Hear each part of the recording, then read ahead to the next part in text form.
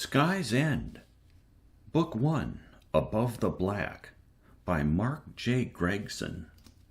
Chapter 1. I refuse to be my father, but half of him is me. Even 6 years later, his death festers. It's a wound that tears open whenever I gaze upon the manor at the crown of the mountain.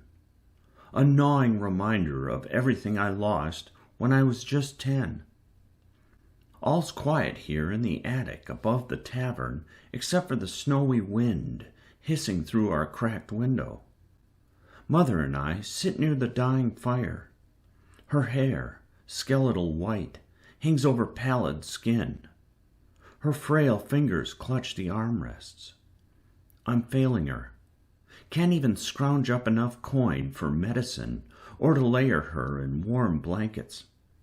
And while I'm not sure I miss Father, his absence has left Mother a ghost of her former self. Years ago she'd been powerful and carried a dueling cane. That proud and honorable weapon would have protected and guided us back to high. But then her cough came, the shakes, and I've not seen her cane since. She gazes at me. "What are you thinking, son?" Winter air hisses through the latest crack in the roof, threatening our fire's last embers. I shiver and tuck my knees against my chest. Once we lived like royalty, but everything changed when I found Father in his office, lying in a pool of his own blood. Suicide, they called it. My teeth grit.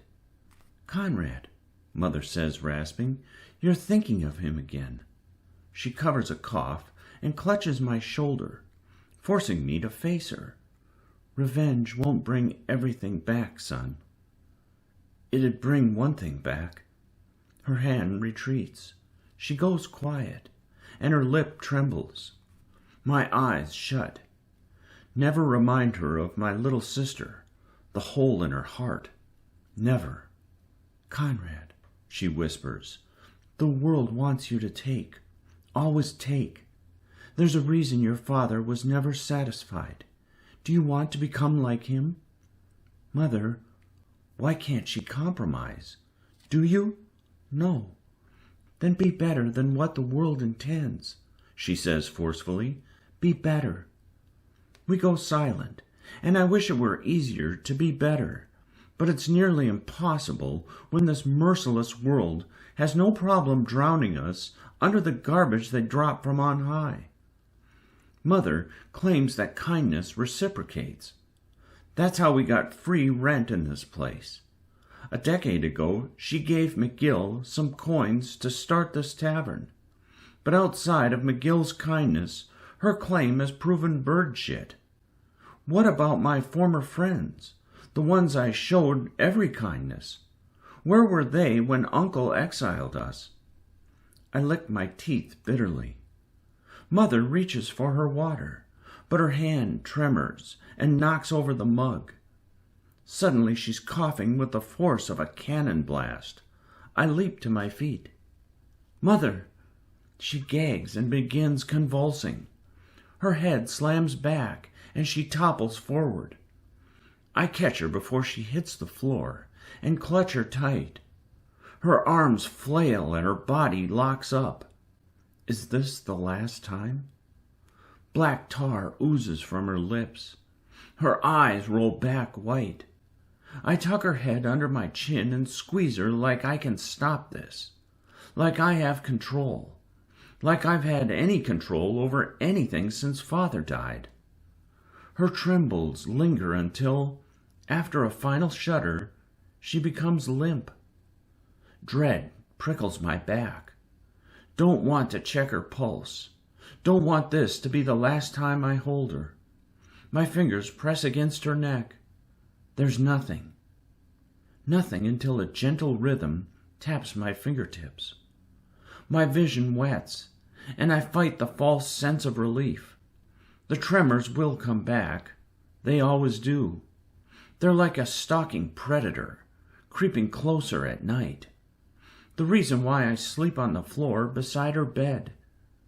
Mother breathes lightly in my arms, as frail as an infant. I carry her to the worn mattress and wrap her under our thin blankets. Then I brush her hair from her eyes and wipe her mouth with my sleeve.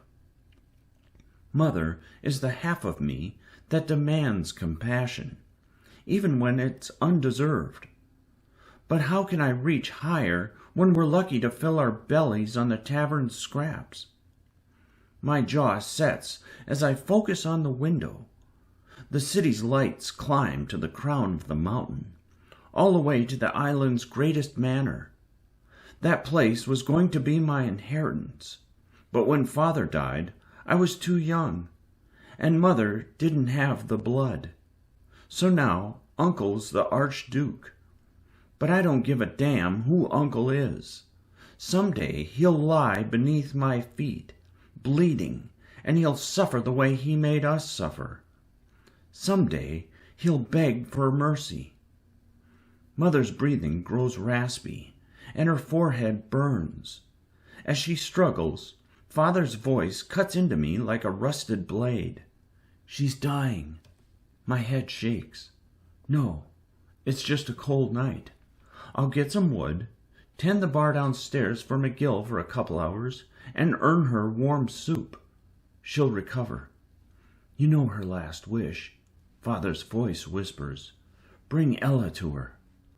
And I know that Uncle's been molding my sister in his treacherous image.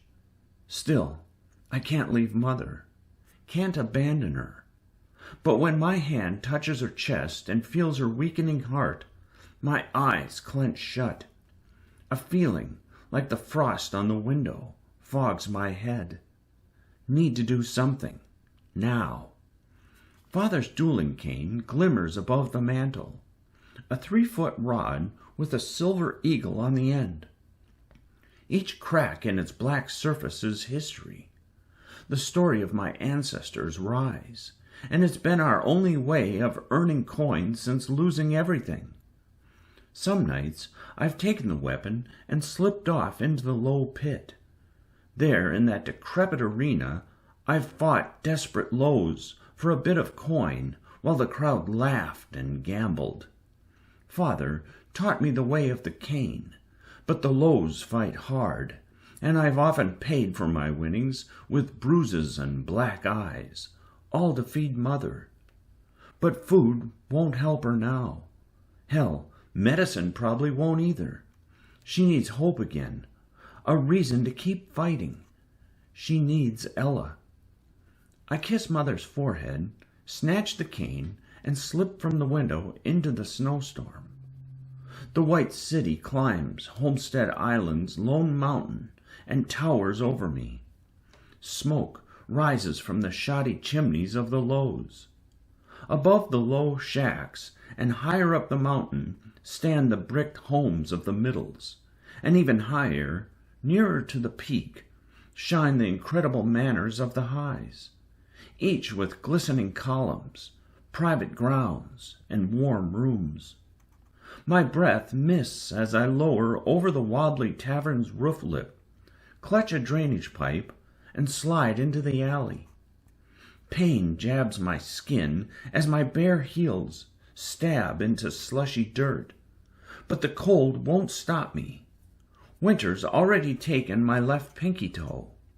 I'll not let it take anything else. I start running. The steep, narrow alleyways stink of rotted garbage. The cold wind blows through the curls in my hair. My legs burn from the incline, and I furrow my brow. Got to push myself. Shadow envelops me as the gleaming moon dips behind a neighboring island floating above. The floating island, dappled with trees and blanketed in snow, hovers among the clouds. It's as quiet as the alleys. Suddenly, I slide to a stop. A man lies face down beneath the icicles of a shack. My body goes rigid. I scan the snow, search for evidence of an attack, bloody weapons, trampling footsteps, but there's nothing. He died, cold and alone. I continued jogging, squeezing my cane tighter just in case. Mother would want me to feel for the frozen man, but Father taught me the cane and mercilessness. In the middle of the night, he'd drag me from bed, stuff a practice cane into my hand, and force me to face him in the Irwin Square. Father was a legendary dueler, trained from when he could first walk, and he'd always disarm me, beat me into the earth, and never relent, no matter how much I cried or struggled while sopping in my own blood. This, he said, was to prepare me for when it would be my duty to protect the family from challengers. My spit hits the ground. I stop at an alley's edge and peer over a low street. My heart's racing, breath's tight, feet sting. This street's a mess of sleeping people huddled in corners, of wandering animals in meager fires. A trio of 𝘍𝘳𝘪𝘦𝘯𝘥𝘴 in their tattered jackets warm their dirty fingers over a barrel of flame. Beyond them, 2 women beat each other with sticks. No dueling canes. They're so busy smacking each other over a loaf of bread that a dog snatches it and races away. I scowl. The mediocrity is designed to make us 𝘍𝘳𝘪𝘦𝘯𝘥 want more, want to rise. But the problem is we're too weak, too malnourished to be a threat to those above us. And that's exactly what the highs want. Keep the lows low, and they'll never be strong enough to duel you or challenge you for your status. I dart across the street, slip into another alley, and continue past the dilapidated shacks. Eventually, I reach the walled entrance into the middles. No gate. Sweat trickles my brow as I jog through the middle street composed of quaint, bricked homes. The windows glow with warmth. Fences and gates border the larger homes, protection from looting 𝘍𝘳𝘪𝘦𝘯𝘥. Crystal lamps hang over the snowy sidewalks. Seems everyone's sleeping, peacefully tucked into their beds. As I round the corner, I glimpse a procession of hovering carriages that climb the beautiful high streets above. These carriages, powered by crystal energy, flow like silver bullets, and they're all headed toward one mighty gate of gargantuan steel, the gate to Irwin Manor. Uncle's throwing a party again. I lick my lips, run past the middle homes, and reach the entrance to the high streets. The gate's closed. I bite down on my cane, clasp the icy bars, and start up. Suddenly, a guard approaches from the high street beyond. Damn it. My heart rises into my throat. I lift my leg over the top of the gate, and just before he glances my way, I slide down the bars and dive behind a parked carriage. Skin my knees, too. I wince, then hobble into the high neighborhoods, using trees and parked carriages for cover. Once away from the guard, I soak in the incredible highs. Thawed water gushes down the heated streets and spills into the storm drains. Manicured trees follow the sidewalks and border the impressive walls that separate each manor. Golden lights glow through the windows of the grand terraces and balconies. Warm water spills over my toes, soothing the numb pain in my heels. I rub a little over my bloody knees, but I can't stand around. More guards watch each street corner, their vicious eyes scanning the storm. I duck as advanced metal carriages flow past, then trail alongside them. Beneath the windows, as they carry the rich to Uncle's party. These silent carriages, forged from the pure gargantuan steel, float almost like ghosts. But they're not great cover because they leave my legs exposed, so I slip into a storm gate. I gaze down a dark passageway. Because of the heated streets, it's like a steamy sauna. Guards check these tunnels regularly. Hopefully, Uncle's party causes a distraction. I clutch my cane close and slosh through the warm water, peering out the occasional grate. Finally, I glimpse an easy target. My brow rises with surprise at the family who kept their gate open. The Haddocks, rich bastards. Outside their grand door, a driver stands beside the open carriage, his stance erect. My fingers twitch. No second chance at this. Got to be quick. I slide out the grate and run. The icy gales sting my moist skin. My feet ache. Knees hurt. But I ignore the pain because Mother's dying. While the carriage driver focuses on the cobbled path leading to Haddock Manor, I tap the button on the opposite side of the carriage. The door rises silently, and a pair of steps lower.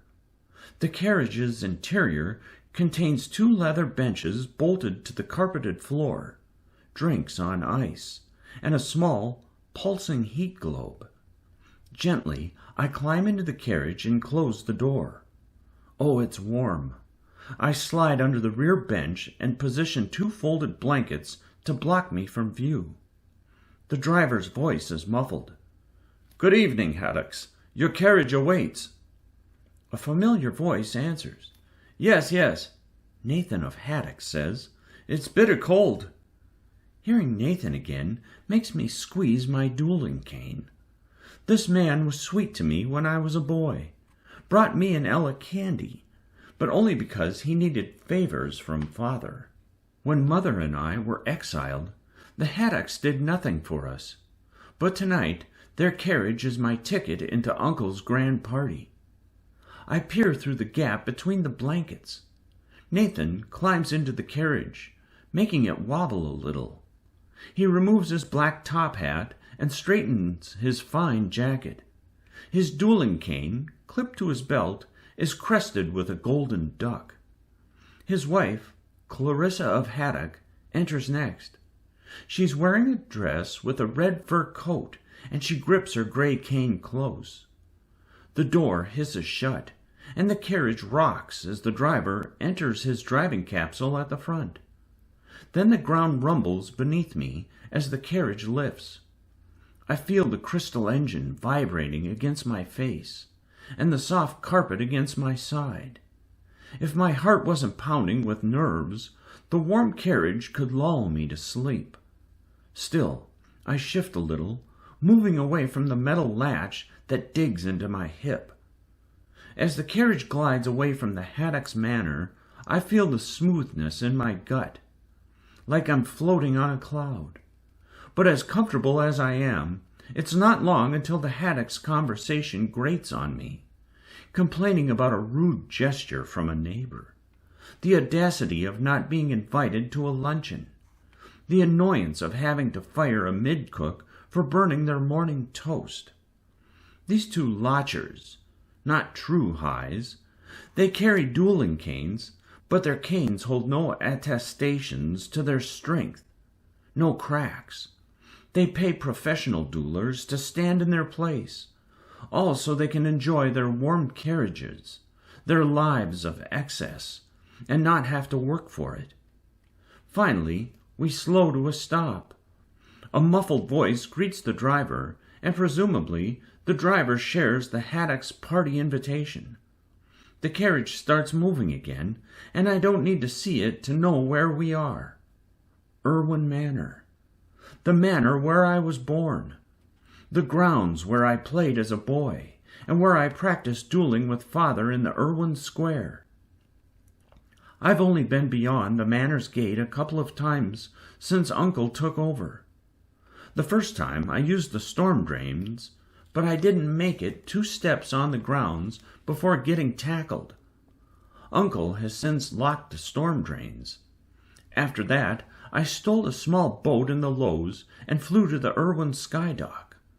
Almost made it to the door, but yet again a damn guard happened to spot me. Uncle spared me each time, for the same reason he hasn't sent assassins to finish me and Mother off. He needs me. but I won't consider his offer. Never.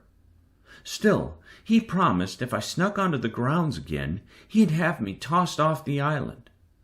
Well, I'm not going to get caught. Not this time. "Nathan," Clarissa says, "do you smell something?" He breathes. "Why, yes, I thought I detected something faint, like wet dog." She sniffs. "I think it's coming from beneath my seat." My stomach twists. Oh, hell. The next instant, Clarissa crouches to look underneath. She clutches the blankets, ready to yank them away.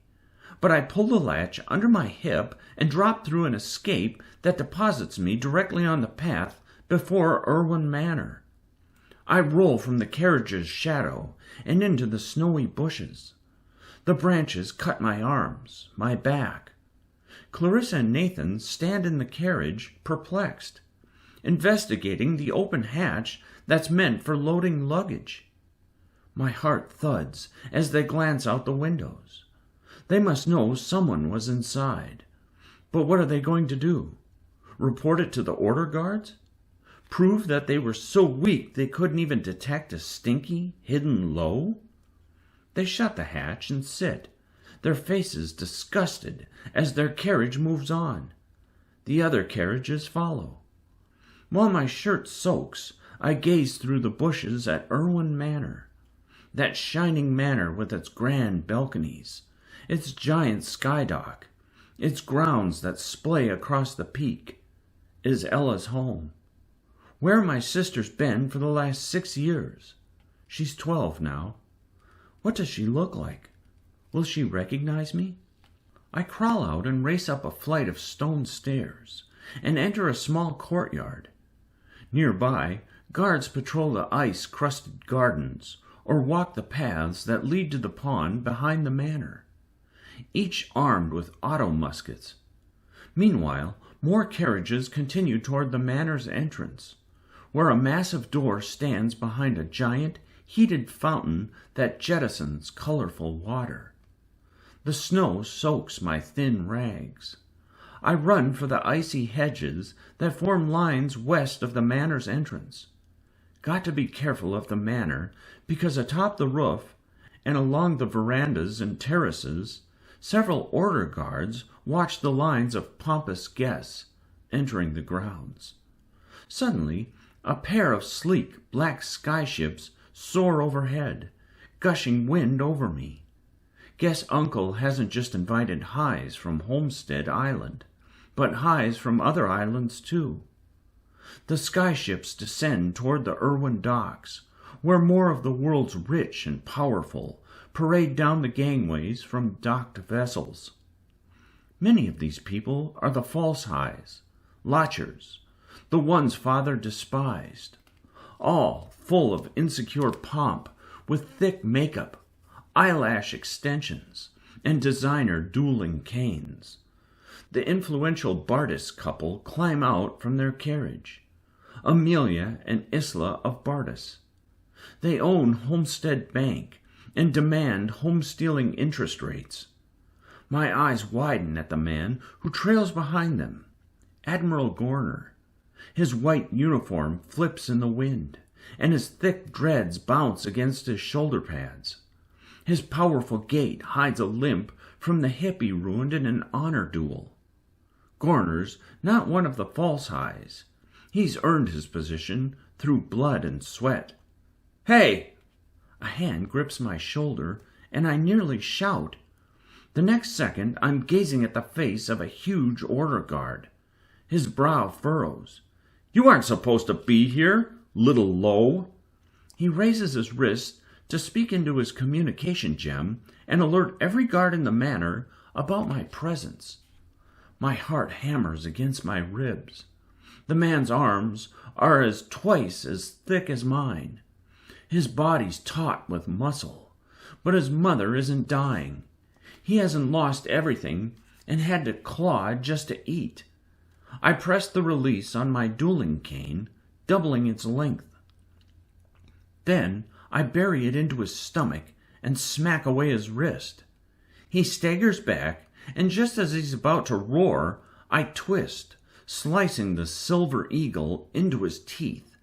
He hits the ground. I leap onto him, ready to choke him out with my cane against his neck, but he shoves me off.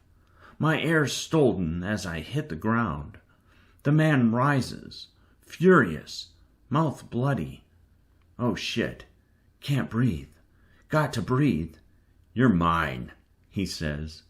He snatches me by the neck and lifts me like I'm fluttering laundry. Digs his fist into my gut. I hit the ground, wheezing. Damn it. Can't overpower him. I've been malnourished for too long. Still, Father taught me how to handle those with a size advantage by any means necessary. I strike him between the legs. He lets out a groaning shudder. Once I'm up, he raises his auto musket, but I pivot around him and slam the eagle into his forehead. This time, he doesn't get up. I spit on him, wipe my lips, and hold my aching gut as I coax air into my lungs again. Then, as I limp away, I grin a little, thinking that the winds flow with me tonight. I've made it back onto the grounds, beat a guard. I'll get Ella back to Mother, and our fortunes will change. Maybe Ella will have money with her. We can pay for a passenger vessel and leave together as a family. Go to another island, far away from Uncle's influence. I hobble for the manor's west wing and duck beneath the frost-tipped bushes. 6 guards patrol the terraces, and one stands on the roof directly above me, rubbing his arms as he dances in place. Gotta hope he doesn't take a closer look at the unconscious man tucked in the hedges. Once the guard steps away, I jump to catch the first window's ledge. I nearly lose my grip, and my bare feet rub against the coarse wall. Finally, my aching arms lift me, and I rise enough to peek through a window. The study waits empty, but the window's latch doesn't budge. Damn. Of course Uncle would lock the windows, even when he has a whole squad of guards watching his home. But maybe, if I go higher, I'll get lucky. The guard above returns. I stop. For a moment he leans forward to glance in my direction. The hair on the back of my neck rises. The shout's certain to come, but it doesn't. He steps away again. I exhale before climbing again. My feet bleed. After some careful work, my fingers find handholds between the stones, and I land on a balcony on the 3rd level. A glass door exposes a room inside, and I stop. I've been so preoccupied that I almost forgot whose room this was. It was the Hales' room when they came to visit. My stomach twists with ache as I think of my grandparents, of Mother's parents. The Hales were middles, the kind who never bothered to rise to high. They were from another island, and Mother and I were supposed to live with them after our exile. They were coming for us. We waited for 2 days at the low docks for them to arrive, but their skyship fell from the sky on the way here. Uncle. That bastard promised me I'd suffer if I turned down his offer. My body feels hollow as I peer into the room, throbbing under the rays of a heat globe. Then I grip the doorknob and shut my eyes. Please be unlocked. Please. The knob twists, and the balcony door swings open. Unbelievable. Still, I grin a sad grin as I step into the warmth. A memory floods into me. Me, sitting on the soft sofa beside Grandfather while Grandmother told stories and braided Ella's hair near the heat globe. Grandfather winking at me while Ella laughed at his funny voice. I soak in the memories, doing my best to fight the horrible emptiness inside me. Master your emotions. Father's voice hisses. Move. My fingers fiddle with the hem of my frayed shirt. Part of me doubted I'd ever get inside again, but here I am. Thick carpet pads my bloody feet. Got to find Ella. Over 60 rooms line the halls of this manor, 4 kitchens, dozens of bathrooms. She could be anywhere. Fortunately, I know this place as well as my own voice. The hinges creak when I open the door. A marigold rug flows to the end of the hall. Even though the ballroom's in the center of the manor, the party hums. Clattering silverware, the strum of musical instruments, and the buzz of conversation. As I creep down the hall, 2 irritated voices carry from the base of the stairs below. I carefully lean over the banister and observe a woman holding an accusatory finger in the Admiral Gurner's face. "I'm looking for assurances, Admiral," the woman says. Her simple blue dress matches her severe eyes. "The order fleet must be dispatched at once. Cut off the gargantuans before they migrate." "Order is already stretched thin, Beatrice," Gurner says in his smooth accent. "Besides, gargantuans are not my responsibility." "Beatrice?" My brow wrinkles. "Oh, that Beatrice. The Duchess of Frozenvale, an island just north of here. She's a tough one, a true high, unconcerned with the latest fashions or cosmetics or anything else that the lodgers of my island peddle around with. Her cane, like mine, bears the scars of her family's rise. Order's job is to provide security to the Skylands," she says. "Don't lecture me on my responsibilities, Beatrice. The southern pods are threatening the supply lines near the capital. The central skies keep mercantile going, the economy, everything.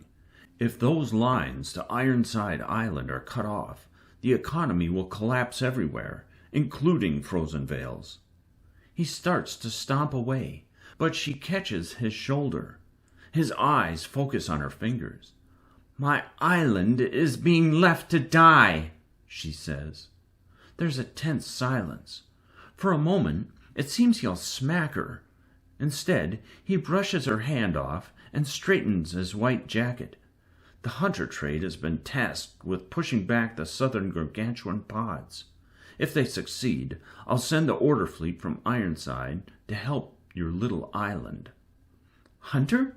Beatrice says. "They've not been able to handle the Northern Isles for 6 years. That's not good." "They're all we've got." He starts to walk away again. "I'd not return to Frozenvale if I were you. It's safer here." "Admiral," she says, "it's not safe anywhere." Her words chill the air, prickling my skin. Gargantuans are the horrors of the sky. They are takers.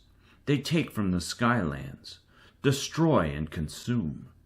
When Father was Archduke, he frequently met with the leaders of Hunter, always doing his best to protect Homestead Island and the other northern isles from gargantuan attack. The gargantuan threat has grown, even beyond what it was when Father was alive. But I have other, more pressing concerns now. After turning the corner, my heart begins throbbing so much. It climbs my throat. This is Ella's hall. And now, standing outside her purple door again makes me feel little. Reminds me of all the times we played, like when we tracked mud around the halls, or drew faces on the old paintings. Oh, we broke so many windows. Please, be inside. Please. My eyes shut. I twist the handle and push it open. I blink for a moment, adjusting to the light. The room has changed. No toys. The floor's spotless. The books are stacked neatly, and the chairs pushed in behind the desk. My eyes travel to the row of practice canes on the walls, each one showing the cracks from use. Then I spot a gold necklace on the desk's wooden surface. It's not until I step forward that I notice the shadow standing near her bed. A guard. His auto musket points directly at my skull. Chapter 2. I'm swarmed immediately. I cut one guard's chin with my cane, but the fight goes their way. My anger gives in to my weak, malnourished muscles. They drag me through the halls. My breaths sting, my ribs ache, and the world spins. We descend the layers of the west wing, go below the warmth, and I'm tossed into the depths of the dungeon, my cane confiscated. The door slams behind me, leaving me in near darkness except for a glowing crystal on the stone wall. I hold my side, moaning while nagging fear latches onto me, telling me I'll be starved for days and tossed off the island. Mother. I can almost see her, feebly calling out for me. She's cold, hungry. Thinking of her ignites my remaining energy. I hobble toward the door. Locked. Not that I should have expected anything different. Last time, I bruised my shoulder, throwing it into the thick wood. I slide to the floor, head between my knees, and an empty silence surrounds me. My fingers shake as I pull the golden necklace from my pocket.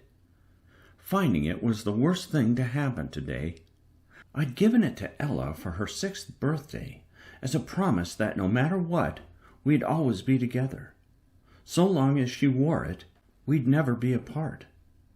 Now it sits in my hand. It's a light chain with an emblem of the Erwin eagle on the pendant. Our initials, COU and EOU, are etched in the back. Ella and I were going to rise in this world together, as brother and sister. I ring the necklace around my neck. Suddenly the door creaks open. I howl and dive at someone.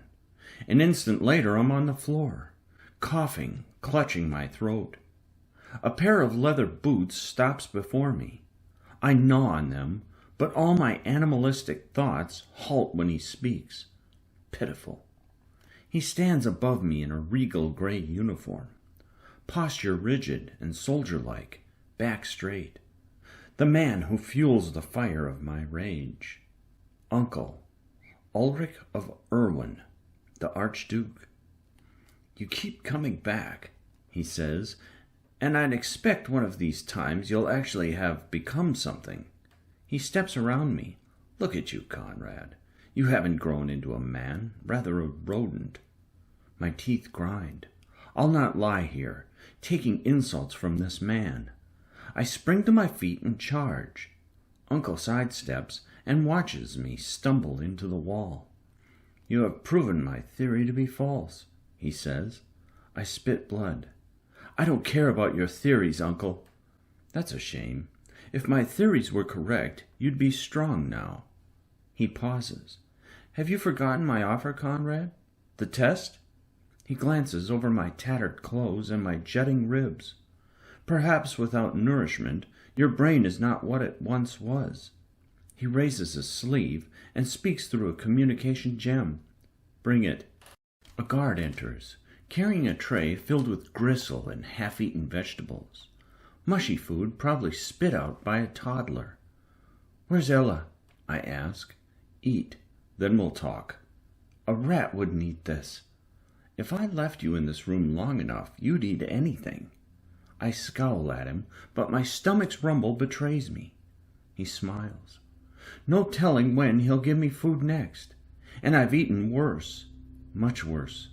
So I meet his eyes and scoop handfuls of the mush into my mouth. Where's my sister? Uncle lowers onto a stool and slides his fingers through his salt and pepper hair. A true Erwin would have taken my offer. I'm left guessing if you really are my brother's son. He grins a little. Perhaps your mother enjoyed another man's comforts. Fury floods my veins. I dash at him, ready to destroy the person who burned my name and took everything away from me. Uncle seems amused until my bony fist strikes his jaw. Then something in his blue gaze awakens, and a second later I'm on the ground, holding my stomach. He crouches before me. Perhaps, he says, lifting my chin so our eyes meet, there's some Erwin left in you. It just needs a little push. He steps around me, hands behind his back. "You do remember why I spared you all those years ago? Why I kept sparing you after your feeble rescue attempts?" I don't answer. "𝘓𝘪 blood is special," he says. "Rare, and only the strongest of the 𝘓𝘪s are meant to lead the family." Excitement burns in his eyes. "I've told you how you can earn it back, earn your place among the wall of 𝘓𝘪." My brow furrows. Prove my strength and join this man? The man who betrayed his own brother? Who exiled mother and me and left us to rot in the gutters of this island? Uncle leans forward. Enter the selection. I cough out a laugh. "If you succeed, Conrad, you'll be provided food, resources, an unchallengeable status, everything you could want. Right, I could also die." Uncle looks me over, then taps his comm gem on his wrist. It lights up glowing white. "Bring it." The door cracks open, and a guard tosses father's cane. Uncle snatches it from the air. Then he pulls his fingers free of a glove with his teeth and trails over the cane's cracks. For a moment he stares at the chipped 𝘓𝘪 eagle at the end, an almost nostalgic look on his face. "Shocked that you managed to keep it," he says. "I'm sure other 𝘍𝘪s craved it. They'd have to pry it from my dead grip." His thumb caresses a new dent. "Have you been dueling?" I don't answer. "For medicine, for your mother?" He twists the cane, fingers following the cracks. "You have been forging a new story with this cane." "You should join me," I say, "in the low pit." He meets my eyes. "Ah, so you want to challenge me one day?" "Yes." He laughs. "You're a blunt instrument, Conrad. Perhaps, though, with some refinement, we can sharpen your edges." He continues investigating the stories I've added to the cane. Some cracks came from the night when I battled 4 𝘍𝘪s back to back, nearly broke a rib, chipped a tooth, and coughed blood for 2 days.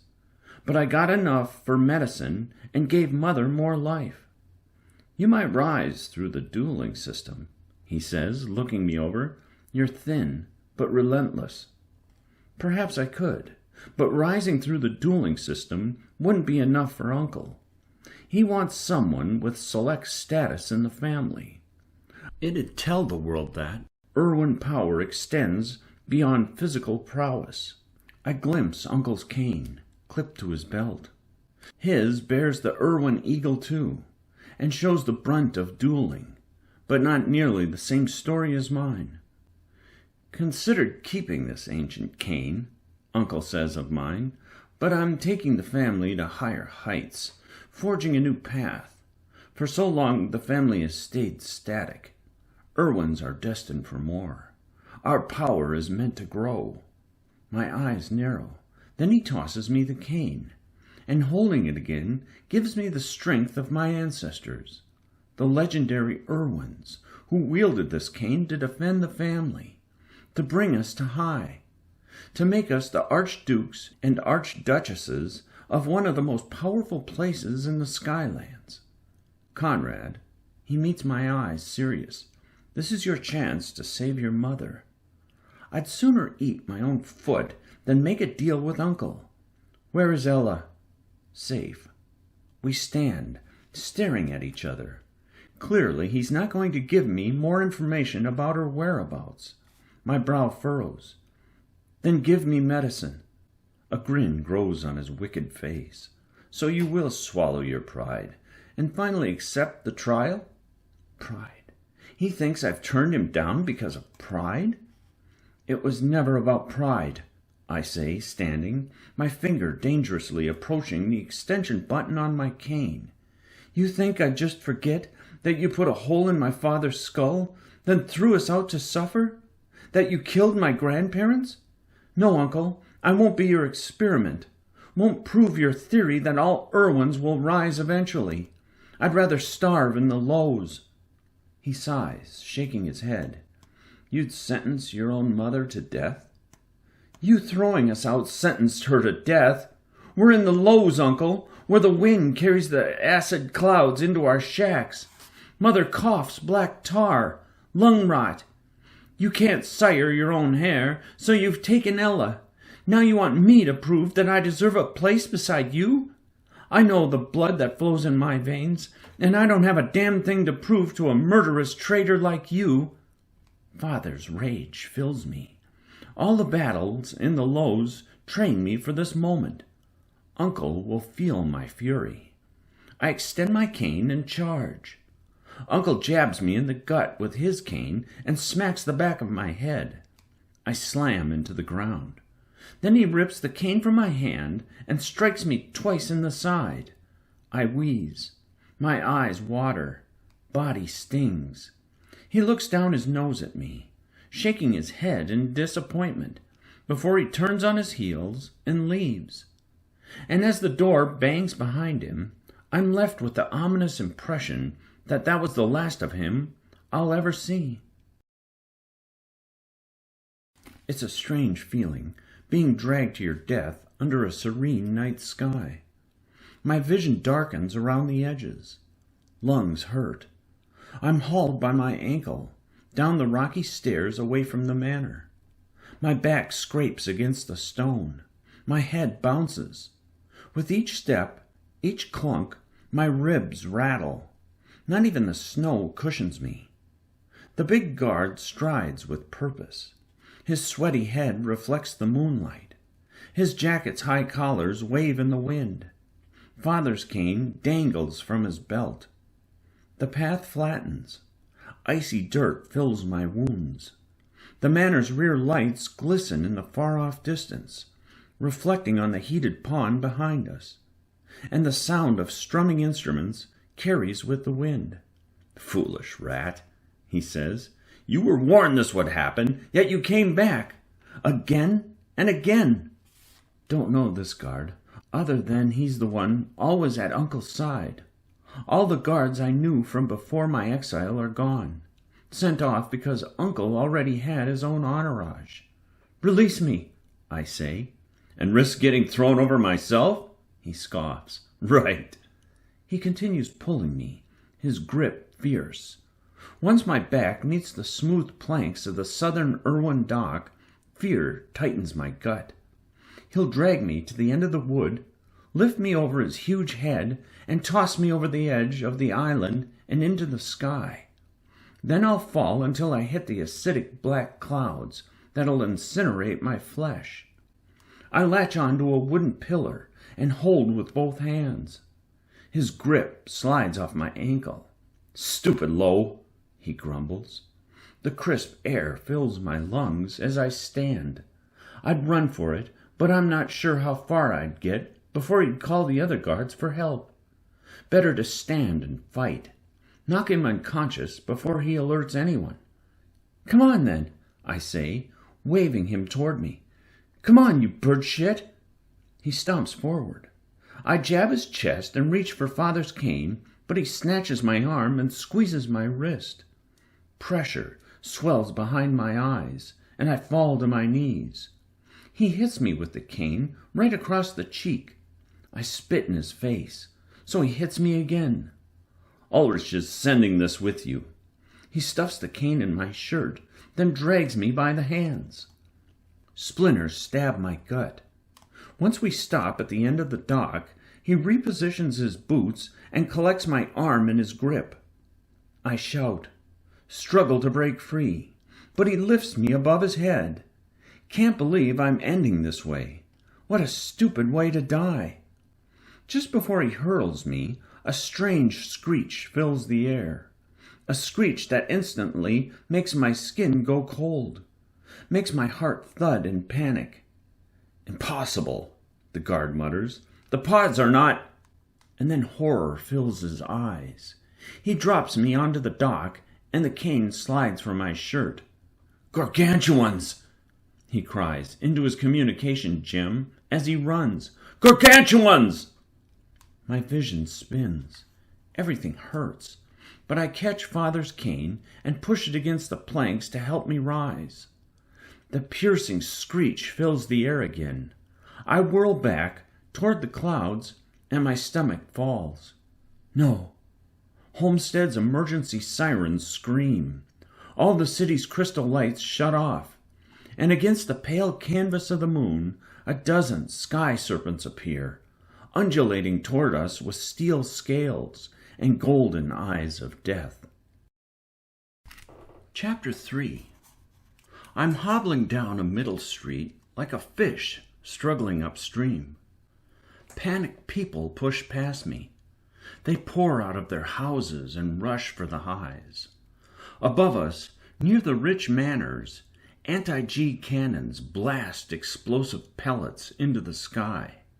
The air erupts with blue flames, brightening the shadowy serpents that circle overhead. A gargantuan screeches. We drop to our knees and cover our ears. Children wail. No one stops to help. There are few deaths worse than writhing alive inside a gargantuan's belly. Pain throbs up my legs. Adrenaline and balancing on the cane helps, but I only have so much strength. Suddenly, a middleman smacks into me. I hit the ground, and all at once, the crowd rushes over me. Boots stomp my fingers, crush my hands, legs. I shout, trip a man with my cane before he can smash my bones, and crawl through slush to reach the alley. My left pinky curves sideways. I snap it back in place, pain bolting through me, but I've no time to recover. Must get to Mother. I limp through the alleys. As I round the corner, the silvery underbelly of a gargantuan glides above. Holy hell, it's enormous. Maybe a class 4, over 400 feet. I gape in terror and awe as the beast's body goes on and on. It's a giant, soaring ribbon of steel scales. The gargantuan's head twists toward the island, mouth opening. Then, like a shovel, its jaw grinds across the whole low neighborhoods, consuming houses and screaming people. Before it can come back for another serving, a rush of anti-G pellets crashes against its side. Little detonations go off, sending blasts of heat through my hair. I start running, teeth gnashing as pain stings my legs. I'm the one idiot going the wrong way. On Homestead, the homes of the middles and the highs are connected to the emergency system. Their lights shut off immediately when the sirens activate, but the lows aren't connected to the system. Our homes are heated with fire, lit with candles, and already the lows start to burn. More gargantuans zoom, attracted to the growing firelight. Around the next bend, I stand atop a slope, glimpsing the horror below. The lows are a mass of rubble and flame as gargantuans scoop up entire streets. The beasts shred the ground beneath their metal jaws. Homes crunch under their horrendous teeth. Voices go silent as wood cracks. An instinctual fear begs me to go back toward the highs. But as neighborhoods vanish, I spot McGill's Tavern and the yellow glow where Mother sleeps. I never should have left her. Just above the tavern, a Class 1 gargantuan dips its head, lowering its 100-foot body toward... I shout. Bash a pair of garbage lids together. Jump up and down. Wave my arms. But nothing works. My eyes well. Mother! Before the beast can swallow the tavern whole, a black shape rockets toward the lows. It flies so near to the ground that the wind topples several shacks and sends me sprawling. It's the 𝘍𝘪𝘬𝘍𝘕. Admiral Gurner's battlecruiser flies like a black arrow, firing its massive guns with barrels longer than 10 men. And when they shoot, the sky cracks. The ensuing explosion so powerful, the shockwave slams me into a pair of grates. Angry flames spread along the scales of the Class 1 gargantuan. The beast thrashes as its scales sear red. It jettisons the fiery scales, sending dozens of glowing metallic discs over the city. The other gargantuans raise their massive heads toward the Goliath. Their golden eyes glow with hate. The titans battle. I try to stand, but my grip on the cane falters. My body's so weak, not even the adrenaline helps anymore. Another gargantuan screeches and launches after the Goliath. The beast's tail, sharp as a scimitar, drags through the alley toward me. It cuts the earth as it scrapes past. Then, with a violent slash, it slices the brick building behind me in two. The building starts to moan. Bricks fall all around me. One strikes my back, sending me tumbling. I'm dazed. When I turn, the whole wall leans forward, coming to smash me. Suddenly, a pair of hands catch my shoulders. They heave me backward and slide me down the icy alley. The wall smashes the ground where I'd been seconds ago. My vision circles while I cough on dust. A girl steps from the haze. Around my age, with spiky hair that rises like blonde fire. Blue eyes as wild as Homestead River. Our gazes meet. In her clean gray suit, she's clearly no low. "Who are you?" I ask, my voice scratchy. She runs off into the smoke. "Hey!" I call after her, but she's gone. By the time I limp into the lows, the fire has spread, melting the snow. My lungs burn despite breathing through my sleeves. The Goliath, dwarfed and surrounded by the entire pod, gets rammed. The collision booms. Order's flagship spins through the air, firing in all directions. Some blasts hitting the lows, but before the pod can finish it off, the Goliath straightens itself and zooms for the horizon, luring every serpent away from the island, saving us. I don't even feel relieved. Each step causes a sharp pain up my side. The smoke stings my eyes and makes me cough. I hurry through the streets. People throw buckets of water onto their burning homes. Others shout for loved ones.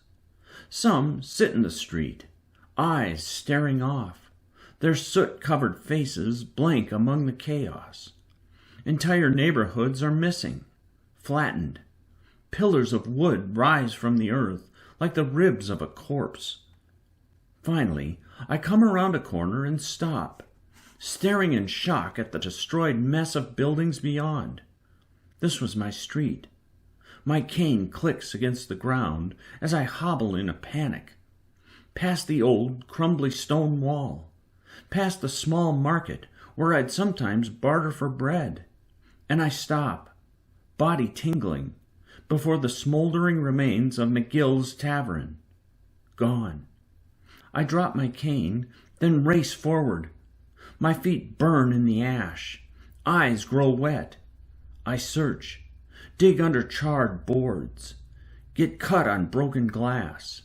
Eventually, I find Mother's old mattress, burned to its rusted springs, and there's nothing left. All gone. Gone. I stumble backward. Maybe I shout or cry. Not sure. And when I finally realize I haven't breathed, my lungs fill again. Mother. I stand, fall, rise again, and stumble to the curb. For several minutes I sit, feeling ready to vomit, completely disgusted with myself for not being here, for breaking my promise to her that I'd protect her. She can't be gone. Can't. But as the realization slides down my back like ice, a horrible emptiness swallows me whole. What was the last thing she said to me? She wanted me to be better, to not take. The last words of Elise of Hale. I'm about to stand, run, and never stop running again when a gentle hand lowers onto my shoulder. Above me stands the strongest woman I've ever known, and she's no longer the frail person I tucked in at night. No longer the woman I nursed with lukewarm soup. No, she's the noble lady of Homestead again. The woman who once commanded the winds as easily as my father's heart. She smiles at me, but she's not real. McGill looks down at me. I tried, he says, reaching my cane to me. My head lowers, and I wonder what I'll become without her. A fresh layer of snow, mixed with ash, dusts the tavern's remains, and the early sun melts the snow, crowning my head. My numb body prickles. My teeth chatter. I should move, find shelter, rest, but no matter where I go, I'll not escape the horrible guilt noosing around my heart. Should have been here. Death and destruction fill the street. Orphaned children, desperate husbands searching for wives, crying mothers kneeling over lifeless family. This is the suffering of the lows. We take the brunt so the highs can continue in comfort. And when we suffer, we stay weak, so we'll rarely have strength to challenge those above us. A tear travels my cheek. Mother died for nothing. I had no hope of returning Ella. Probably wouldn't even recognize me, and even if she did, I have nothing to offer her that Uncle couldn't provide. My head sinks. Sunlight glows over the hovering ships of the low dock in the distance. A few skyships, old wooden models with masts rather than crystal engines, come to port. Arriving sailors stare at the destruction. A few run from their ships, seeking family. McGill stops at my side. Last night he asked me to stay with him and his family, closer to the Middles. They would have spared space on their floor for me, but I couldn't leave Mother. Never again. Heard the outposts were overrun, McGill says. The gargantuans came so quickly, they couldn't react, so we took the brunt. He scratches his wrinkly, hairy jaw. I know this isn't the best time, but your mother gave this to me when she first got sick, in case, well, he lifts his dirty jacket to expose a long box beneath. Cracks cover its aged surface. He lowers it onto my lap, heavy. The silver crest of Irwin, an eagle with outstretched talons, decorates the lid. I stare, astonished. This box, by itself, could have brought Mother and me food for a month, and McGill knows it. When I look up at the old man, I respect him more than ever before. How easily he could have stolen it. He pats my back. You know where to find me, son. Then, after glancing at what used to be his tavern, McGill exhales, pulls up his collar, and strides away, hands in his jacket pockets. Whatever this box contains came from the manor before Mother and I were banished. And at that thought, with so many spying eyes around, I hurry toward the docks, hike up the stone steps into the low gardens, and find a secluded bench that survived the attack. Under the outstretched branches of a pine tree, I open the lid. My mouth gapes, and immediately I reach in and grip Mother's cane. A white rod topped with a black stag, the emblem of the Hales. The cane's surface has its share of cracks, many from the time she practiced with Father, but others from before she met him. I tuck the cane into my shirt. Then I stare at the 12 golden coins at the base of the box. Each is engraved with a symbol of one of the trades. I thumb the first few: agriculture, order, scholar, each bearing the trade's emblem: 2 ears of corn, a fist, an open book. My hands tremble. If only she'd given this box to me earlier, we could have rented our own apartment, nearer to the safer Middles, and maybe we could have had a heat globe or been able to afford more medicine. Why keep these from me? A cold wind brushes by, and I can almost hear her voice. "I couldn't give it to you earlier," she says. "Why not?" "Because you would have spent it." "On what?" "Me." The thought rips my heart in two, makes me bite my quivering lip so hard it bleeds. I sit in agony, watching the gray sky, crying.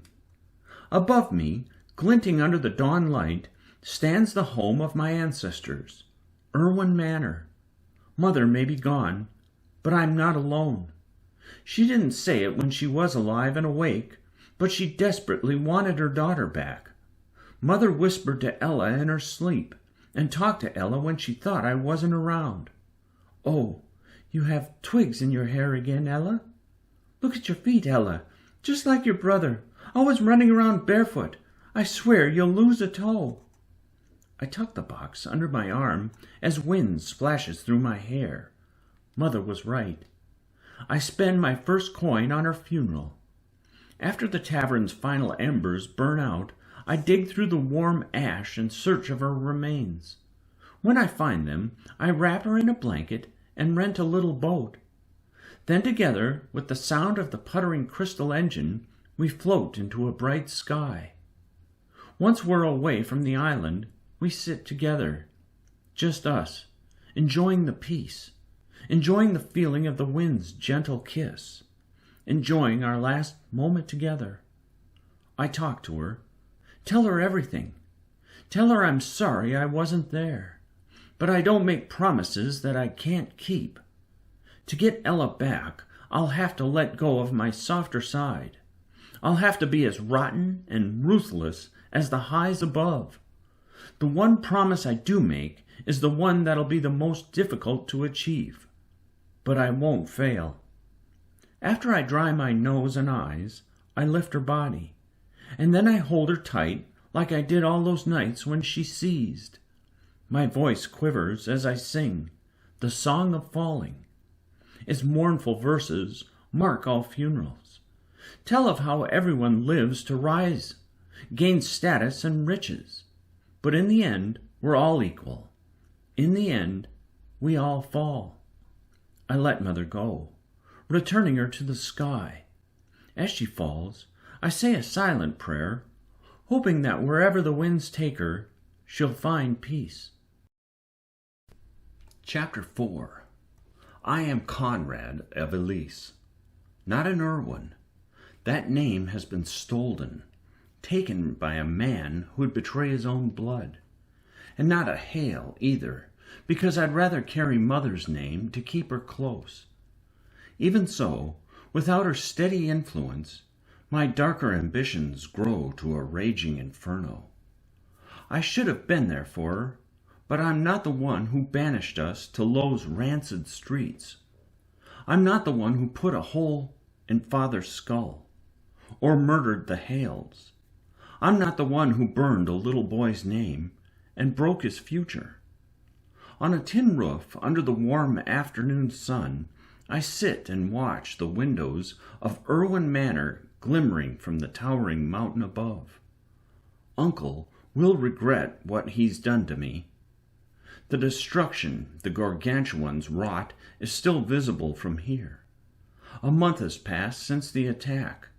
The Haddocks lost their sunroom and rebuilt it in a couple of days, but little has been done to repair the Lohs. The line to fetch water from the well grows longer each morning.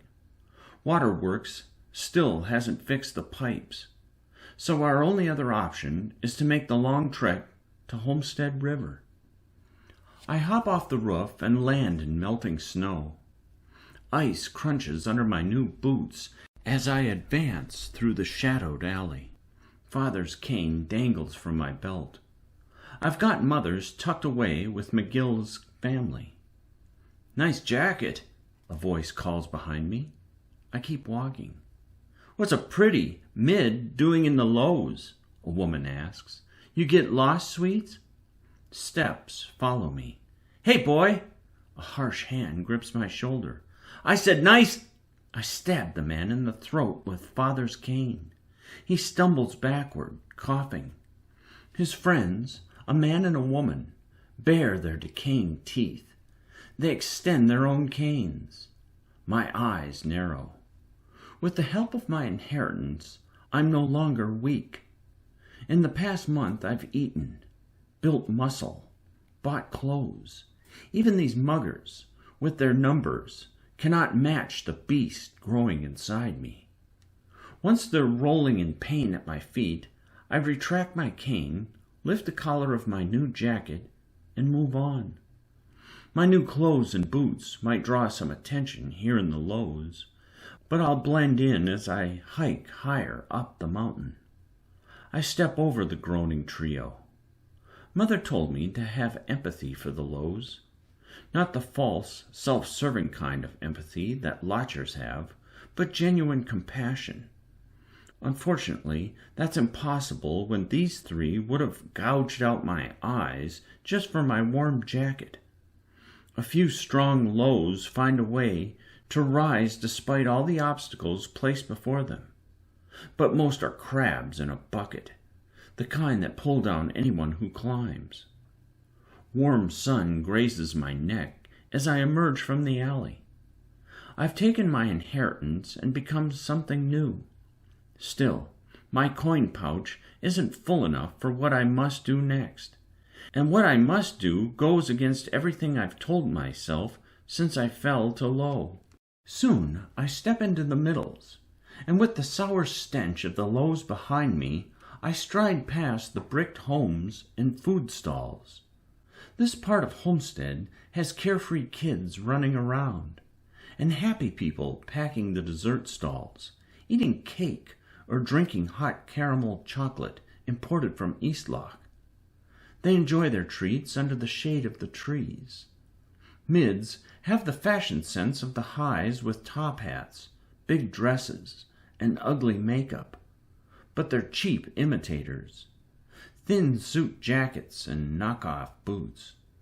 My new clothes blend in well among their ranks. My suit, purchased from a second-hand shop, has a white vest, black jacket, and thick-laced boots. Not every day that a middle shopkeeper sells a low a full complement of clothes, but money's money no matter where it originates. The next street bustles from the nearby middle sky docks. Dozens of sky ships, like spears in the blue distance, zoom toward our island. On the dock, sailors unload their massive metal ships, some carrying a fresh catch. A pair of men guide a hovering crate across the wood. The crate is filled with beastly Shetlands. These 5-foot creatures, round like giant crabs, snip their metallic pincers in vain at the thick nets. A few order guards watch the crowd as I pass the gate into the highs. Order protects meritocracy and ensures that the status the privileged have earned remains theirs. They're much more relaxed in the day, even unconcerned by the lows slipping past them, probably because a duel's about to take place in the high dueling arena, and it's free for anyone to attend.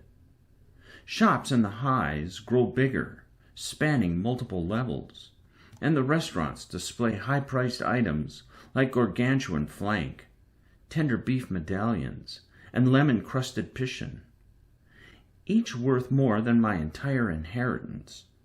Highs sit atop plant-covered balconies, sipping sweet tea and discussing today's duel or speculating on which high family will get challenged by a mid next year. Between two thick columns, flittering with gold and blue, a banner reads the names of the two families dueling at the high arena today. Atwood versus Mural. My face sours. Atwood. The word clogs like bile wax in my ears. Those bastards fill every room in their enormous manner. They push out babies almost as much as they bruise faces. The Atwoods have been the mortal enemies of the Irwins for over 40 years, ever since my paternal great-grandfather smashed Stefan of Atwood's trachea in a duel. Stefan had been the Duke of Frozenvale Island. After his death, great-grandfather gave Stefan's title to an ally, and great-grandfather should have sent the Atwoods to low. But he respected their strength, so he dropped them to high instead. He thought by giving them a manor on Homestead Island, the familial feud would end. It only got worse. Father told me that story to illustrate that mercy only gives our enemies an opening. Do you think Glinda of Murrell has a chance against an Atwood? A high woman near me wonders to her wife. I mean, Glinda's quick as a whip and blunt as a cane. No, Glinda's just another middle who will get crushed by a high, the other woman answers. Which Atwood will accept the challenge? Does it matter? They're all the size of gargantuans. They laugh. The Atwoods are well known for their dueling success, not by grace, but sheer brute force. Whoever this Glinda of Murrell is, they're about to get crushed. I'd rather rub sawdust into my eyes than attend an Atwood duel. But if I go, then hopefully the last piece of my plan will fall into place. Uncle hates the Atwoods as much as I do, and he'd never miss a chance to see them embarrassed in the dueling ring. I turn on to the next street, away from the market, and approach an enormous domed building, the high dueling arena. Banners of crossing canes fly outside the entrance. A crowd filters inside through a steel tunnel. As I follow them, a muffled din carries from ahead. The tunnel opens to a great amphitheater of benches. Stairs fly down the base, where the hard concrete of the pit awaits. Excited people brush past me. A little boy sitting on his father's shoulder smiles. Some spectators have brought in sugar corn and sweet gel pods. The arena seats thousands, though attendance remains free on the balcony. Several toll booths wait for those who like being closer to the action. I start toward the closest toll booth until my eyes narrow on someone sitting among a band of university students, muddy boots resting on the balcony's railing. She wears no earrings, nor eyeliner, nor lipstick. Rugged, but definitely not a low. She laughs with her friends, a boy and a girl. I'm about to move on when she spots me, and her gaze sinks me into blue water. Does she remember pulling me away from the wall of falling bricks? That night was dark, and everything was chaos. She smiles and rises from her bench to approach me. As she's walking, I glance over my shoulder, half expecting to spot the real person she seeks. "Wow," she says to me, "you cleaned up. Been eating your protein?" Something like that. "Nice necklace," she says, nodding to Ella's chain around my neck. "What is it?" I lift my collar higher. She frowns. Mother would tell me to express gratitude, but I've been around too many people with ulterior motives. "So what do you want?" I ask. "You think I want something?" "Yes." She shakes her head. "I was just doing what anyone would do." She holds out her hand. "Bryce of Damon." I hesitate, waiting for the reveal of her true intentions. When they don't come, I slowly grasp her smaller hand in mine. Her grip is strong. Skin's tough, but warm. "You're a suspicious one, aren't you?" she says. "Never heard of the Damons." She nods. "We're not from Homestead. I'm studying at university, though I'm not sure how much longer I'll be here. I plan on entering the selection, and being at university gives me a better chance of getting chosen." She stretches her hand out flat. "Could you, let my hand go?" "Oh, right." After I stuff my hands in my jacket pockets, she glances at the filling seats. The duel begins in a few minutes. "What's your name?" she asks. "Conrad." She glances at the Irwin eagle on my cane, maybe in recognition. "Do you have a family name?" "Yes." "What is it?" When I don't answer, she frowns. "Well, it seems we've exhausted your desire for conversation. It was nice seeing you again, Conrad." She steps back. "Enjoy the duel." But as she goes, I call out to her. "Why did you save me?" "I told you. What else do you want me to say?" "There's no such thing as a selfless act." She doesn't look back. Some people want to be better than what the world intends us to be, Conrad. Heat flies up my neck. She sounds just like Mother. As I pay entrance through the toll booth using one of the last coins from my inheritance, I glance back at the girl on the balcony. She's watching me with a tiny grin. Who does this Bryce of Damon think she is? After pushing her from my mind, I find a seat on a bench close to the base of the pit. Around me, excited middles munch on tangy pop crunch. It's surreal being back here. This is the premier arena on the whole island. Father and I attended every week. He used it as a lesson. I can still almost see him, handsome in his gray uniform, admired by low and high alike as he sat, so nobly atop the Archduke's platform. His voice remains clear in my head. One day, Conrad, you will be the head of Erwin, and you will be challenged. Someone will want your title, your home, your wealth. Before the entire island, you will have to defend it honorably. Remember, son, it is better to die in the dueling arena than survive with the shame of having lost your family everything. The Archduke's platform towers above the pit, unoccupied. My leg bounces a little. Uncle better come. Soon the crowd roars as the humongous Atwood family strolls from a dark tunnel into the dueling pit. Lows leap to their feet, hollering. The Atwoods, led by their patriarch, Agris of Atwood, raise their arms in triumph. I scowl. Many of the Asswoods have rolled up sleeves, while an occasional one wears a repulsive dress. The whole crew came, even the babies. My body tingles as one person, an Atwood worse than the rest, stomps from the darkness. His boots are the size of boats, muscles the size of boulders. He calls himself Pound, and he's 16, like me. His huge, ugly head is shaved, and his eyebrows are so light they blend with his fair skin. Pound isn't just a heir to Atwood. He's a colossal bird shit who stands nearly 7 feet tall. After my banishment, he sought me out in the lows. Once he stole medicine from my broken, bloody hand and dropped it in the sewers. I'd been fighting for coins in the low pit for hours, only to find him waiting for me once I left. He'd come to watch and waited until I was weak. Bastard. I've never beaten him in a fight. On the other side of the pit, a lone woman with a sharp glare strides from the opposing tunnel. The Atwoods hiss at her, as do the Lows in the balcony. The middle, Glinda of Mural, squeezes her red dueling cane, eyeing all the Atwoods, perhaps trying to determine which one she'll have to fight. I'd respect her if I didn't know who put her up to this. Few dare to challenge the Atwoods.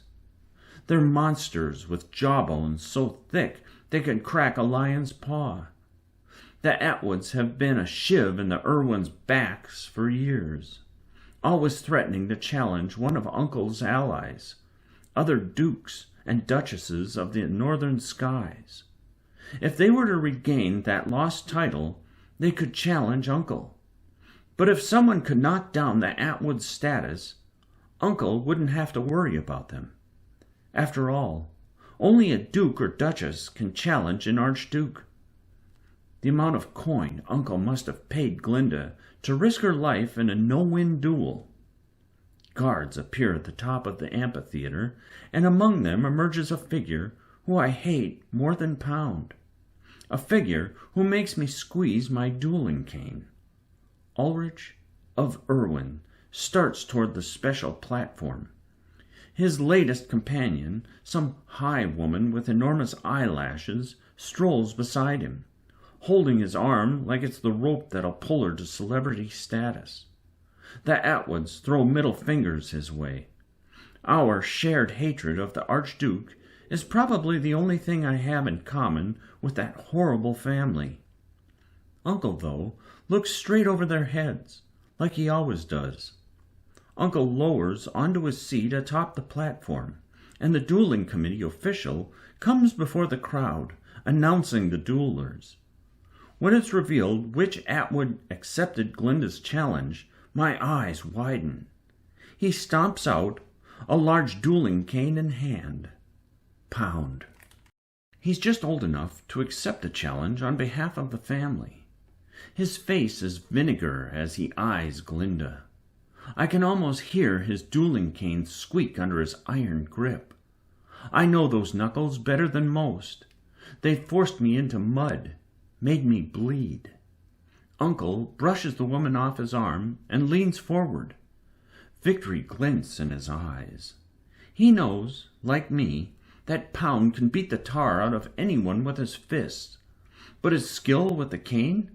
Far from legendary. For the Atwoods, this is Pound's chance to prove he's the strongest.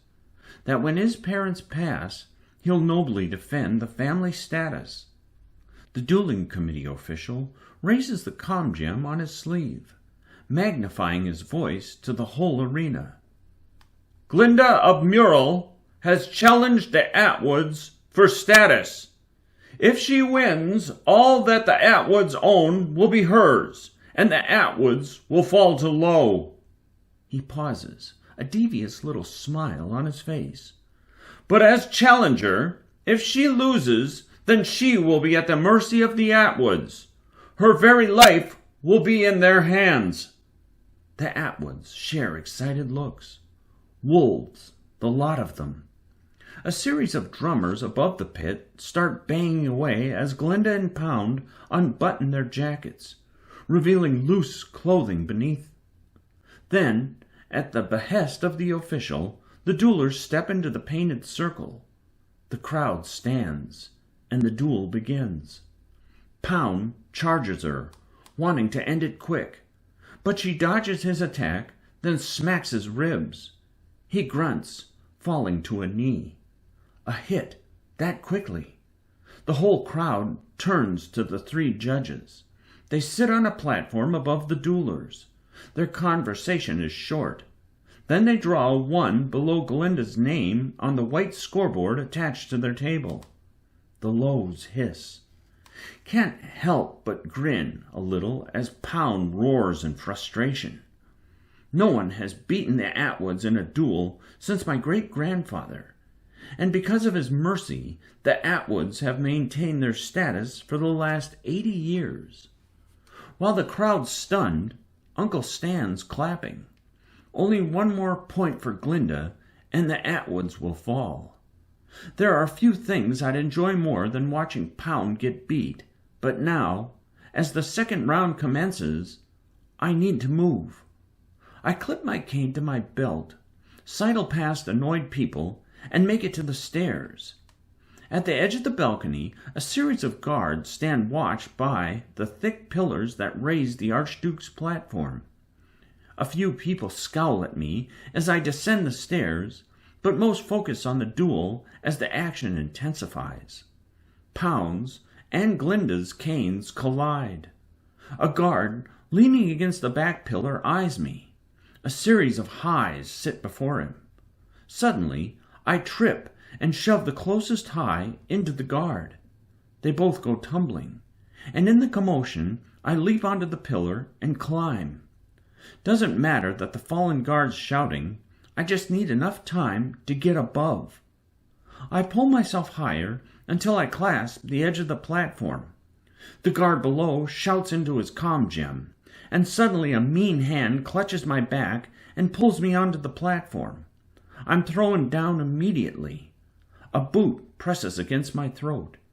It's the big guard who is preparing to throw me off the island. He stares at me, eyes wide. You! But I grin when I hear Uncle's voice. Conrad's alive? Uncle stands furious as he looks between me and the big guard standing over me. The guard says, the gargantuan attack! Silence! The crowd roars as the judges award Pound a point. The match is tied. Uncle's face reddens while the lows celebrate. Pound, laughing, wipes the blood from his cheek and waits for Glinda to stand again, She holds her side, wincing. Uncle's woman looks at me. "Who is that, Ulrich?" "Leave," he says. "Excuse—" "Get out!" He points her toward the stairs. "I'm tired of you anyway." The woman, horrified, rushes off, lifting her dress so she won't trip. Now Uncle comes toward me, his eyes like razors. "It appears," he said, his gloves squeaking, "you were given yet another chance, and you squandered it. Again."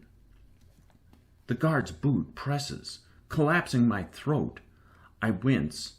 Uncle crouches beside me, watching, almost fascinated. My muscles shake to lift the heavy boot. Before my vision darkens, Uncle waves the guard off. I roll onto my side and cough. My throat stings. I rasp. "I came to see you, Uncle." His eyes narrow. "Why?"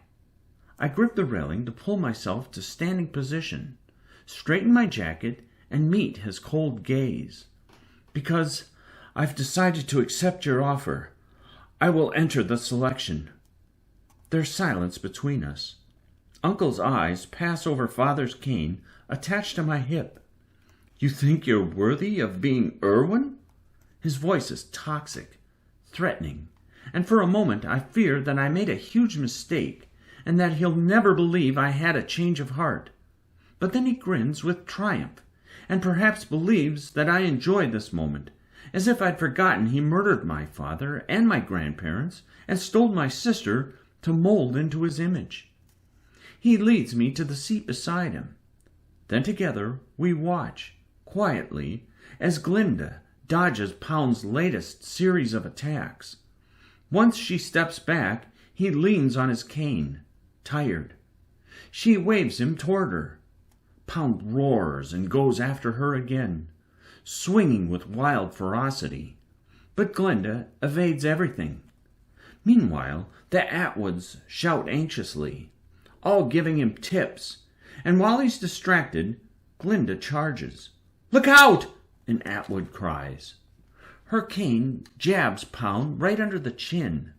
Pound looks ready to strike back, but then his feet wobble beneath him, and he tumbles to the ground, unconscious.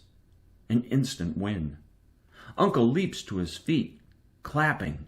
The whole arena goes silent, stunned because Erwin's mortal enemy will finally fall to low.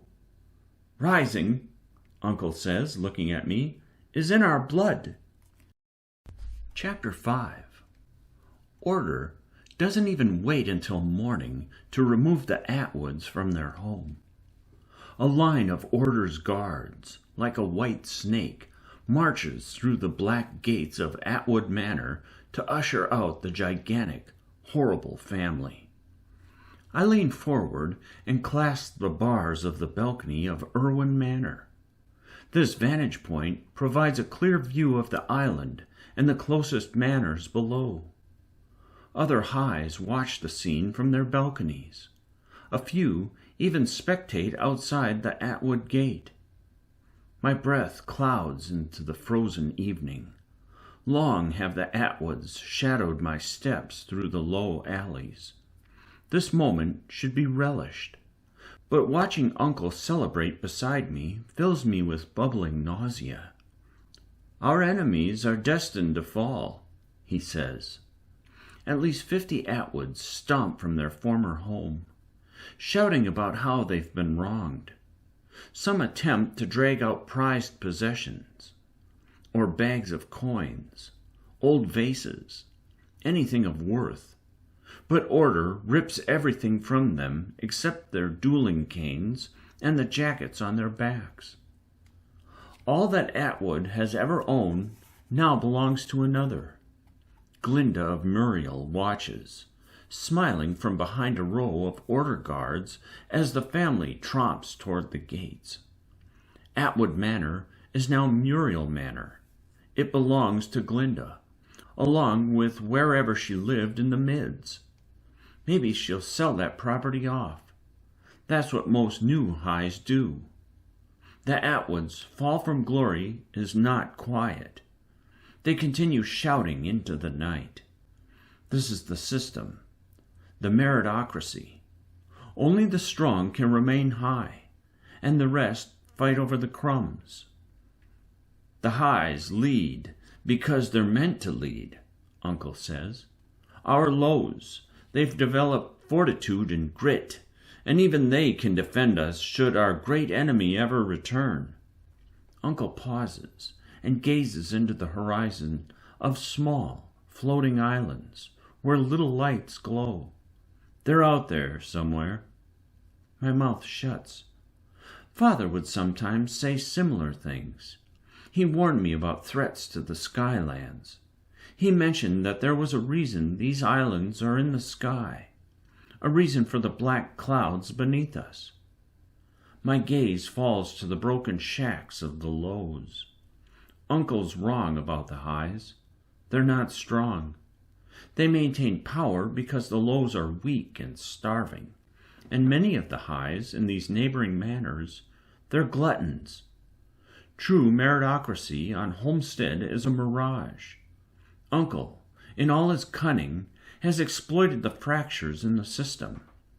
He pays middles to challenge his high enemies, encourages his high friends to challenge the rivaling dukes from neighboring isles, and he has filled high society with rich lodgers who have no ambition other than buying expensive designer clothes and eating decadent food. Perhaps Glinda of Murrell will rise above her peers. Maybe one day she'll challenge for Duchess herself, but I've seen far too many highs get complacent and comfortable with their status. "Look, it's your boyhood rival," Uncle says, pointing to Pound, who follows at the end of the Atwood line. Pound's head lowers while his younger sister reaches to hold his big hand. "Don't you savor this, Conrad? They were building him to challenge you one day." Pound's bald head shines under the moon. When he glances toward Irwin Manor, his face fills with rage. "Now that he lost them everything," Uncle says, smirking a little, "they'll disown him.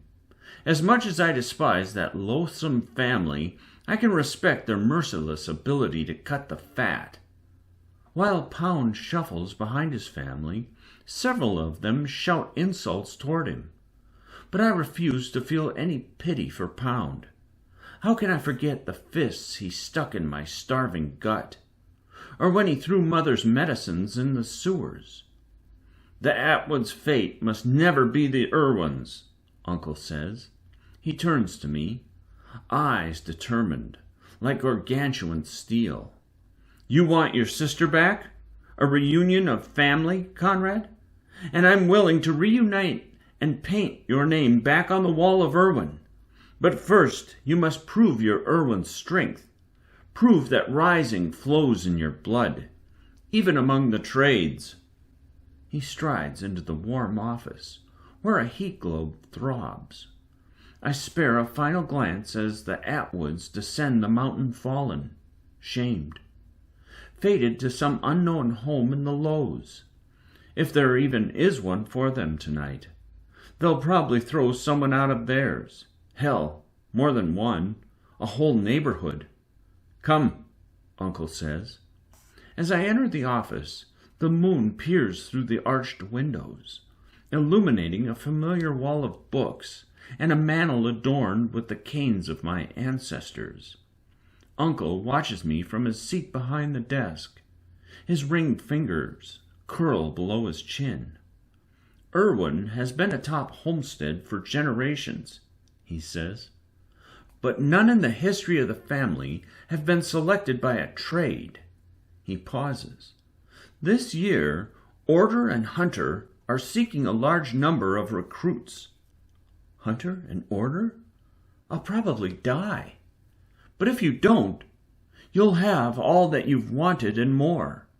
All? My mother is dead. Yes, I've heard. My jaw clenches. There's no feeling in this man's heart.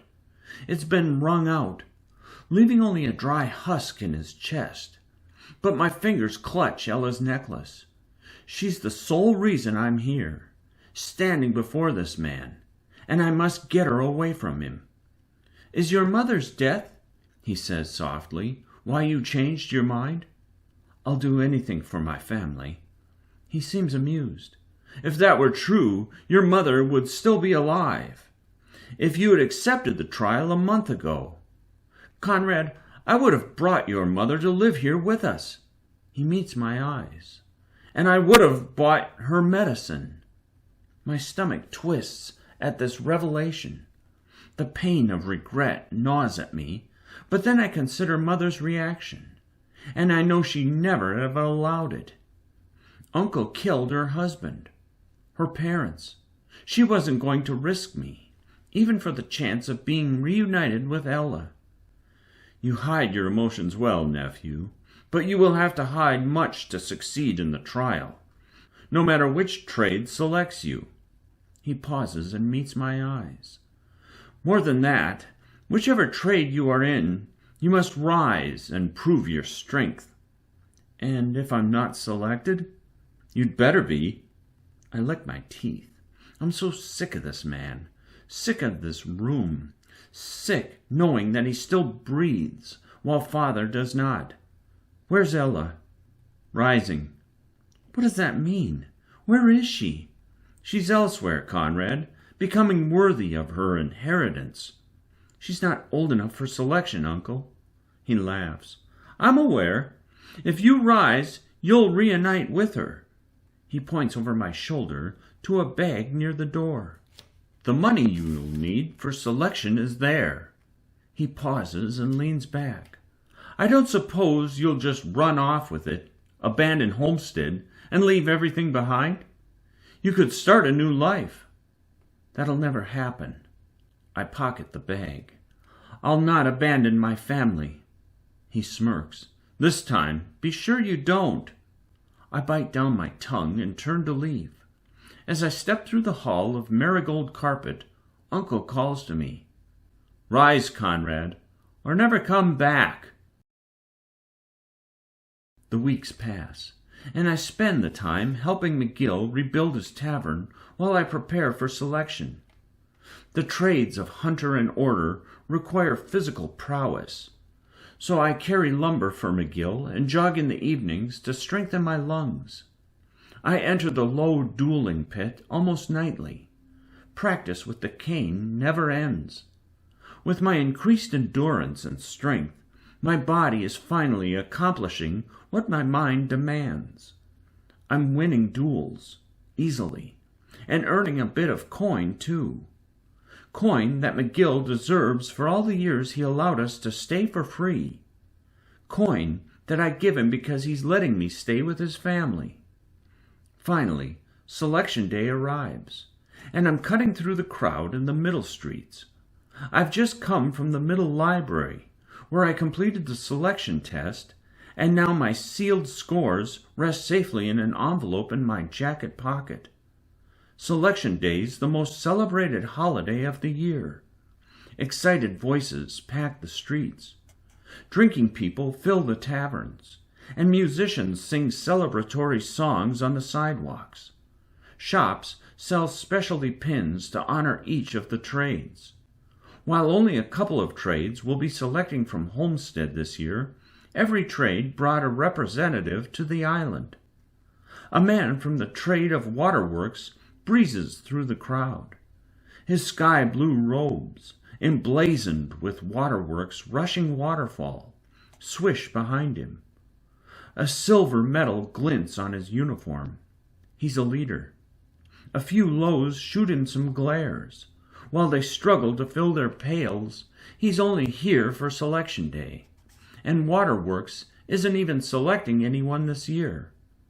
I continue through the excited and drunk crowd, clutching Father's cane close. The selection test exhausted my mind, forcing me to recall lectures Mother taught me years ago. But I didn't forget her words, and her voice guided me through the section on crystallic engineering. Although I struggled in some areas, I'm confident her teachings paid off. Once I passed the middle gate and entered the jam-packed Lowe's Street, The rancid stench of garbage flitters up my nostrils. I'm tempted to drift into the alleys and avoid the potential pickpockets, but in these warm clothes it's better to stay in the sunlight with thieves than in the shade with muggers who will be happy to kill for my jacket. When I turn the corner, I run straight into the biggest bird shit I've ever met. He exits an alley, his face splotched with red anger, and when he meets my eyes, the world seems to stop. Pound of Atwood. At least, I think it's still Atwood. He's only been a low for a couple of weeks, and he looks hungry and even more dangerous. Irwin. He spits out the word. He's got such a big, ugly face. Looks like a bald boar.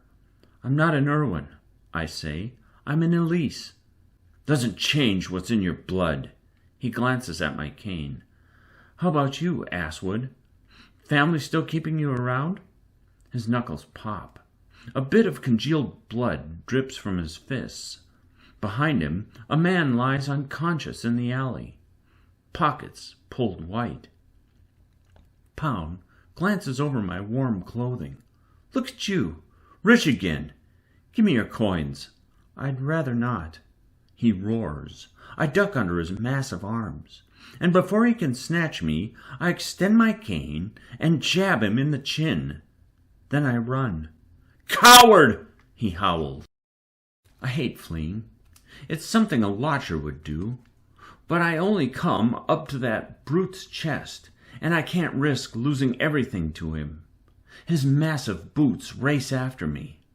But while Pound is many things, Swift isn't one of them. Every step he makes seems to crush the earth, rattle the buildings. Once I round the corner, I leap onto a passing, rusty low carriage. It carries me past a group of singing lows. Pound stops, eyes squinted in search. When he finally spots me at the end of the street, I laugh and throw him the middle finger salute. He only stares, and something about the look awakens a dark foreboding in my gut. The battle between us will never end. He'll hunt me to the sky's end. Once I'm a couple streets away, I leap off the old carriage, ready to spend the next few hours helping McGill rebuild his tavern.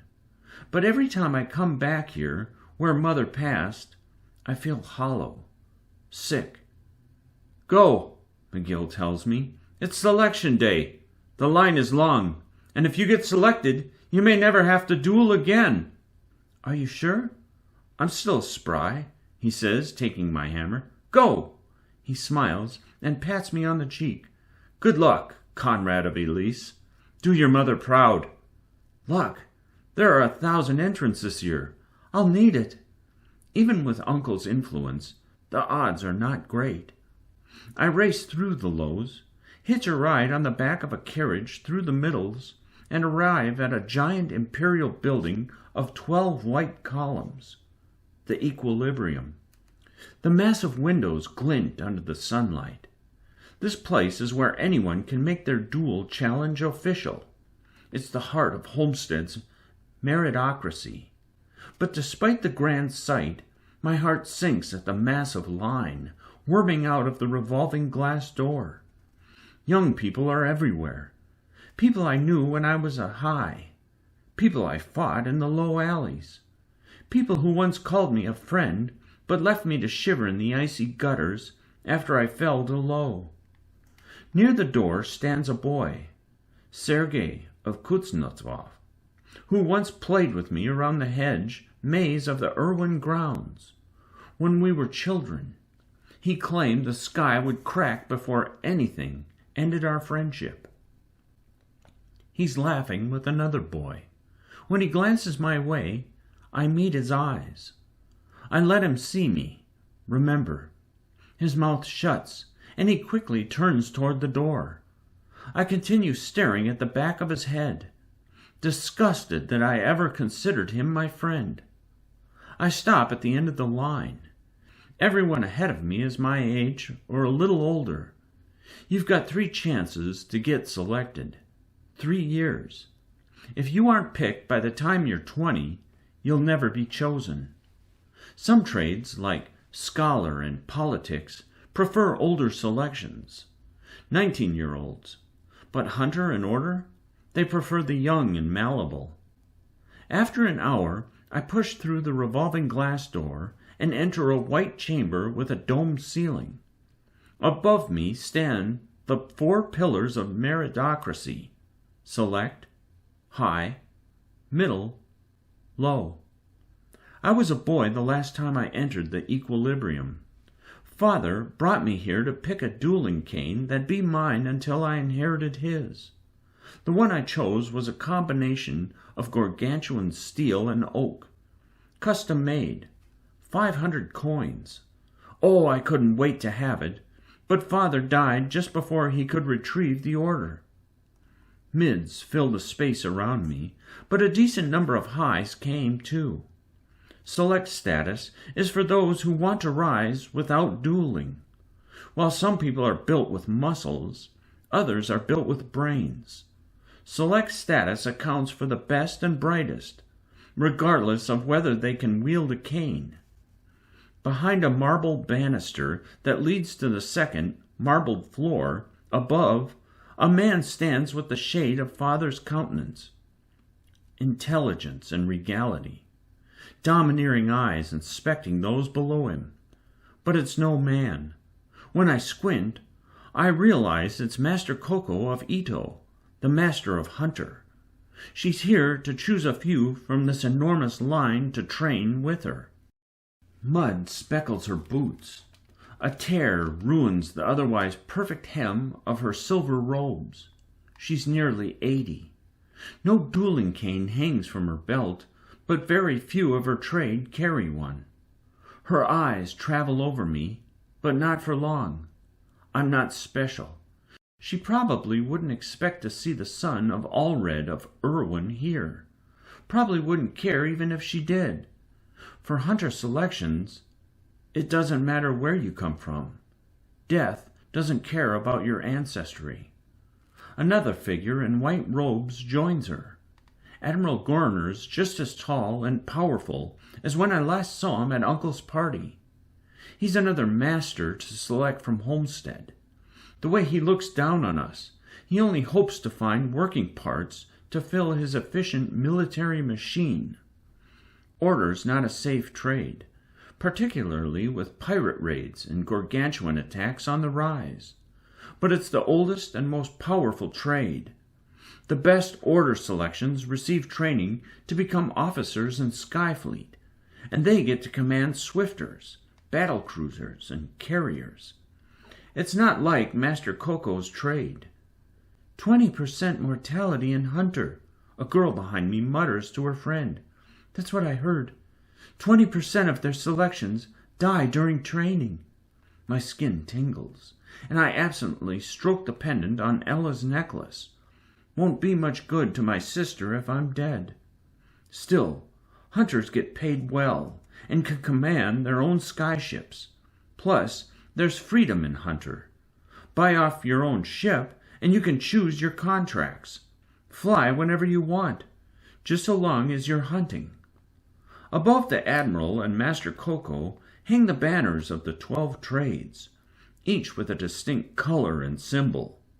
Art, order, agriculture, scholar, waterworks, disposal, mercantile, explorer, law, architect, politics, and hunter. Get chosen by one, and they're your trade for life.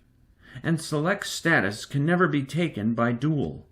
But we'll still have to rise within our trade. And if we do, if we rise to become master, then we'd be able to challenge to become king or queen, the highest high. Several fingers point at Master Coco and the Admiral above us. Some boys and girls chat excitedly. However, there's a collective gasp as another figure stops beside Admiral Gorner, a hairy, burly man wearing brown robes with the emblem of recycling on his chest. He has a flat nose and only a few hairs on his round head. He glowers, staring at us like we're the stains from a toilet bowl. This man is ℔𝘓𝘕, the master of disposal. Disposal selecting? A girl says in disgust. I'm out of here. She's not alone. Several others follow her out the door, muttering they'd rather risk it through the dueling system instead. Lodgers, all of them. Rich highs who believe they have more to lose than gain by being here. That's right, Herm shouts to the retreating highs. I'm here, you little brown makers. Everyone goes quiet as he scowls at the rest of us. Go ahead, stay in line, spend your 200 coins. But just know, one of you bum squirts is going to be selected by me. None of you want to be, but there's nothing you can do about it. I'll condemn one of you to the shittiest trade in the world, and you'll be stuck with it forever. The room stares in shock. More lodgers leave. But the lows here, the mids, they're hungry. They've not been pampered, and they're eager to prove themselves. Many highs remain too. Father thought highs who entered selection were lodgers, too weak to protect their status through the duels. But not all highs think that way. A growing contingent believes selection is a great honor, that intelligence is superior to brute strength. And Uncle wants to prove Irwins have both. Still, even though we're taught the trades are equal, few want disposal. People want order, politics, or scholar, maybe even hunter, but not disposal. Uncle would never allow the Irwin name to be associated with a trade that deals with sewage. Herm glowers at the escaping lodgers, then turns and vanishes down the hall. Soon the line filters into 3 groups, and as it does, a familiar face appears in the line next to mine. Didn't expect to find you here, she says. I don't respond. You're just sweating enthusiasm, aren't you? Bryce says.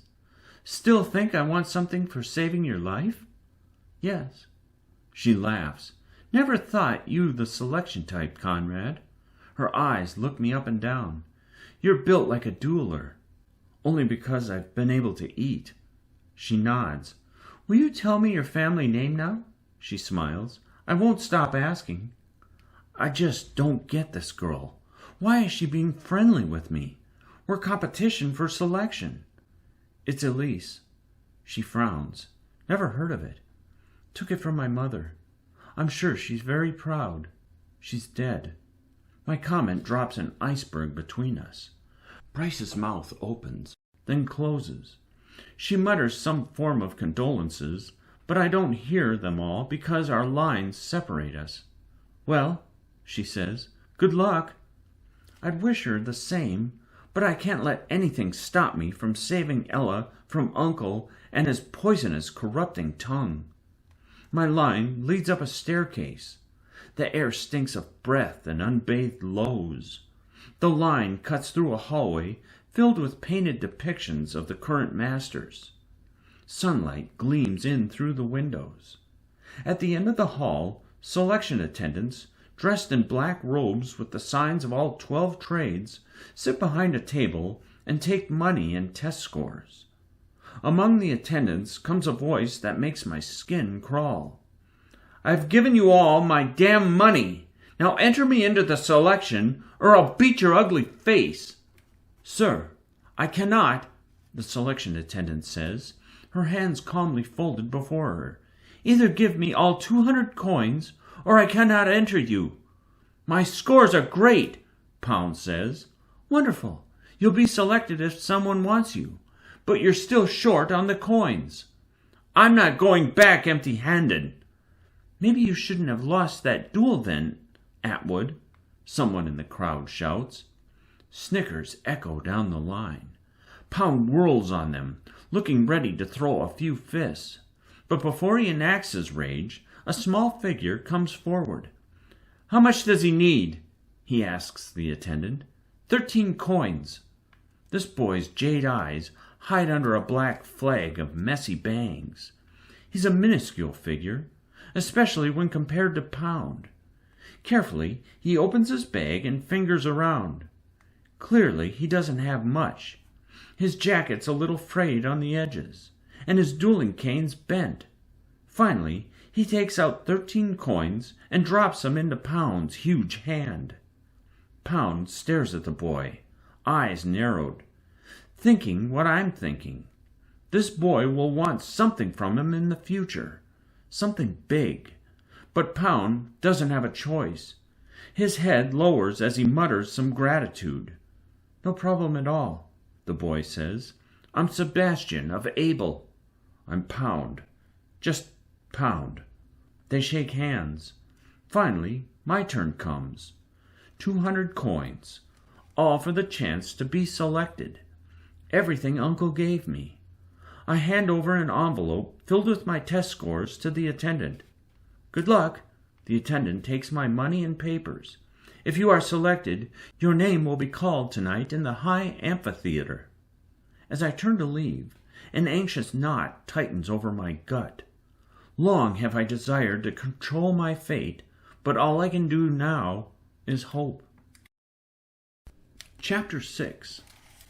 I sit far from the stage as the master of disposal stumbles before the pulpit of the high amphitheater. The crowd quiets. Herm's wild eyes scan us. Then, after a great hiccup, he starts a drunken rant. "Well, isn't this just great? Look at all you excited fart breaths.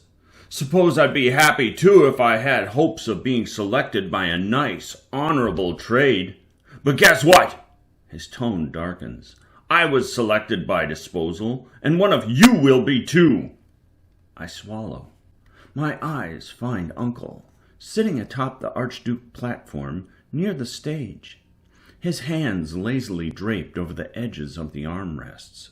He appears bored and annoyed. Pound sits on the bench farthest from the stage. He's leaning forward, huge hands intertwined, eyes intense and focused. He's alone, except for his younger sister, Sophia or something. I think she goes by Noose. She's the only member of his family who's with him. Part of me relishes the idea of Pound being picked by disposal. I smile a little, imagining that massive brute squirming through the sewage pipes under the city. Then again, he'd have an unchallengeable select status, and whenever Pound has had power over me, he's made my life miserable.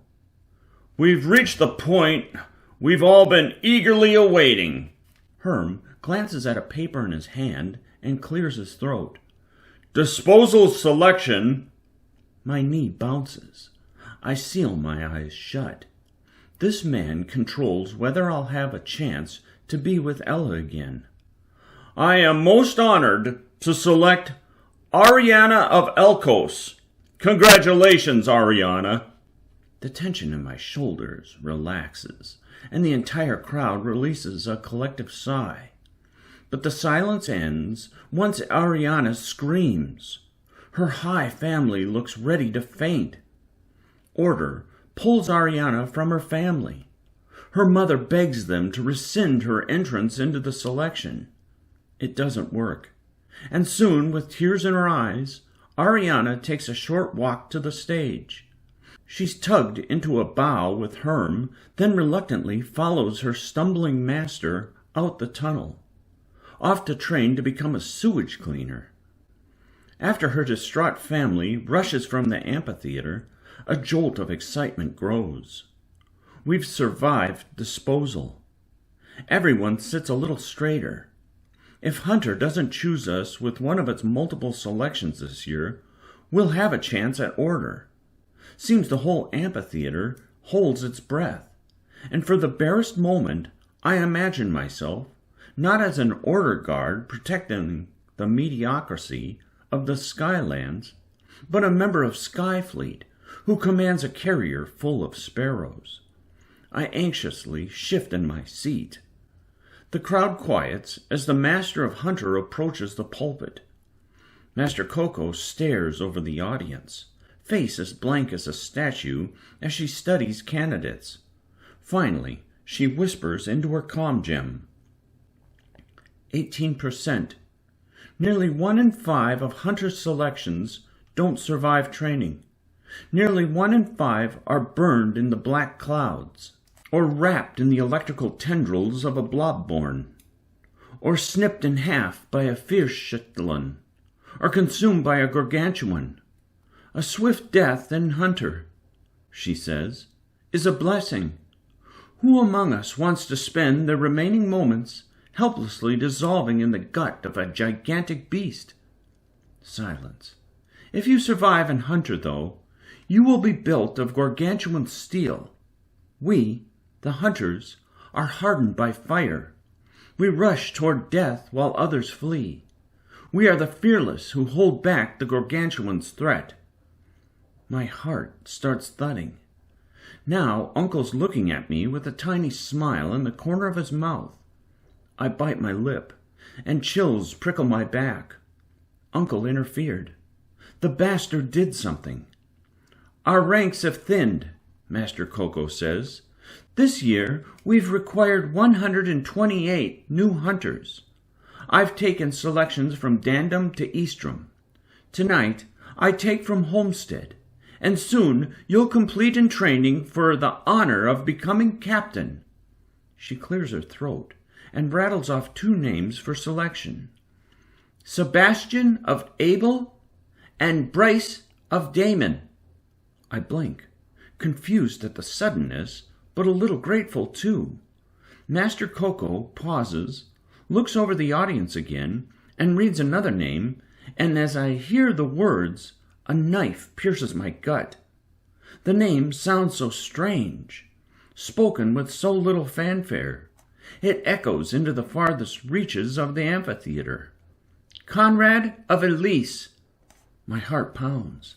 I stand, straighten my jacket, and move toward the aisle. None of the people I sidle past congratulate me. A few flash jealous looks, but many view me like I'm already dead. Order comes to collect me, but they needn't bother. Then, with the fury of all the winds behind me, I march down the steps. Recognition dawns on the crowd's faces.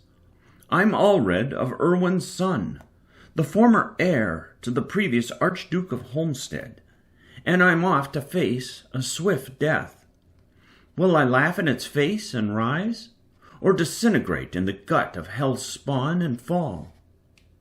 After I shake Master Coco's hand and join Bryce's side on the stage at the center of the amphitheater, I look into the light of the crowd and notice something else on Uncle's face. Excitement. He's not done yet. His mighty influence extends through the northern isles.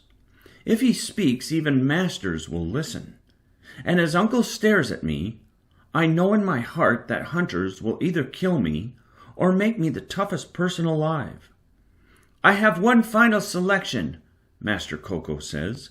A young man without a family name.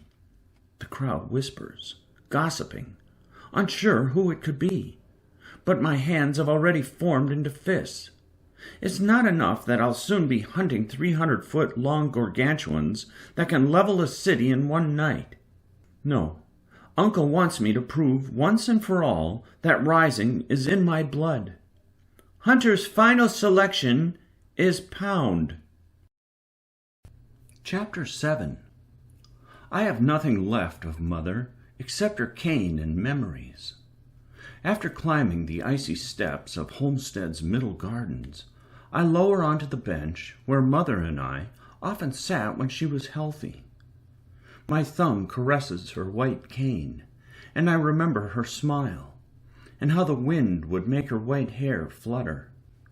She always had a way of making me grin, even when we ate hard bread. But always she'd get serious. The world wants you to be something you're not, she'd say. Your heart isn't just Erwin, but mine too. Remember, having power over someone isn't strength. Pushing others down doesn't solidify you. True highs lift others while still remaining on top. My breath trembles. I can almost see her beside me, grinning faintly. Yet even though it's only been 2 months since her death, her face blurs, less discernible, like the whiff of a burned-out candle. I clench my eyes closed, force myself to remember her, not the frail thing she became, but the powerful lady of Homestead, the woman who carried the wisdom of the sky. Now I unclip Father's cane from my belt and compare the two. The hailstag and the Irwin eagle, both part of me, but in Hunter, what would compassion do for me? No, Mother's cane's not for me. She kept it all these years, intending it for someone else. I shut my eyes. Why did she have to go? The pain rips me open again, carves out my heart. My hands squeeze the canes. My teeth gnash. If she were with me, sheltered under the frozen tentacles of this tree, she'd remind me to never lose myself, be the son she raised. But where I'm going, with the horrors that'll soon fill my future, I can't be that son. The things I'll have to do will be for Ella. I'll have to rise in Hunter by any means necessary, prove that I am the strongest, and I cannot allow compassion to weaken my resolve. Cannot, because Ella, she has had only one voice whispering in her ear these last 6 years, the one with a vile snake's tongue. After a few minutes of silence, I clip Father's cane to my belt, stow Mother's in my bag, and leave the lonely bench. Homestead is the island of my ancestors, the place where Irwin was born and thrived for more than 200 years. Multiple generations of the most powerful men and women to ever sail the skies. But I'm not just an Irwin. I'm an Elise, too. I'll bring honor to her name, and I'll get her daughter back.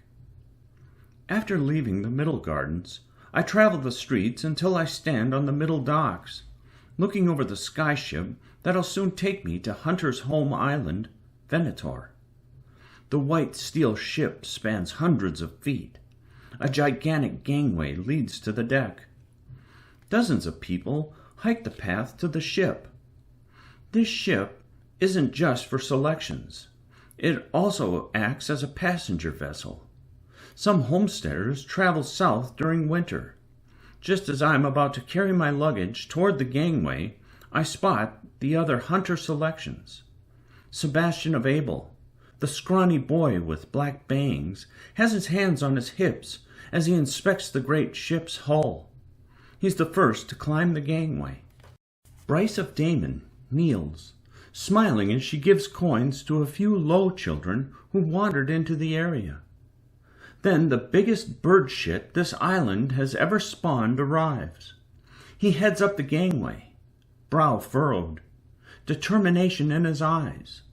Like me, he's lost everything and wants it back. It seems no one came to see the new hunters off. Perhaps Master Coco selected us for this reason. If we were gone, who would miss us? When Bryce stands, patting a boy on the head, she notices me.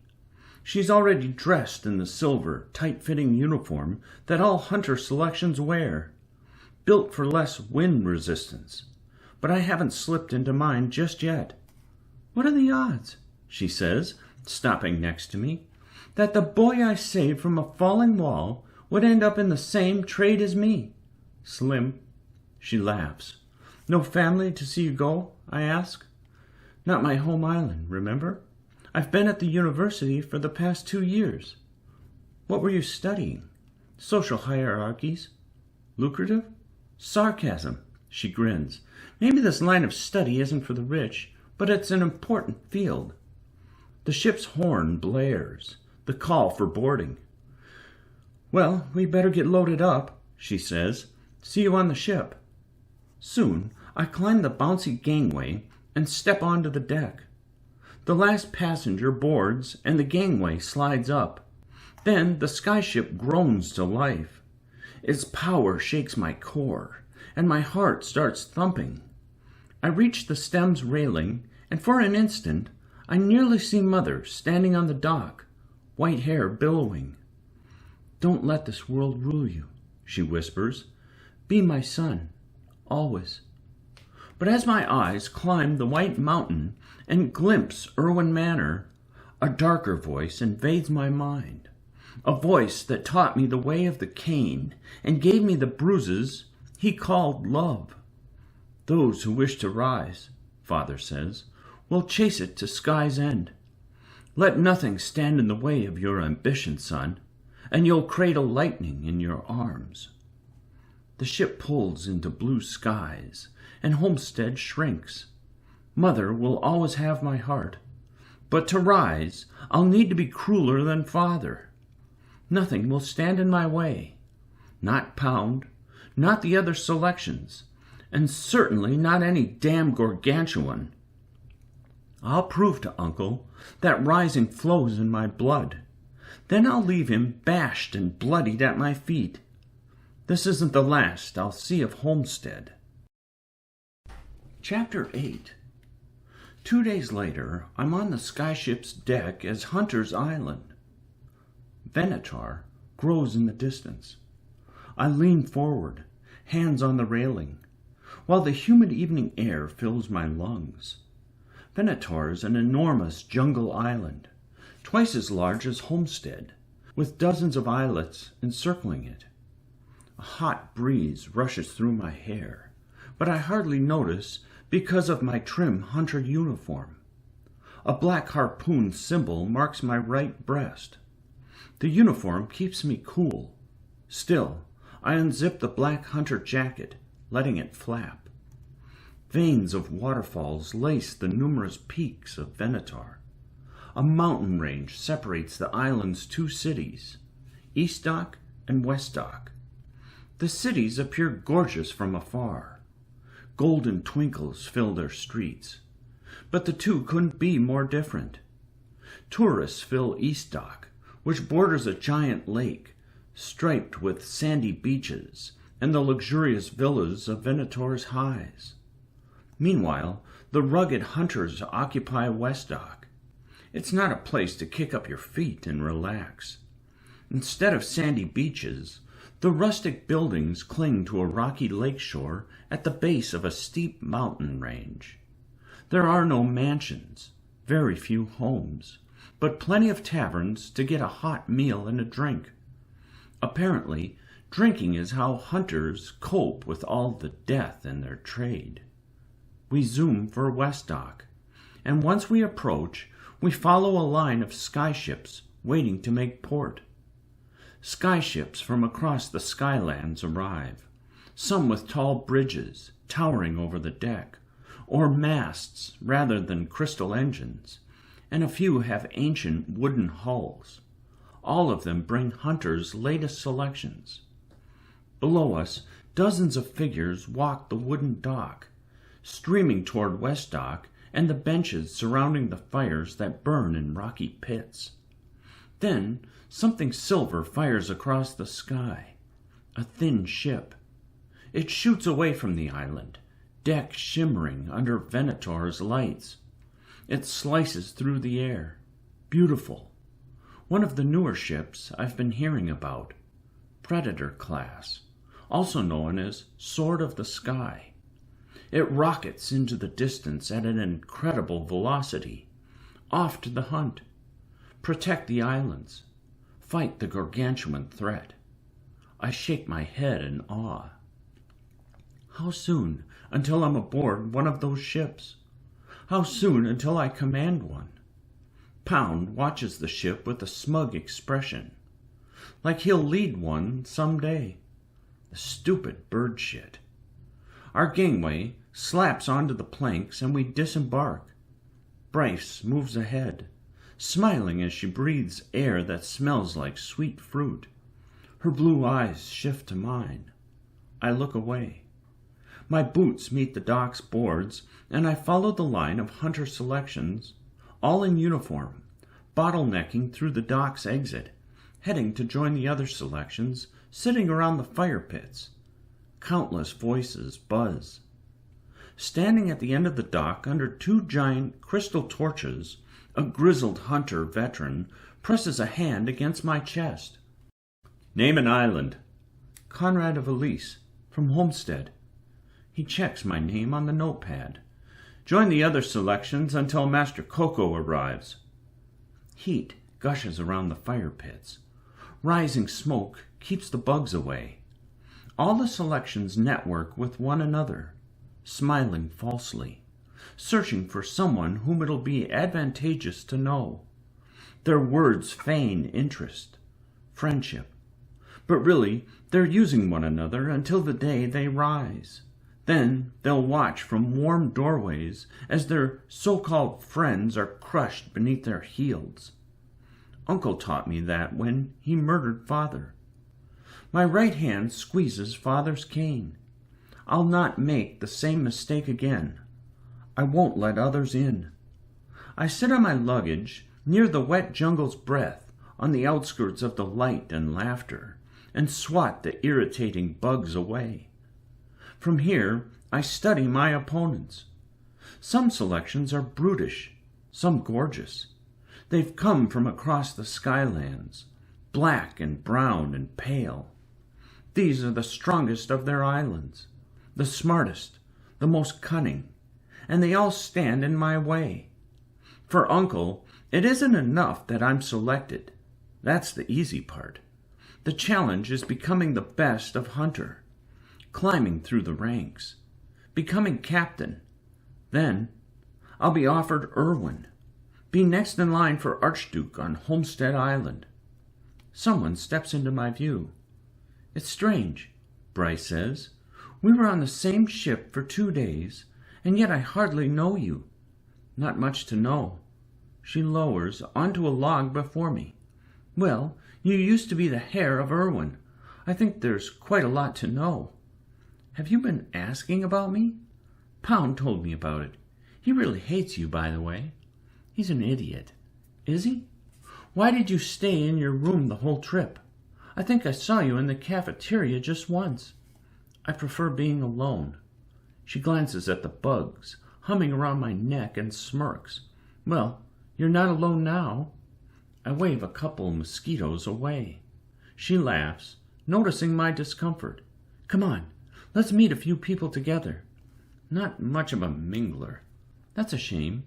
"Why?" "Because you're not like the others here," she says. "You're a jerk, but at least you don't pretend to be anyone else. I've found honesty in the Skylands to be a rare virtue. Whoever you are, Conrad, you're real." She grins a little, and half of me wouldn't mind being around her more. But the other half, the deep voice of Father, fires warnings. "She is your opponent," he whispers. "Get close to her, and she'll hurt you, just like everyone else." "So, will you join me?" she asks. "No." Her face wrinkles with disappointment. For an instant, I think she'll try convincing me. Instead, she stands. "You realize you'll never rise in Hunter if you turn everyone away, right?" Soon it's just me and the mosquitoes again. I try to ignore her as she weaves through the crowds, and I look away when she softly touches a guy's arm while they talk. Beyond her, it seems Pound already has a following. Girls giggle at his height and try lifting his enormous arms above their heads. Boys flock to him, too, because that's where the girls are. Suddenly, the jungle comes alive with the banging of drums. Everyone quiets as our Master 𝘠𝘠𝘠 of Ito appears. She stands on a slope looking over us. Out of her traditional robe and in a silver hunter uniform and black jacket, she holds a commanding presence. A gang of the meanest hunter veterans stands behind her, hardened men and women. "Welcome to Venator," Master 𝘠𝘠𝘠 says. She points to the people behind her. "These are your trainers. They'll teach you the ways of hunter and all the stations on a skyship, from captain to swabby. Their job is to ensure you don't die." No one makes a sound. Soon you'll be divided into crews that'll command a skyship, she says. You'll compete in the gauntlet, where you'll hunt the mighty southern gargantuans. The crew with the most kills will win wild riches. The captain of that ship will also win the ship itself. A few thrilled whispers spread. Don't get too excited, she says. Last year, 26 selections didn't make it back. Take a good, long look at your neighbors, or yourself, because chances are many of you won't return. Silence again. A smile wrinkles her face. So who's hungry? The trainers laugh. Moments later, we file up the dirt trail, carrying our luggage into the jungle. Bugs eat our skin while our foreheads become slick with sweat. Once we exit the trees, we start up a long slope blanketed in grass. Fortunately, my luggage is light. The same can't be said for some of the people ahead of me. When we reach the top of the first hill, I wipe my forehead and stare at the mountain above us. The Hunter Academy spreads along the rocky slope. Its dozens of ancient buildings are built of stone and covered in vines. The academy is so large it could be a town itself. We stand around, hands on our hips, hearts racing. One boy falls over, his stomach rising with each inhale. Stand up, Robert of Smith, Master Coco scolds. I am nearly 80, and I make this trek every year. It is time for you to rise, for all of you to rise. This is your initiation. All new hunters must make the hike to the academy. It is tradition. She looks us over. Hopefully, your luggage, Samantha of Talba, contains only necessary things. Her eyes smile at the perspiring brunette standing next to 4 bags of luggage. The girl, aghast, searches for help. None comes until a bearded boy lifts 2 of her bags. Thank you, Roderick of Madison, Master Coco says. Well then, shall we? And with the trainers in tow, she starts on the path snaking up the mountain toward the great doors of the academy. As others follow her, I breathe deeply and stroke the smooth gold of Ella's necklace. Then I take the first step toward the place where I'll learn to rise and hunt her. Chapter 9. After a dinner of spicy rice and glazed sweetbird, a veteran hunter guides me and several others from the packed dining hall to a place called the Dungeons. The veteran has scars flying up her left arm and bitterness in her expression. Multiple badges hang on her uniform, proof of her years of service. She has been not just a captain, but a lieutenant commander, meaning she's led a whole group of hunter ships. Our steps echo down the spiraling staircase. It grows colder, darker, and damper.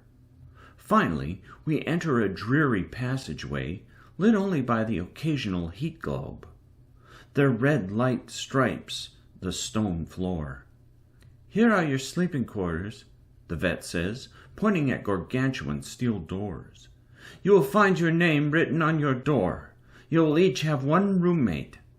A few people groan. One boy, a high, clearly has never shared space with anyone. Before he can voice his displeasure, his eyes narrow on a small hole carved in the stone beneath a heat globe. Ah, yes, the vet says, following the boy's eyes. Ratchlins, nasty critters. Their metal pincers are especially good at digging into your ears. A girl gasps. The vet stares at her. If you can't handle an insect the size of my thumb, how will you face a gargantuan?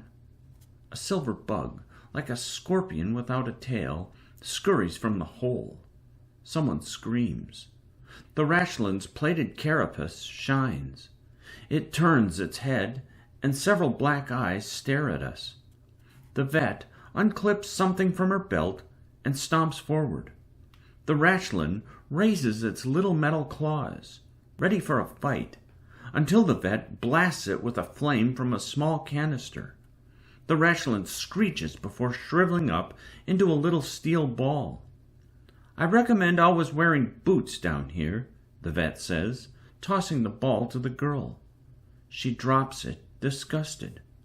The vet smirks, then guides us down the dark passageway. Other ratchland holes darken the walls. Hunter probably lets them infest the dungeons. They could easily handle them, but they won't. This is their way of putting us in our place. We might have select status, but we're the lowest of the low in Hunter. "To the right," the vet says, "you'll find the communal showers.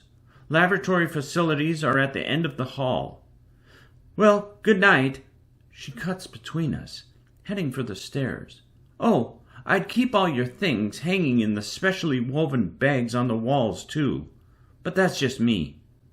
Her shadow vanishes up the staircase. One boy looks ready to be sick. Then something scrapes behind the wall. Possibly another ratchland digging a burrow. "Never should have entered selection," a girl says, pushing up her glasses. "I wanted scholar, but now I'm stuck here." I find my door and push it open. A boy follows me in. My roommate, I suppose. The same bearded boy who carried Samantha of Talbot's luggage. We stand, staring at the windowless room. A few empty bags hang on the walls, and a pair of hammocks on opposite sides dangle from chains. It's chilly and smells like mildew. "No mattresses," he says. "Ratchlands will burrow inside them," I say. "Dig into your back while you sleep." "But they could also crawl down the chains of the hammocks," he says. "Maybe that's the point. When we're out on our skyships, hunting, we'll always have to be on edge." His face sours. "Yeah, so I'm Roderick of Madison." I give him my name, and we shake hands. He tells me he's 16, but his thick mutton chops and muscular forearms make him look almost middle-aged. He focuses on the little hole in the corner. "They're not poisonous, are they?" he asks. "Not sure, and I'd rather not find out." I kick off my boots, remove my socks, and carefully stuff them into a bag on the wall. Aren't we supposed to keep our boots on?" Roderick says. "Can't sleep with them on." His eyes fall on my missing pinky toe. His mouth opens to ask, but he thinks better of it, and I wouldn't have supplied a great answer anyway. He starts unpacking his luggage, revealing stacks of paper, sketches and diagrams of weapons, modifying harpoon turrets, some sort of claw attached to the end of a handheld launcher. I strip down to my hunter-issued underwear, hook up the farthest hammock, and wrap the trio of blankets around me.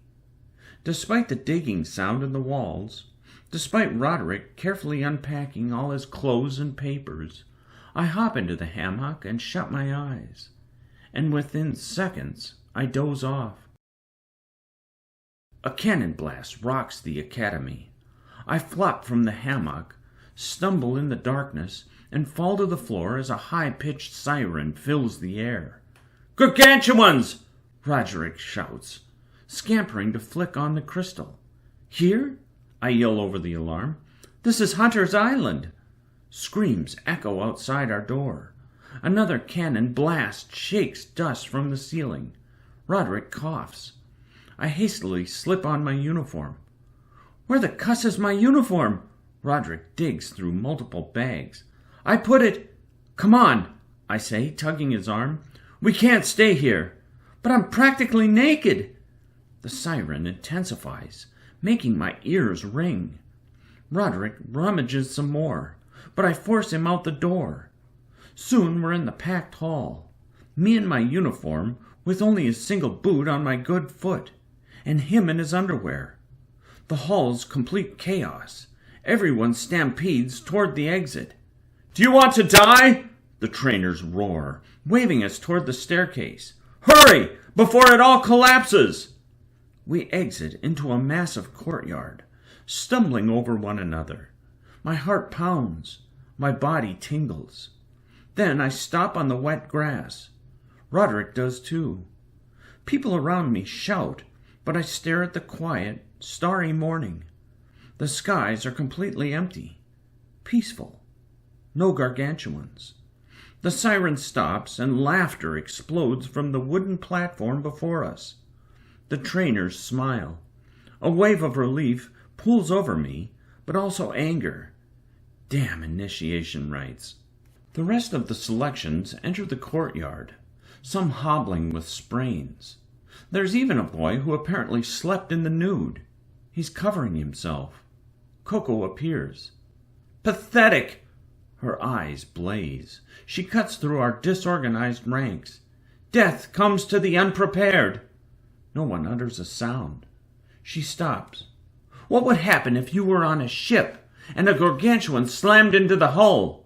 While you were looking for your boots, your ship would already be sinking from the sky. Her gaze melts the closest pair of boys. You are weak now, she says softly to them, before looking to the rest of us. But we will make you strong. She points to the platform.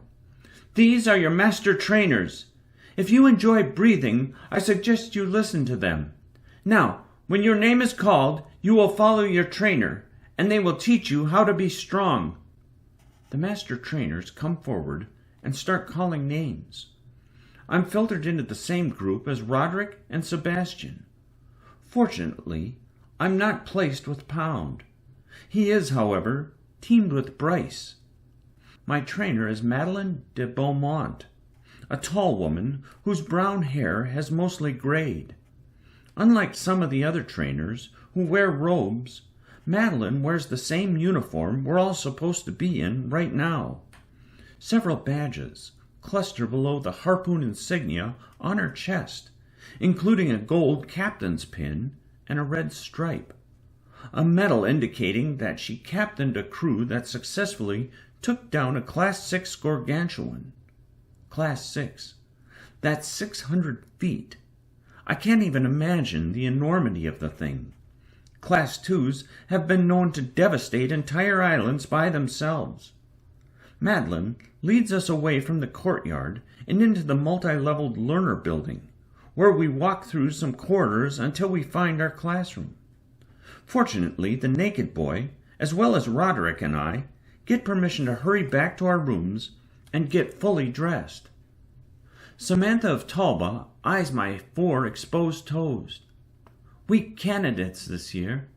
I scowl at her, then hurry down the hall, as Roderick shouts at someone for taking a close look at his underwear. A young man tries to carry his dueling staff into another training class. His master trainer stops him. That's not permitted here.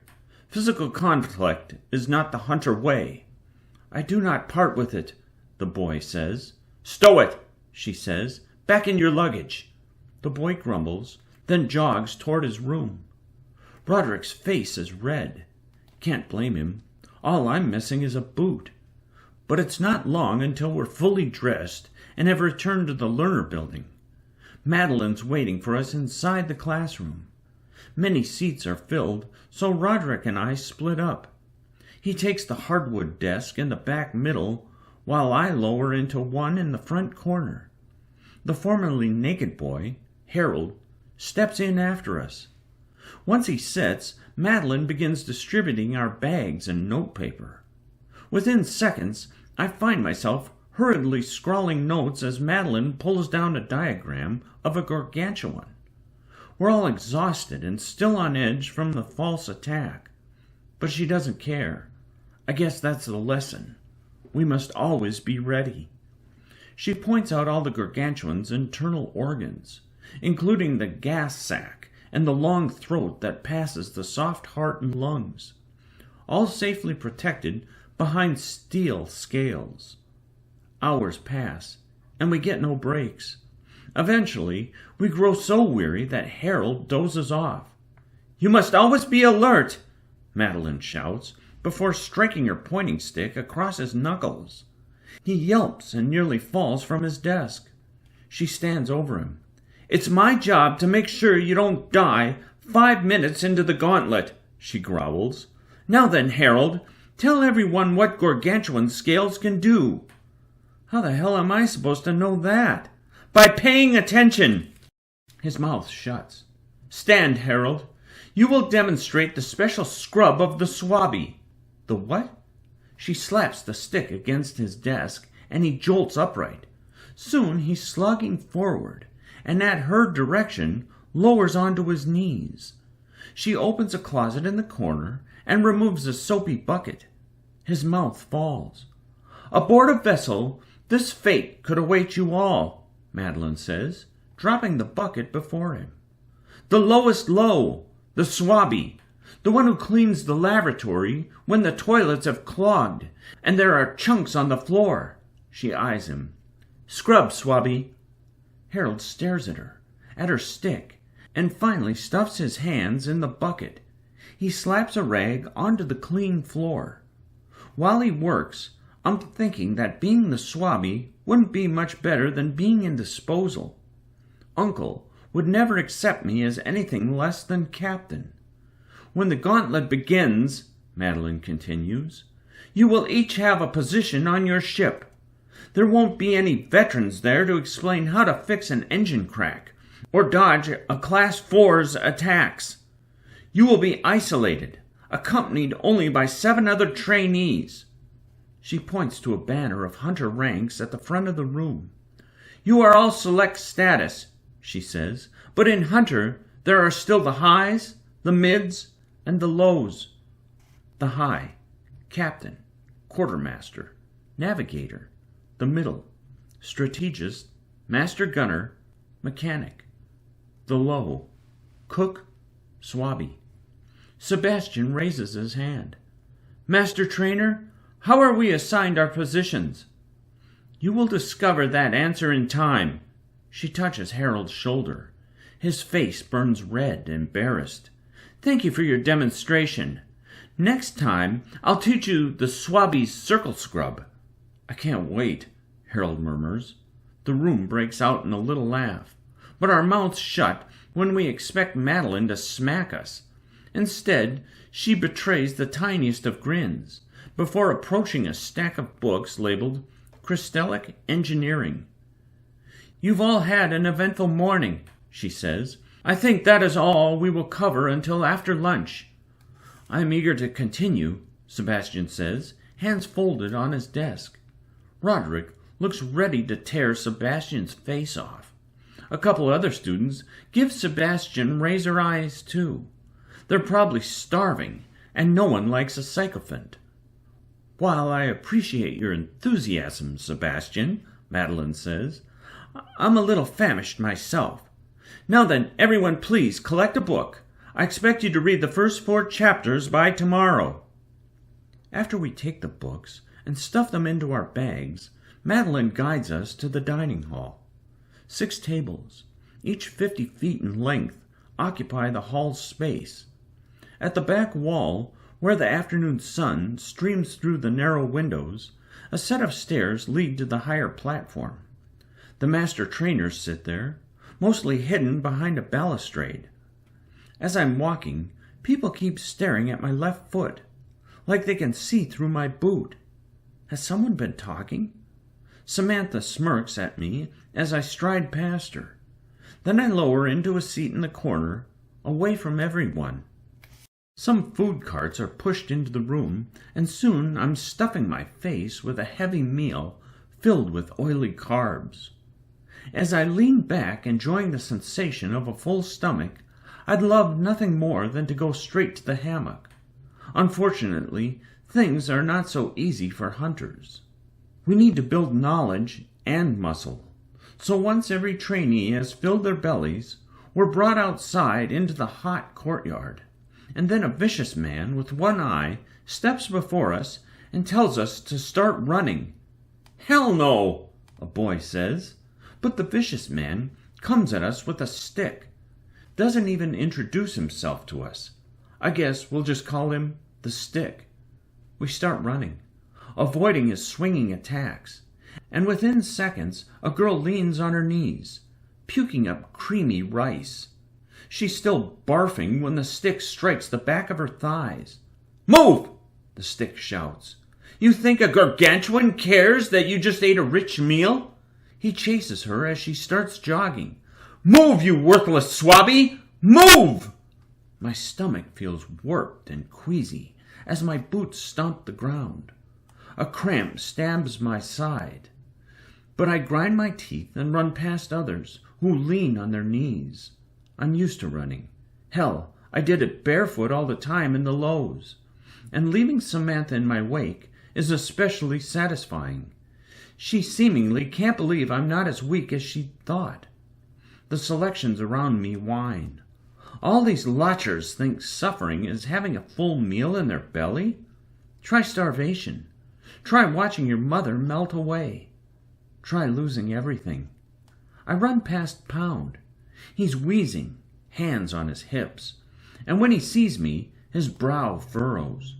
For an instant, he starts running again, trying to keep up, but he can't match me. Eventually, I'm leading the crowd. I have bile climbing my throat, but nothing will stop me from rising over every single person in this courtyard. I am the son of the former Archduke, the boy who stood in bitter winds with nothing but a tattered shirt. I'll become captain, and I'll prove rising is in my blood. After weeks of studying gargantuan hunting strategies, Madeline takes us to the beast building, where we learn about other deadly creatures. Aerial beasts, land-based creatures, an entire ecosystem of steel-coated monsters that inhabit the skylands. Many, Madeline says, have little sense of self-preservation, just destruction. We pass through rooms displaying schools of stuffed pigeons, each as varied in size as fish, and they come in a rainbow of colored fins and metal scales. Most are harmless and will eat bugs or nibble on vegetation, but the slender barracan, with its jutting teeth, is a man-eater. Next, we gaze at 20-foot 𝘚𝘩𝘢𝘠. Its sucker-filled tentacles tuck close to its body as it flees from a 50-foot ℚ𝑎cidon. The limbless ℚ𝑎cidon's mouth is wide, preparing to spit acid onto the 𝘚𝘩𝘠𝑚𝑢𝑛. We also study a few island creatures, like the mashton. These 15-foot tall metallic apes tower over us. They hunt in groups, Sebastian whispers to Roderick. Roderick's eyes widen, perhaps imagining how terrible it'd be to hunt a whole pack of them. We're only hunting gargantuans during the gauntlet, Madeline says, but consider your career in the future. Some hunters specialize in island hunts. The contracts get very lucrative. Finally, we come to a beast that gives me pause. It's a long cat-like creature with 4 legs, intense teeth, and a metallic frame. A prowlun. While the others step ahead, Madeline notices me staring at the beast. You've seen one, haven't you? She whispers from beside me. A live one. Yes. You're fortunate your heart still beats. I don't answer. After lunch, Madeline takes us to the munitions building and shows us turrets, launchers, and more. She even takes us into a room full of harpoons of varying sizes, each built from the hardened gargantuan steel. They're like giant spears. Only a few varieties come with a loop at the end for attaching rope or a chain. I'd be cautious, Madeline says, about attaching a chain to your harpoons. Why? Harold asks. Would you want to tether yourself to a gargantuan so you can't escape? He shuts his mouth. Now then, she says, leaving the harpoons and taking us down a dark hallway. There are 3 weapons that you can mount on your shoulder. Who knows what they are? Roderick rattles them off. Shoulder cannon, mobile launcher, flak cannon. Good, Roderick. Yes, these launchers are important because unlike a turret that's bolted to the deck, they're portable. She stuffs a key into a lock and opens a door into a dark armory. Weapons of every kind hang from the walls, all long-barreled weapons with mounts that'll rest on the shoulder. "Today is target practice," she says. Excited chatter breaks out. Madeline directs us to grab several launchers. Harold grunts under the weight of a mobile launcher and winces as he lowers it onto the hovering cart that we fill with weapons and ammunition. Then Madeline guides us outside onto a dirt field full of targets. The field stretches hundreds of feet. "The shoulder cannon," she says, patting the weapon mounted on her, "fires a canister that will explode on contact. Observe." She aims at a target in the distance, peers through the reticule, squeezes the trigger, and a canister blasts out the end. The canister twirls and smacks the target, exploding it in golden flame. Sebastian claps. After we each get a turn with the shoulder cannon and explode several targets, we practice with the mobile launcher. This heavy device can launch a single harpoon hundreds of feet, and Madeline makes us run while we shoot, as if we're under attack by a gargantuan. My wild shot flies into the trees. Samantha's hits the dirt. But Roderick? His harpoon, like a dart, stabs into a target 400 feet away. We gape at him. "Luck," Madeline says. Roderick's lips purse. She lifts a harpoon from the ammunition crate and stuffs it into the end of Roderick's mobile launcher. Again. Roderick's face sets with determination. He starts running along the dirt, twisting at the hips while aiming the launcher. He squeezes the trigger, and the harpoon shoots across the field. It grazes past the target, 200 feet away, and stabs the ground. We groan. "Be better, or you die," Madeline says. The next instant, she has us doing push-ups. But as the dirt digs into my palms, she crouches beside Roderick and whispers, "It appears you have inherited your father's talents." She points at the target. "A gargantuan's much larger than that. Your shot would have hit." Later that night, after dinner, Madeline takes us to the roof to demonstrate the final portable launcher. While we stand under the stars, the wind blowing over us, she raises her flat cannon. She shoots, and a little canister flitters into the air. It ruptures, and suddenly the sky fills with sparkles, like fireworks.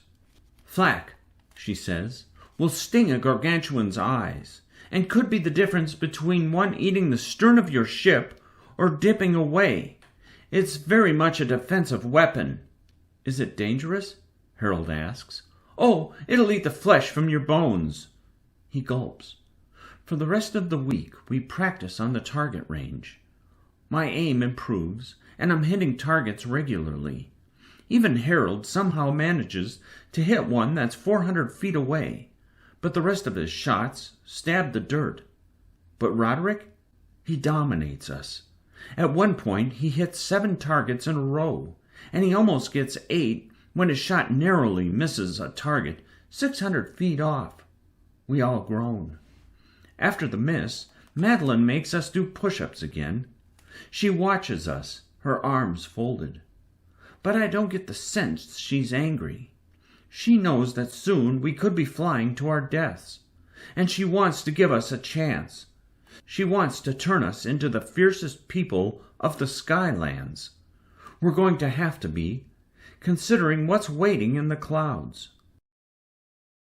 It's morning when Madeline watches us enter her classroom. "I have a surprise," she says. We all chatter, wondering what it could be. Then she guides us out of the room, and soon we're outside in the humid air, following a stone trail that cuts through green undergrowth. The path leads into an enormous hangar near a small docking port. "This is a repair hangar," Madeline says as we enter. She points at the line of damaged hunter vessels. Long gashes stripe their hulls, several missing sterns. One has a ruptured bow. Workers shout at one another and use ropes and pulley systems to lift giant slabs of metal that they weld to the frames. One ship, a behemoth of metal, is double the size of the others. Madeline guides us up a gangway to stand atop its deck. "Are we flying today?" Samantha asks. "Is that the surprise?" Madeline shakes her head. "These vessels are not ready, but I think you'll enjoy my plans just as much." We ogle the ship. Giant railings around the deck. Elastic mesh hangs from the railing, ready to capture any flyers who might get blown off. And, more impressive, it has enormous Omega cannons, harpoon turrets, and other weaponry I don't even recognize. Still, despite all its impressive armaments, scars of battle stripe the deck and the whole left side's missing. Roderick and Sebastian stare at the destruction, perhaps considering the only beasts capable of such damage. "This ship's owned by a friend of mine," Madeline says. "He generously offered it to allow you to train with your new hunter gear." "Hunter gear?" Harold repeats excitedly. "You mean we're getting it today?" She grins a little, then points to a black chest behind her. "Soon we're attaching wind goggles to our heads and peering at distant, damaged ships through the spyglasses. But it's the mag boots that really get us going. They have magnetic heels that'll attract our feet to metallic decks. My toes play inside my mag boots. They're tighter than my other boots, but slightly loose around my missing left toe. These," Madeline says, tossing us leather belts that we wrap over our torsos, "manage your mag boots. Play with the center dial. It will adjust the intensity of the magnetics in your heels. Turn it on and try running around." In seconds, the others laugh as we jog around the deck with the magnetics up. My legs burn, feel 100 pounds heavier, and my feet keep snapping to the deck. Roderick cranks his dial and grits his teeth as he tries lifting his legs. Sebastian points at him and snorts. "The mag boots aren't perfect," Madeline says. "You can still get ripped free of the deck, so don't be stupid. If a gargantuan slams into the ship hard enough, not even these boots will keep you attached. That's why we have railing nets." Harold runs with the dial cranked, but forgets to tighten the boot straps, and his feet slip out. He stumbles to the deck. Everyone laughs until Madeline strides toward him, fire in her eyes. "You're dead," she says, making us go quiet. "You just died, Harold. Ripped off the deck by the winds or the speed of your ship." "Sorry," Harold mutters. "I am too. I'll send condolences to your mother."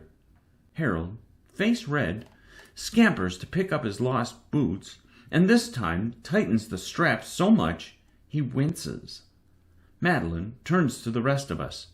"Well, why the hell are you standing around? Run, you swabbies! Magnetics to high!" Soon I run with the others, my teeth grinding, legs aching.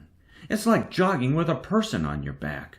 "Get used to it," Madeline calls after us, "because starting tomorrow, the stick will make you run every morning on a metal track." Sebastian groans.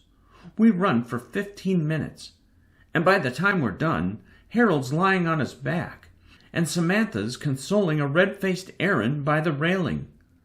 "Last thing," Madeline says, calling us over. "Communication gems." I wipe the sweat from my forehead, and though my legs feel like warm jelly, I amble to her. Madeline snaps a little clear gem into the slot at the end of my sleeve, then Roderick's and everyone else's too.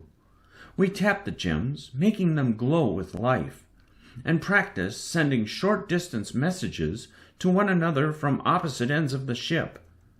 "During the gauntlet," Madeline says to us over the comm, her voice coming as clear as if she stands beside us, "these will help you coordinate with your crew. You can also speak to individual members of the ship in private, or you can send ship-wide messages. You'll even be able to receive long-range comms from outside the gauntlet from a few choice people. However, you'll not be able to send long-range messages." "Not long-range?" Samantha asks over the comm. Why? Because the gauntlet prepares you for the day that you'll be out in a ship beyond range, and you'll not have anything but your crew. You are meant to be isolated and alone. What if there's an emergency? Harold asks. Madeline laughs. Oh, Harold, in the gauntlet there's always an emergency. However, if you must get a message out, contact your skyship. Contact your spy ship. They'll be observing you without interfering with your hunts. If you truly have something important to share, they'll engage your gem's ability for long range, temporarily. A few students share uncomfortable glances.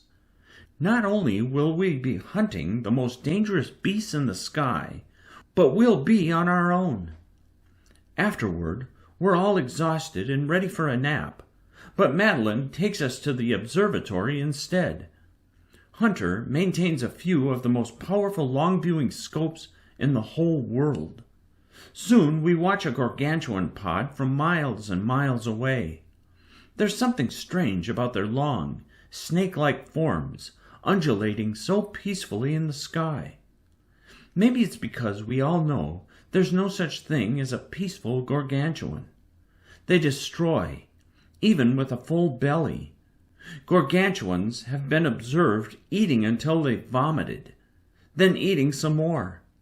Insatiable hunger, Madeline says, pointing out a particularly large gargantuan bull curling through the clouds. They never stop growing. Past a Class 6? Harold asks. With the southern gargantuan? Yes, it has happened before. If you manage to find one of these incredibly rare beasts in the gauntlet, want my advice? We stare at her. Run. Training goes on, each new day blurring with the last. In the week since we arrived on Venator, I've grown muscle. I'm still leading the pack when we run from the stick, although I'll be the first to admit Bryce of Damon has been pushing me. She's determined, that one. Pound has improved during exercise, too. He moves as well as a giant bag of muscular potatoes, but he's driven. Still, he's a dumb bird shit.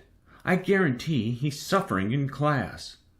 Finally, after another full day of classroom instruction, Madeline lowers into her chair at the front of the room. Get some rest tonight, because tomorrow, all of you will get to fly a Predator-class vessel, and I'd rather not die in a horrible explosion because one of you fell asleep at the strings. So off you go. I close my notepad and follow the others into the gray corridors. Everyone's chatting excitedly about the opportunity to fly such a beautiful vessel. Roderick catches up to me. Want to get dessert? Maybe another time. Oh, come on. You never get dessert with us. I bet there are girls in the cafeteria. I need to go over the flight manual again. Our steps echo down the corridor of arched ceilings and closed windows. The others move ahead, hurrying toward the smell of sweet cakes. I'm about to turn right, away from the cafeteria, when Roderick clasps my shoulder. He might be shorter than me, but his grip could crush granite. Your obsession with rising will be what ensures that you don't, he says. Everyone wants to rise, Roderick. Yeah, but not everyone sits alone in their dark room, surrounded by ratchlins. He pauses. And just so you know, I don't care about rising. I stare at him. You don't have to believe me, Conrad. I'm just here to follow in my father's wake. He's a hunter? Yeah, a master gunner. Great one, too. And on his ship, he's a mid. He doesn't care. Neither do I. Roderick looks me over. By your expression, I can tell either you have severe indigestion or you don't believe a single word I've just said. I don't. Well, I'll never try for captain. Can you imagine me leading people? I'm the kid who ran out in his underwear that first night. I'm no leader. A smile tugs at the corner of my lips. Ah, look at that. A rare smile from the brilliant Conrad of Elise. He nudges me, grinning. Come on, join us. Why do you care so much what I do? Because when you're not a brooding cuss, you're actually not terrible to be around. I sigh, glance over his shoulder at the cafeteria, and see all the people spreading cream over their berries or sprinkling sugar sprig atop their sweetbread, all of them competing against one another to become captain, but right now sitting shoulder to shoulder, enjoying life. For the tiniest moment, I'm tempted, but then Pound lowers onto a bench beside Bryce and speaks with her. My skin flushes. Not tonight, I say. Roderick's face falls as I walk off. What's with you? He calls after me. Why are you this way? I grit my teeth and march ahead, leaving the sound of socializing lodgers behind me. I follow the winding steps down into the lonely dungeons. Don't need anyone else. I can do this by myself. Chapter 10. Some will never understand me. They think I'm a bastard, and maybe I am. But Father wanted me to be ready for meritocracy. He taught me to rise, no matter the cost. If you're strong, none will stand in your way. When the desire for mercy tries to overwhelm you, think hate. Think what is supposed to be yours. Just weeks before his death, when I was only 10, Father told me we were going to one of the lake islands in the south. Just us for 18 whole days. We'd fish, explore the humid jungle, hike the mountain, and sleep under the stars. So we took a small, wooden skyship and set off. The sun burned especially bright that day, hot. The wind brushed my eager face. Father told me that when we returned to Homestead, I'd be a man. The 2 days we sailed were some of the greatest of my life. Father was different too. Suddenly freed from keeping appearances around others, he displayed a softer side. And he even hugged me one day, almost as if he expected something horrible to happen to us, and he wanted me to know that, despite everything, he still loved me. Finally, our destination broke through the clouds. The island was green, lush, and beautiful. Great trees, partially obscured by mist, climbed the bluish-gray rock of the mountainside. A school of darting pigeons circled the mountains, while white birds soared over us, squawking as they headed for the island. It was a little paradise, just for us, and it was all I ever wanted. Time with Father, but free of his cane and cruelty. But just after I leapt off the ladder and landed on the island, Father started pulling the ladder back up to the ship with him. Father, this, he said, the wind whipping through his hair, is how you earn the name Irwin. Our cities weaken us, son. Only when we're alone in the elements will we discover our mettle. The highs rise and the lows fall. You've lived a life with security, everything you've wanted, but now you will be tested. Rise like your ancestors, Conrad. Rise. What? Father! Father! His ship pulled away, and fear gripped my heart. My vision blurred with tears. I remember everything so clearly. Remember his ship flying to the distance, where it became a black dot before the descending sun. Remember that once it became clear he really was abandoning me to this jungle-covered island, I had no choice but to wipe away my snot and tears and set out to find shelter. 2 days later, my gut angry with hunger, I learned I wasn't alone on the island. I'd been wandering through the moist undergrowth and around the vine-covered trees when I came upon it. My heart shivered. My body froze. A horrifying tingle, like tickling spider legs, crawled up my back. I stood before a prowlin. The beast was a nightmare from children's stories. A thick, metal cat with serrated claws, gelatinous eyes, and drooling fangs. a beast with an organic heart, but the armor of a machine. The creature studied me with its orange eyes. I'm still not sure why it didn't end me then. Prowlans, like gargantuans, have a ravenous hunger for human flesh. But by some miracle, the beast casually flicked its long steel tail and slinked away. I planned to avoid the creature altogether, but after a week my hunger became unbearable. The berries I'd found were not enough. Their red juices stained my fingers and made my belly sting, and the rainbow-colored birds that flew over my head every morning had little meat on their bones. There was only one animal big enough on the island to sustain me until Father returned. So I went back to the place where I met the prowlan, cut my finger, and walked through the surrounding trees, spreading blood on the bark. Then I waded on my belly in the warm mud. Soggy air filled my lungs. Tiny insects crawled over me. Wet leaves stuck to my face. Finally, the jungle went silent. The prowlan arrived as a shadow among the trees and hanging vines. It stalked around, its nose twitching as it sniffed. Its big paws crushed the undergrowth. The beast curled through the trees and licked the bark. It knew I was there, could still smell me through the mud. Its silver chest rose with powerful, silent breaths. Soon it paced toward my position. Fear consumed me, but my hunger was stronger. Once the beast came close enough, I rose and loosed a terrified shout. The prowlan stopped, and I pushed my spear through its eye, right for the brain. Unfortunately, the spear became lodged against its skull. I desperately pressed the spear again, urging it to end the horrible beast. But I couldn't dig farther, so I speared its shoulder, trying to get between the slats of metal.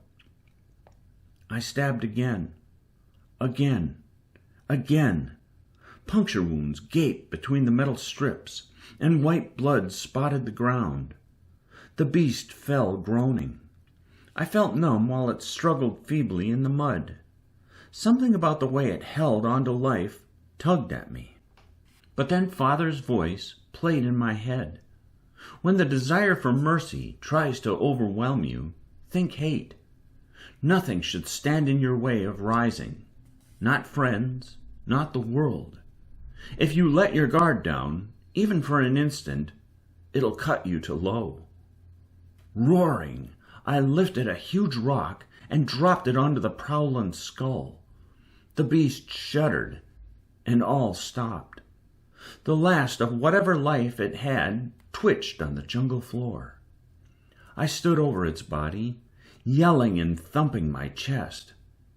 The next day, after I ate a rich meal of roasted prowlan, Father dropped the ladder to me. He helped me onto the deck and lowered onto one knee to match my height. A proud smile betrayed his normally stoic face. He hugged me quickly and told me he'd watched everything from afar. Said he'd considered coming for me on the night when I made the spear to go after the beast. I asked him only one question. "Did you know it was on the island?" He blinked. "Yes, I put it there." Those were the last words I spoke to him. Nothing during the trip home.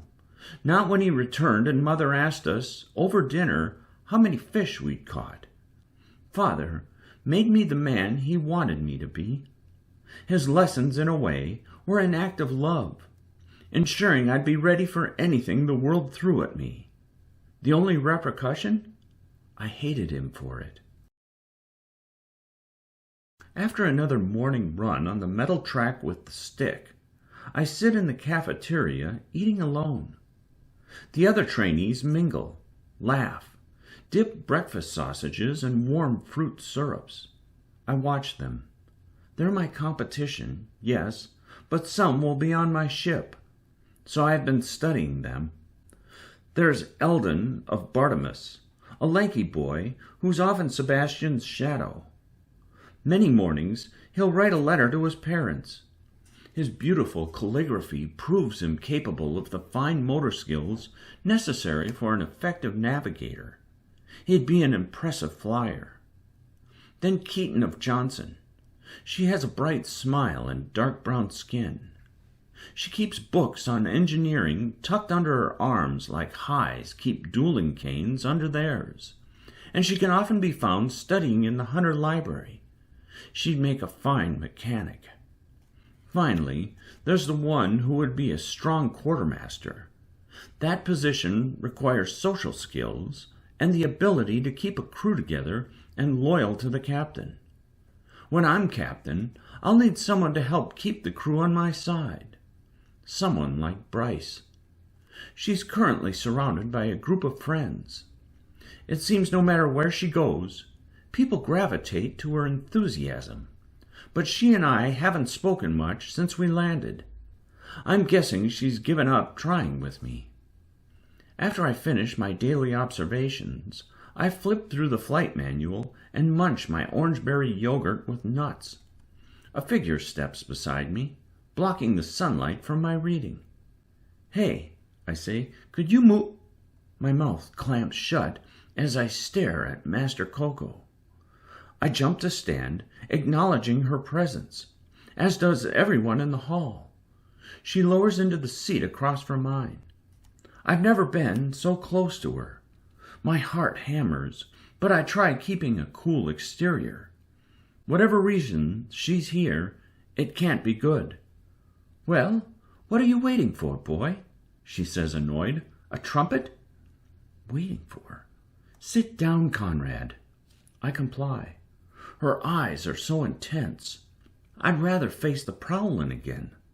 Scars cut through her pale, wrinkled skin. Still, even with her advanced age, there's an incredible toughness to her. Would have to be after a lifetime of hunting gargantuans. The whole hall has lowered to sit. Some still watch us, confused by my exclusive with her, but most return to their conversations.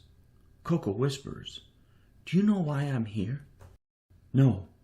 She flips open a folder between us. My eyes narrow. I'm expecting some evidence of wrongdoing or being framed by my enemies.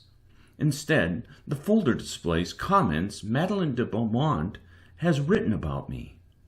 Coco's fingers trace over my performance on the metal track, my knowledge of beasts, my aim with weapons, my test scores, and a note about my determination. "First in your class," she says. "You're intelligent." "Yes." "And arrogant." "Yes." She studies me and leans back. "I knew your father, Audiobook of Irwin. How did you maintain your education after you fell to low?" "My mother tutored me." "Ah, yes, Elise of Hale. Powerful woman. Heard about what happened to her and to her parents. I'm sorry." I shrug, but the reminder of mother leaves me stinging, and I don't want to look emotional in front of Master Coco, so I sip my drink. She closes the folder. "So tell me, Conrad of Elise, why are you here?" "To rise." "You've already risen," she says. "You are select. Why are you here? Why did you even bother entering the selection?" I pause. "Well, I'm here for my sister."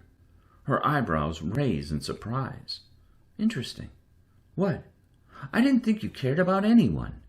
She then points out everyone in the hall. "Look, they're all seated together, creating friends, allies. But you, during every meal, are alone. Only one can be captain." "And you think flying solo will get you captain for long?" she asks. "Your crew could mutiny. Then who will defend you? This is the way of Hunter. The strong are the ones meant to lead, because their crew has chosen them." My mouth shuts. "You have potential," she says. "Unfortunately, you've been a disappointment. The weakest selection this year." My eyes narrow. This must be some type of joke, but her face is completely serious, and recognizing that she really believes this about me, My skin flushes hot. There's a fire in you, she says, and you'll need it. The gauntlet begins soon. Question is, Conrad, will your fire burn down your ship? Or will you use it to forge a victorious crew and rise above all? Then she raps her knuckles on the table, stands, and leaves without another word. After she's gone, Roderick and Sebastian rush over, asking what she said to me. No one else has had such special treatment, but I'm too frustrated to answer. Conrad, Roderick says, following me as I storm from the cafeteria. Come on, man, talk. But I don't speak. The rest of the morning I stew over her words and can't get them out of my head. Can't until I enter the learner building on my way to class and run into a brute. He's standing beneath the stairs, picking his teeth. Hello, Elise, he says. Not now, Pound. He snorts and pushes off the wall. A second later, I'm looking up at his jaw that's so thick it could crack stone. Cowardly Irwin, he says. Physical conflict isn't the hunter way. Right, he glances down the empty hall. Good thing we're alone. He really is a mountain. Massive shoulders, intimidating biceps. He breathes like a hungry prowlin. Thick nostrils. Just when he's about to jump me, a series of veteran hunters turn the corner. They watch us suspiciously, one noticing my clenched fist. Pound starts laughing. Ah, what a clever joke, Elise. Everything all right? A veteran calls. Of course, Pound says, smiling. Once they're gone, Pound shoves me back. You will fall, Irwin. Then he stalks off. And as I'm hurrying to Madeline's class, I remember all the fights Pound and I have had. I've never beaten that bird shit. Usually the best I can hope for is escaping with a few bruises or a stalemate. That changes soon. Madeline de Beaumont takes us to the highest level of the academy, and we push through the great doors into the afternoon. We step into the cool drizzle of rain. The academy dock stretches thousands of feet. Giant support beams elevated above the canopy. Ahead of me, Roderick, Samantha, and Harold chat excitedly about the docked ships. Ships with black hulls and intimidating paintings along the metal. Thick, round ships meant for carrying hunter brands for island hunts. And even a few small, sleek ships designed for pursuing the smallest and fastest prey. A siren blares. Off to the side, Madeline shouts to us. Hunter vets burst from the doors and race for the ships. We stare as they go by. Experienced captains, grizzled master gunners, even low workers. Soon a dozen ships rocket into the distance, heavy harpoon turrets at the ready. We stand, our pulses thumping as the ships fade and the siren stops. Gargantuans, Madeline mutters. Come along. We, aren't going to run into any today, are we? Harold asks. If we do, we'll get out of there, Madeline says, but I wouldn't count on it. The air around Venator are the safest. We've seen to that. Though they are safer than the capital skies, Samantha says. As we continue moving, our enthusiasm for flying tempers a bit, especially as we glimpse what the average hunter veteran looks like. Missing limbs replaced with ragged blades, or scarred, eyeless sockets without eye patches. If you survive the gauntlet, Madeline says, you will return here to Venator, and if you become captain, you'll get to choose your own crew and your own contracts. Could be gargantuan duty, or maybe you'll hunt some mashtons on an island. Successful hunts mean you'll get to spread reward money among your crew. It's a great way to build loyalty. Every person has a price. You'd be surprised how long one of my swabbies remained with me. She stayed alow. Didn't even bother trying to rise either. Then again, I treated my crew with respect and paid them reasonably for their work. A ship's only as strong as its lowest low. As we pass a few more docked ships, Roderick glances back at me and slows. Think you can give me some pointers on flying a ship? My first instinct is to tell him he should have spent the evening reading the manuals instead of chasing girls, but I push it away. Yes, I can. Roderick's eyes widen. Really? I nod, and for the next couple minutes, while Madeline strides ahead to speak to Eldon and Sebastian, I tell Roderick all about the art of flying. Think of the strings as an extension of your body, I say. There's no such thing as bad strings, only a bad flyer. When I continue, filling him with tips, he looks like he wishes he had a notepad with him. I can't remember all this, he says. How'd you become such a good flyer? Learned to fly before I learned to swim. I pause. So did you talk to any girls last night over dessert? Oh yeah, loads. All of them were fawning over me. I stare at him. Okay, well, I opened my mouth to talk to one. I forgot I was still chewing on something and it spilled out. I'm sure she swooned. He laughs. I grin a little too.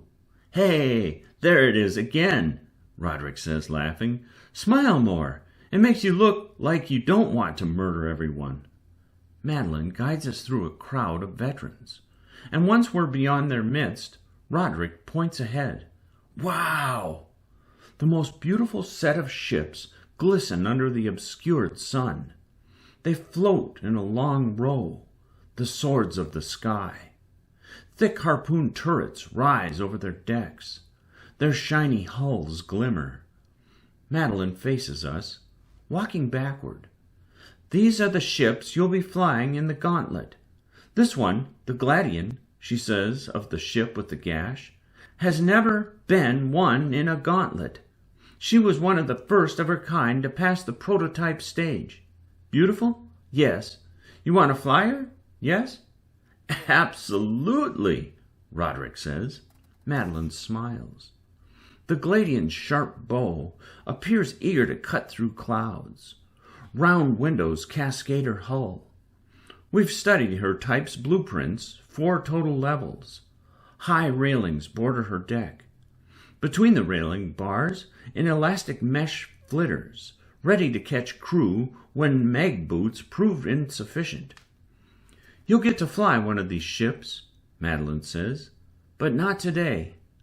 She then nods toward the old wooden thing hovering between 2 Predator-class vessels. Her name's Henry. We all stare at the hideous little ship, our smiling faces twisting into horror. That thing? Samantha gapes. It's wood. You said we'd fly a Predator-class ship. I did, and we are. The Henry's a model of the original Predator class. Our great-grandparents hunted gargantuans on these ships with cruel efficiency. The Henry floats like an old sky shit, a short brown cylinder with a clumpy ladder leading to the deck.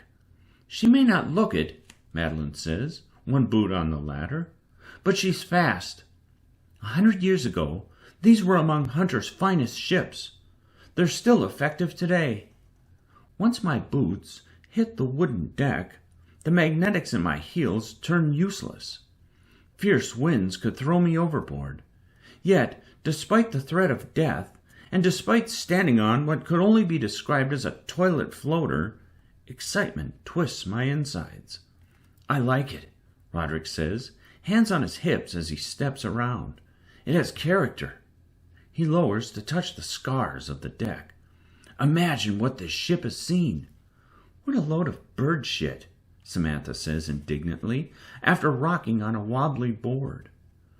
This ship is rubbish. What is wrong with Hunter? Can't afford anything better? When my mother learns how far Hunter has fallen, she'll demand King Ferdinand remove it as one of the trades. Samantha of Talba, Madeline says, come to me. Samantha rolls her eyes, smiles at Aaron beside her, and turns around, her dainty curls dangling. "Yes, Master Trainer? Do you like this ship? Does it seem like I do? It doesn't, which is interesting, since this isn't Hunter's ship. It's mine." Samantha freezes. "I would have you and your mother know, Samantha, that I paid off this ship with my own money. Money I earned through tears, blood, and sweat. Money I earned while I lost 13 friends over my career. My wife died on the very spot where you stand. When she was alive, we took down a Class 6 gargantuan from this deck. This ship is legacy. This should be a tremendous honor for you." Samantha pales. I didn't know." She stares in dismay as Madeline takes a small can of black wax from her belt. "No, I'm sorry, Master Trainer. No, please." Madeline drops a rag onto the deck. "Stop spraying a desperate apology and wax my boots, swabby." "But it is unbecoming of one of my status," Samantha pleads. "My mother's the Duchess of Rutland, and—" "I don't care who your mother is. You have not been tested, Samantha." Madeline advances on her. "Your mother's clout does you no favors here. Not only am I select, but I am a master trainer and a captain of Hunter. Now wax my boots before I make you lick my heels." Sebastian snickers. Samantha, red as a cherry and on the edge of tears, kneels and dips the rag into the wax. "Now then," Madeline says, ignoring Samantha, working on her boots, "who would like to fly first?" No one speaks, mostly because Madeline still looks ready to snap. Finally, Eldon raises his hand. Madeline assigns the rest of us our turns. I'm last, but get the honor of docking the ship. Once Madeline seems satisfied with the shine on her boots, Samantha steps away silent. "The Henry flies well," Madeline says, "but not as safely as the newer models.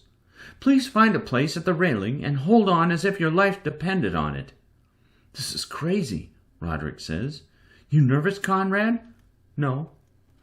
"You're one wild person," he says, locking his arms around the railings. "I've been on the decks of Hunter ships, and I'm terrified. Try facing a prowlin." He blinks at me. "Huh?" I catch the railing. Eldon follows Madeline to the elevated platform that holds the helm bubble, and after we all slip on our wind goggles, we're off, rocketing toward the distant sky. The world awaits, a vast expanse of blue. We shoot through puffy clouds that mist my face and fog my goggles. Roderick hoots. We dip beneath the white clouds, and they become a ceiling above us, close enough that I slide my fingers through them. The ship soars like a somewhat jerky dream. Yet despite its age, it belongs in the air. It's part of it. Behind me, near the stern, Eldon operates the Henry from inside the helm bubble. A glass ball encircles him and Madeline. This ship, like most Hunter ships, operates from inside these bubbles by rings attached to golden cords. Eldon maneuvers the ship through a series of arm movements and flexed fingers. Eventually, the Henry slows to a stop, and the helm bubble sinks into the deck with a clunky groan. Roderick straightens his jacket. "Guess I'm up." "Don't kill us," I say. He laughs. "I'll tip you over first." Seconds later, once the rings fit around his fingers, the ship awakens. He bites his lip, pushes his arms awkwardly, and the ship begins puttering forward like it has a fractured engine. I smile a little. Roderick grimaces while Madeline whispers urgently in his ear. He glowers at my enjoyment and gives me the middle finger. That movement causes the ship to stutter sideways, confused by his command. Madeline swats his hands. Everyone laughs. Over the next several hours, the others take turns until the early evening sun reddens my neck. Once Sebastian steps away from the helm bubble, Madeline calls my name. She stands next to a tile, hands behind her back, waiting patiently.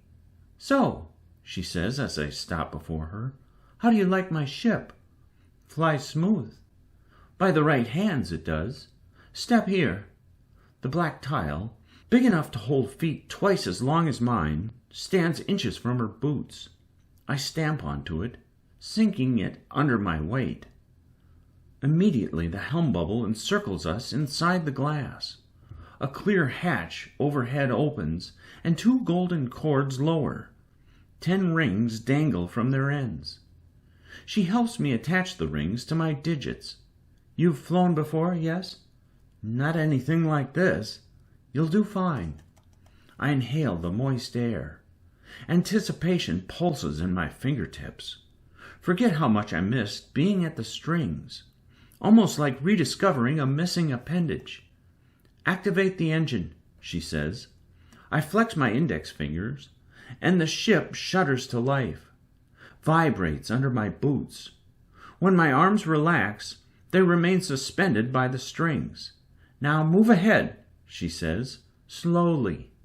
I throw my arms forward, and we blaze through the sky.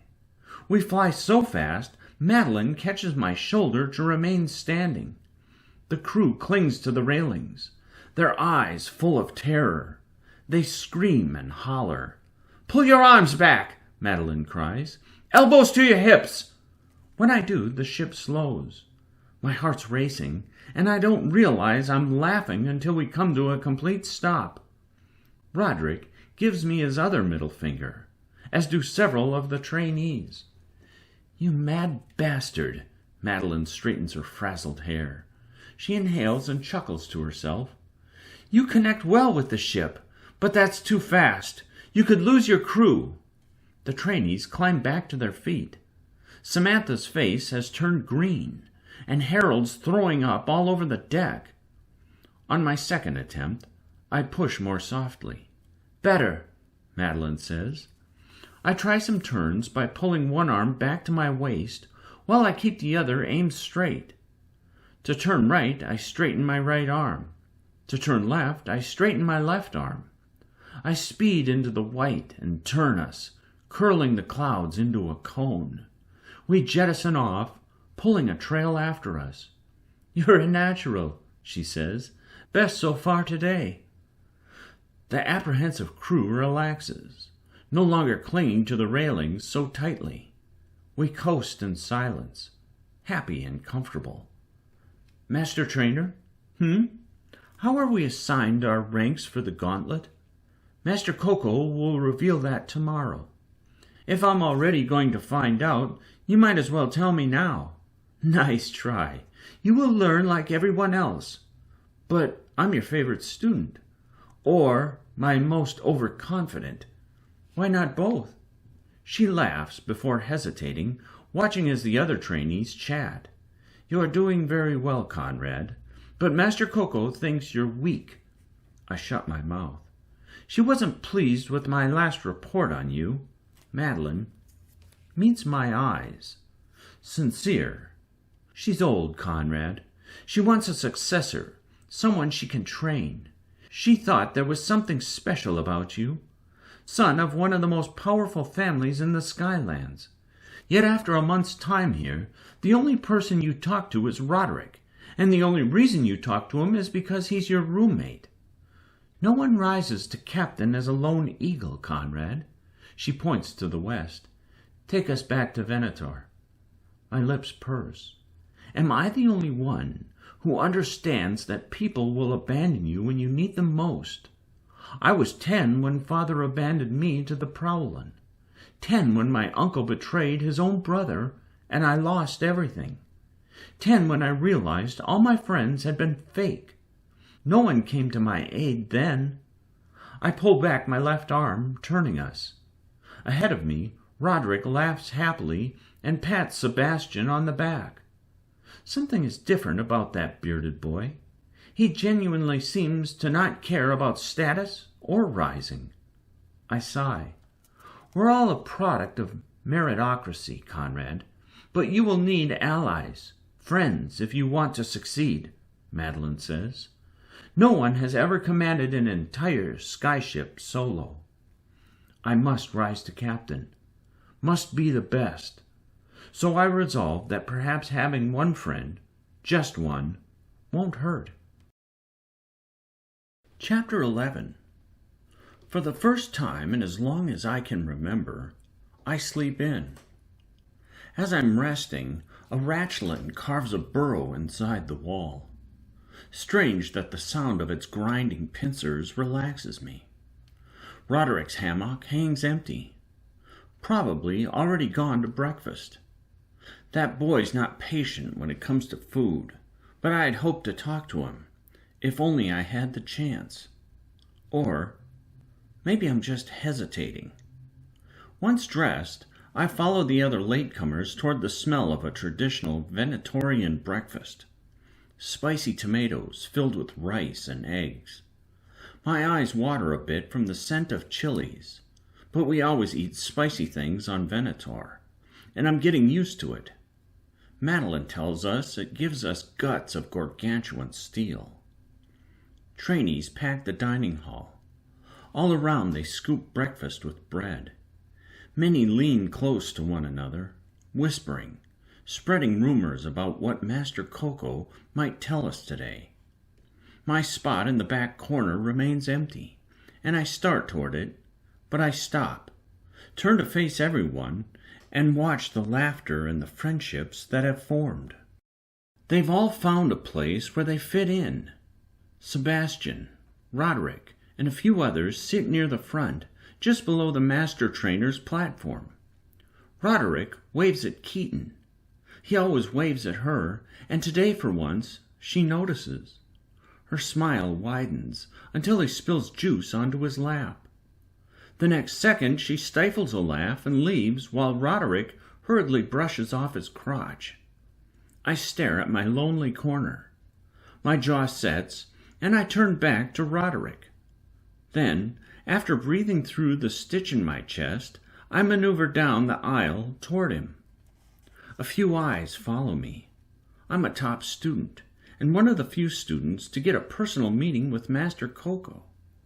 But everyone in this room hasn't judged me a threat because I'm considered an antisocial jerk. That changes now. When I stop behind Roderick, Sebastian looks up at me, mouth hanging open. "What?" Roderick says before turning. "Oh, Conrad! What? What are you doing over here? May I sit with you?" He stares. The entire table watches. "You idiot," Roderick says before his bearded face brightens. "You needn't ask." He pushed Harold's plate farther down and pats the bench. "Come on." "What the hell, Roderick?" Harold rumbles, wiping the sauce from his legs. "My food!" "Be quiet, Harry." Harold glares and stuffs bread into his mouth. Once I sit, the hall breaks out in whispers. Pound, a few tables over, stares at me like I just grew fangs, even a hint of fear in his eyes. And above, Master Coco watches from her perch. Our eyes connect for the barest of moments. She doesn't nod or do anything, but I know what she's thinking. Roderick claps my back while he fills me a mug of red juice. "Great to have you here." The next thing I know, I'm privy to a dozen conversations at once, and caught in the middle of boisterous laughter. Sebastian watches me quietly. When I meet his gaze, he raises a glass and mouths, "Now you're learning to play the game." What he doesn't know is that I've been watching him too, watching all of them, and one day I'll take what I've learned to become captain. Everyone's talking, having a good time. Sebastian glances at Samantha, and there's an expression on his face I can't quite read. He swallows his food and speaks over the others. "I heard an island to the north of here was attacked earlier today." Samantha stops and eyes him. "Gargantuans?" Aaron asks. "Yes," Sebastian says. "Vets took down the beast but lost a couple ships in the process." "Ah, hell," Harold says, dropping his spoon into his tomatoes. "Why did you bring gargantuans up again, Sebastian? Then he sighs as Samantha starts talking at Eldon, re-engaging what is apparently a common debate. "I keep telling you, Eldon, the gargantuans are as natural as the lion," she says. "Have you seen the 𝘍𝘪𝘵 family library? The most grandiose in the Eastern airs. So many books, some in dead languages. Dead languages! That library belongs to my family, and I have read every book." "That's bird shit, Samantha," Sebastian says. "You don't know how to read." "Immature mid," Samantha growls. "Look, Eldon, they're natural. I'm educated on these things. How could gargantuans procreate if they weren't natural?" "The answer is simple, Samantha. They are unnatural because there is no link to them in the evolutionary line," Eldon says. "Scholar will find it," she says. "Find it, Samantha? They are the ones who don't want you to know the truth." "What truth?" "Gargantuans are unlike anything else in the world." Eldon folds his hands before him. "Their scales are made of hardened steel. They are not like the birds, not like the bat, not like anything that flies. They do not exist on the line because they are not part of the line." She stares at him with an incredulous look. "The mashtons, the prowlons, the sheltons, they're all unlike anything else too." "How do you explain their existence?" "Easy," Eldon says. "They are also unnatural. Look, Samantha, you cannot trust everything Scholar has taught you. You don't trust the trade that you wanted? I trust them to disseminate information that helps the Skylands, but everything they have taught has been carefully constructed to maintain order." She throws her hands in the air. "I can't believe this. I've been engaging with a conspiracy theorist all this time. No wonder Scholar didn't select you." His lips purse. Harold rubs his eyes, exasperated. He looks like he'd rather eat toe fungus than listen to this any longer. "Come on, guys, can we just drop it? You will never agree with each other." "Stay out of it," Samantha snaps. Everyone quiets, but Sebastian hides a grin behind his hand. "Sammy," he says, "you're getting irritated. It's probably best to back out. You'll never win a debate with Eldon." She whirls on him. "Don't call me Sammy. I'll have you know, Sebastian, that my mother could make life very miserable for you, so stifle your whiny voice." "Why do you always bring up your mother when you're threatened?" Sebastian sneers. "Can't fight your own battles?" Her fist slams the table. "I was trained by Sion of Nuntanamolo, the greatest dueler of the Eastern Rim. If it were not for the way of the hunter, I would break your arms and squash your jewels." Sebastian's smile shrinks. "Enough with the threats, Samantha," Roderick says. "We were having a nice meal. Conrad's here. You're going to scare him off." "Okay, maybe not. He's not scared of anything. He ate a prowlon or something as a kid." Harold stares. "He what?" I shut my eyes. Never should have told Roderick about that, but he kept prodding. "Are we supposed to be impressed?" Samantha scoffs. "Mother could buy me a prowlon steak. Anyone can chew meat, Conrad." "Actually, I think he killed it," Roderick says. "Well, he didn't tell me that exactly. Just little details when I wouldn't leave him alone." Sebastian stares at me. Harold and Eldon seem intrigued. They all lean toward me, waiting. "There's nothing to tell," I say. "Come on," Roderick says. After meeting their faces, I lower my spoon. I was hungry. I killed a prowlon and ate it. The end. Samantha's about to speak, but a great hush comes over the hall. Master Coco stands almost directly above us. Her wrinkled fingers drum the balustrade as she watches, waiting for silence. "Good morning," she says, voice magnified by her calm gem. Everyone turns. "Since it's the midway point of your training," she says, "it's time to prepare you for the end. You'll soon be competing in the gauntlet, where you will have 2 months to kill as many gargantuans as possible. You will live every moment on a skyship. You will be organized into crews of 8 and will have no aid from veteran hunters. This you already know. But what you don't know is how your ranks will be decided before the gauntlet. You might have thought your performance in training class would be most important. It will help, yes, but it won't make you captain." A few anxious whispers spread. Some trainees have been spending extra hours studying, going to target practice, or running on the metal track.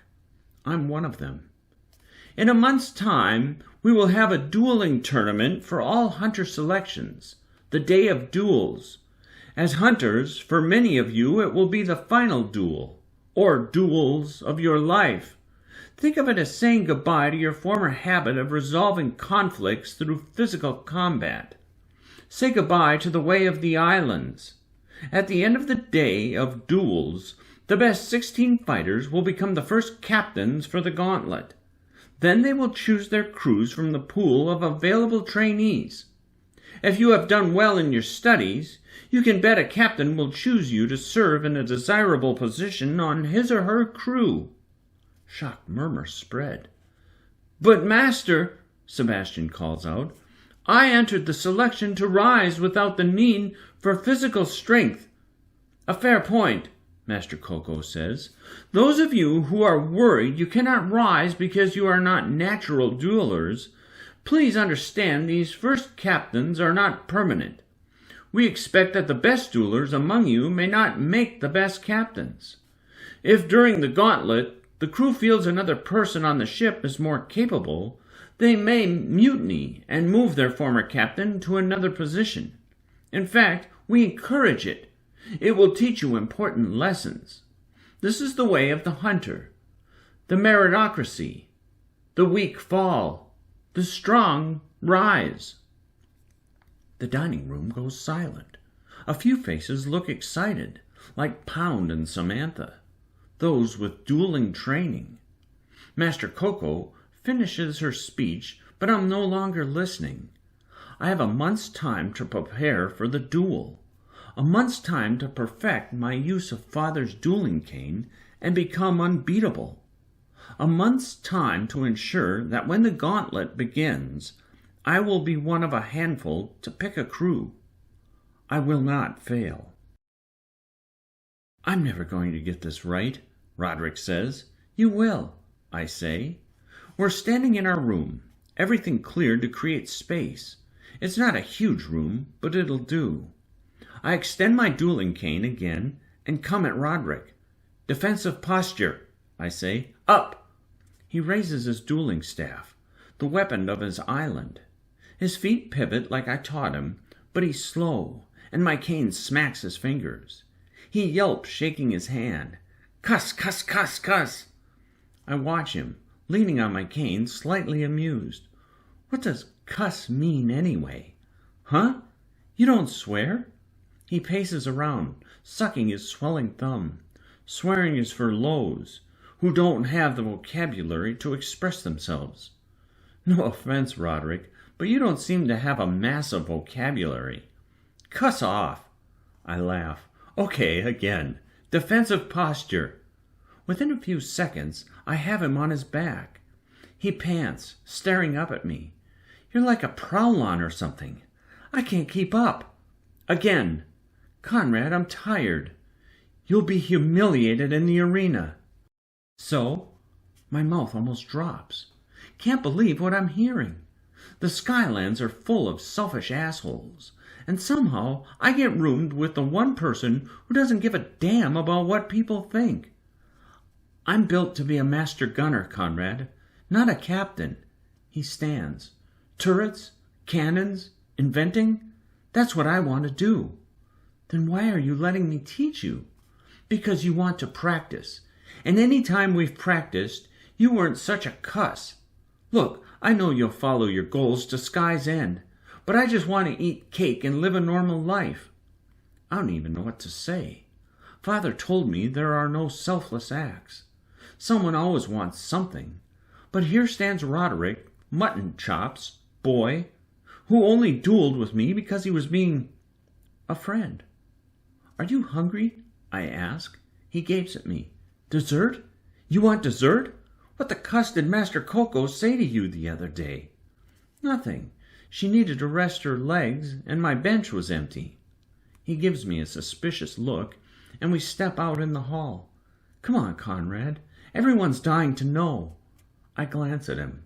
Consider telling him that she wanted me to make a friend, but I'm not sure Roderick would understand, especially since I just befriended him. So I explain that she challenged me to be better. Roderick frowns a little, unconvinced, but before he can press the issue, we run into some of his friends. Next thing I know, I'm walking among a pack of them toward the smell of fresh dessert. A few stars sprinkle through the dining hall's windows, and the heat globes throb. Several red-eyed trainees sit in small groups at separate tables. Unfortunately for Roderick, the only girls who came with us are Samantha and her girlfriend Erin. We join a table. Sebastian cuts a spicy cake in half, revealing the moist orange inside. I take a small slice. After starving as a loaf for so long, I found that sugary desserts give me a stomachache. Still, when I fork some into my mouth, I nearly moan. The cake's warm and gooey. Hunter certainly hasn't resisted using their extensive resources to make us happy. Maybe because of the high mortality rate. Let us live while we can. How are you at dueling, Conrad? Sebastian asks. Fair. Fair? Samantha says, eyes narrowed. You were a high for 10 years. And Irwin, you must have trained. I suppose you trained? I ask. Samantha brushes her brown hair behind her pretty head.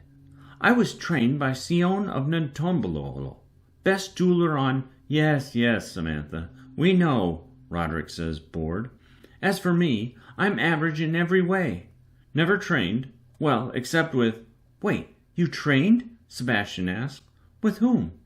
Me, I say. Samantha smirks. Ah, so how modest was Conrad being, Rod? Roderick shrugs. He's fast, strong, but honestly, everyone looks fast and strong against me. Samantha and Erin laugh. You should have invited me, Sebastian says, glumly picking at his cake. I'm a miserable dueler, have no chance. I will teach you how to duel, Eldon says. Roderick raises his eyebrows. You can teach him, Eldon? Samantha laughs. You were supposed to be selected by Scholar. She flashes her beautiful smile. But don't you untrained gentlemen worry. With my skills, I'll become one of the first captains of the gauntlet, and I've been keeping an eye out. Maybe some of you will get a spot on my crew. She glances my way for an instant. I ignore her. Roderick's head perks up when girls laugh in the hall, and my head rises too when someone else walks in. Bryce has such an ease about her, the way she moves between tables, almost gliding, speaking to multiple people at once. She meets my eyes. For the barest instant, I think she's coming my way. Instead, she sinks onto a bench beside a couple boys. Roderick snaps his fingers in front of my vision. I blink. What? Let me give you a tip. He throws an arm around my shoulder. Ask her what her favorite thing is, and then no matter what she answers, tell her that's your favorite thing too. Eventually she'll find you have so many things in common that you couldn't possibly be apart. I've done this many times. It works really well. Samantha rolls her eyes. What if her favorite thing is other girls? Roderick considers the question before stuffing a chunk of cake into his craw. Then I won't have to lie. I choke on my dessert. See that? Roderick says excitedly, patting my back. I made him laugh again. That wasn't a laugh, I say. Close. I read yesterday that in the last 20 years, 3 people have died in the day of the duels, Sebastian says quietly. Do you ever think about dying? We all look at him. What the cuss is wrong with you? Roderick says. Eldon lowers his fork to the table and interlocks his fingers beneath his chin. It is not death we fear, Sebastian. It is the unknown. Fear that we do not know where we are going. Silence. Eldon, do you ever not sound like such a damn weirdo? Samantha asks. He frowns. Besides, we won't die at the duels, Sebastian. Stop worrying so much. It makes your pickle seem smaller than it already is. Sebastian erupts. He stands and slams his napkin onto the table. Apologize! Sit down before you get hurt, she says. His right eye twitches. While everyone watches his face, his thumb grazes the cake knife. Relax, Eldon touches Sebastian's forearm. It is not worth it. Sebastian's face twists with fury. But after a tense moment, his thumb slides away from the knife, and he drops onto the bench. I stare at him. He wanted to do it. He wanted to shove that knife into her. Samantha tosses her napkin. This cake is dry. I think I'll go to bed. Come, Aaron. Aaron follows her, reaching to hold her hand. Once they're gone, Roderick leans over to Sebastian. She's a cuss, always picking fights. Don't know why she even sits with us. She sits with us because you invited her, Eldon says. You carried her luggage because you thought that would somehow win her affection, when she could not be any less interested in you. You need to tell her she is not welcome. Yeah, well, it's not a good idea to make enemies right now, Roderick says. We go quiet. I wonder who we'll be pitted against in the duels. I hope I don't get that huge brute from Homestead. What's his name? Pound? You have nothing to worry about, Sebastian says. You say that with such confidence, Roderick says. Got an inside source? Anyway, I've heard some of the trainees will surrender their matches depending on their opponent. I might if I get Pound. You going to surrender your duel, Sebastian? No, Sebastian says. But you're terrible at dueling. Wait. Roderick's eyes narrow. You do have an insider. I see it in your little eyes. You know who you're matched up with, don't you? Your aunt told you. His aunt? I ask. His aunt is Master Coco's assistant. Feeds him info from time to time. All I can say is, it's neither of you, Sebastian says. So don't worry. I wouldn't be worried even if it was me, Roderick laughs. Who am I matched against? A surprise. Come on, tell me. Before Sebastian replies, his eyes stop on something over my shoulder. I turn around, and standing there smiling awkwardly is the girl who makes no sense to me.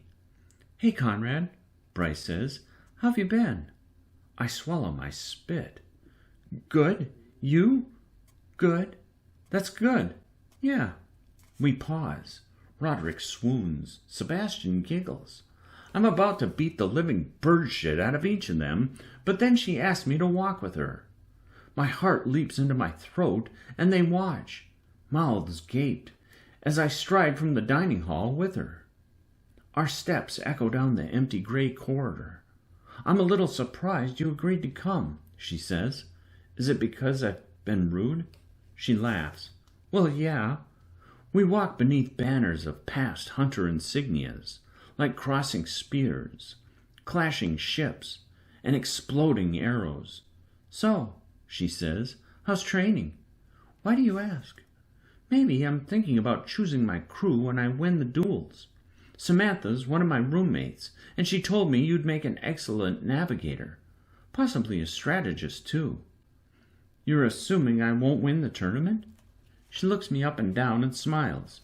You're strong. It's possible. Maybe I'd choose you. You don't know my marks. You went to university, I say. Besides, I've seen you run from the stick. She laughs. Oh, so you've been watching me. Maybe. I noticed you still have that necklace, by the way, she says. I glance down at the chain, dangling a little outside of my collar. What is it? She asks. My fingers touch the warm gold in the pendant. It's my sister's. I haven't what? Nothing. Bryce frowns and opens a door, and we step onto a small stone balcony overlooking the hills of Venator's jungles. We lean over the balustrade, breathing the air's sweet flavor. Below us, fireflies buzz over the canopy, creating moving constellations of gold. It's a calm night. A few skyships, little jets of light, zoom into the distance. Several neighboring islands float. suspended in air as if held up by invisible string. An occasional window glows amid the jungle foliage. "Do you ever just look," she asks. "At what?" "The stars. Tonight they twinkle in the patches between the clouds. Where I'm from, we don't see stars much. What island are you from?" "You wouldn't know it." She gives me a coy look. "If you were captain, what position would you select me as?" "Quartermaster." Quick response. Her fingers drum. "Quartermaster. The one in direct contact with the captain. Second in command. In charge of morale. You'd be around me often. Think you could handle that?" I shrug. "Well, I wouldn't select you as quartermaster," she says. "You're too good of a flyer, and to be honest, you're too big of a jerk. Do you still think I want something from you for saving your life? You keep asking me that, so yes, and you didn't answer my question. What island are you from?"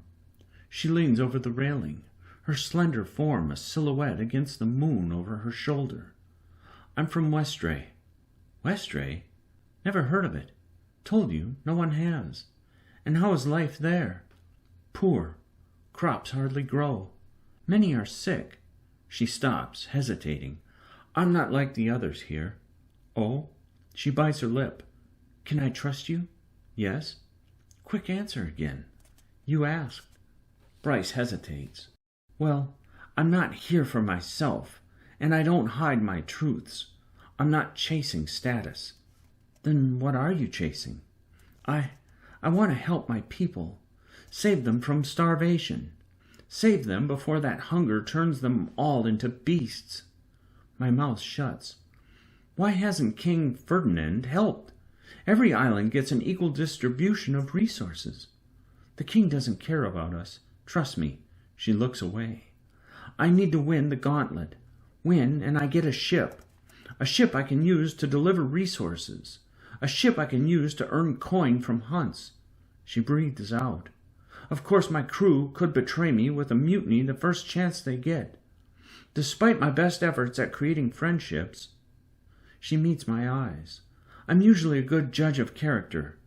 I think that quiet, evasive exterior of yours is a mask. You are not a beast at heart, Conrad. I think if I chose you for my crew, you'd help me win.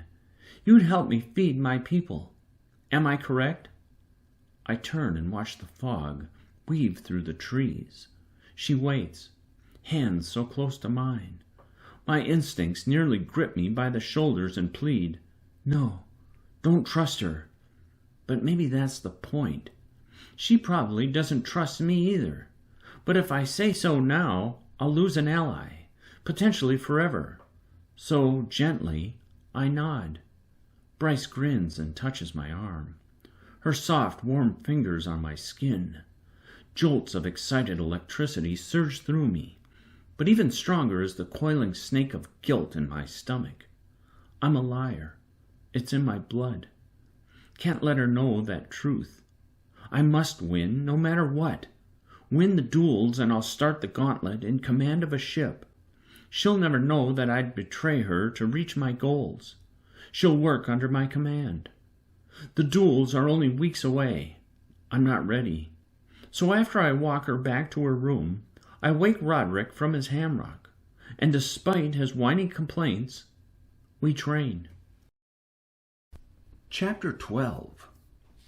In the last 6 years, I've lost my father, my sister, my mother, and my status.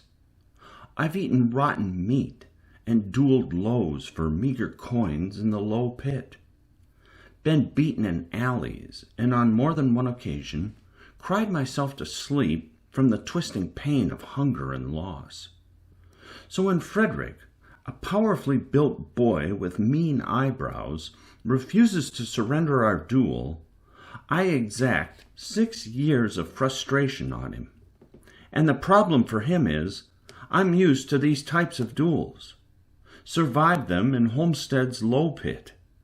I won't stop until the timer ends, or he can't go any more. "Begin!" Master Coco cries. I clench my jaw, extend my cane, and go to war. Frederick stumbles back, not ready for me.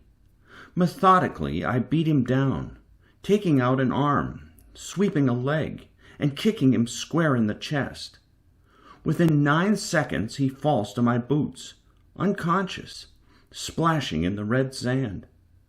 The trainees under the tarp and the veteran hunters on the bleachers stare in stunned silence. I wipe the blood from my cheek, retract my cane, and wait. The judges' table looks down at me. All the old men and women in silver hunter robes stare, seemingly forgetting to score my performance. The judges whisper. Several trainees step from under the tarps to see my scores. The first judge raises a number over their head. 10. The others follow. 10, 10, 10, 10. 50. The first perfect score of the day. The crowd of veterans and Westdock residents erupts. But while I stand under their adoration, my eyes focus on Master Coco. She's not clapping like the others, but she gently nods at me. The trainees part as I stomp into the shade and head toward the wooden bench against the wall. 2 girls and a boy quickly slide away to make space. "Holy cuss!" Roderick says, joining me. "You leveled him!" He pauses. "If we get matched, I expect your surrender." Even though I'm still fire and anger, his stupid, goofy grin overwhelms me. "Stupid ass," I say. He laughs. Master Coco announces the next contender. Sebastian of Abel. "Oh, cuss, here we go," Roderick said. Little Sebastian searches around, almost in disbelief. His shaky hands catch his dueling cane, and his face pales as he marches onto the hot sand. The crowd jeers, laughs at his diminutive stature. "Poor guy," Roderick says. "Joined the selection to specifically avoid dueling." My mouth shuts. I've been watching Sebastian for a while, and there's something off about him. Something about the way his grin tugs the corner of his mouth, and how he acts the part of the insecure boy almost too perfectly. Worse, he already knows who he faces. His fear is false. The crowd's laughter explodes when his opponent enters the sunlight, probably because she stands a full foot taller than him. Samantha of Talba. "She'll pulverize him," Roderick cries. They hate each other. Sebastian and Samantha enter the white square in the sand. She carries 2 black batons and maintains the posture of someone trained from birth to defend their status for an entire lifetime. He holds the stance of a middle boy who received a few cheap dueling lessons by someone who never won a match. Samantha speaks to him, perhaps offering him a way out. "Come on, Sebastian," Roderick mutters. "Surrender." Sebastian looks pathetic against her towering height, with only a wobbly cane in his hands. Still, he numbly shakes his head, refusing to submit. She frowns, but there's some excitement in her eyes. "Begin!" Master Coco yells. The clock on the judge's table ticks. Samantha charges, both batons up.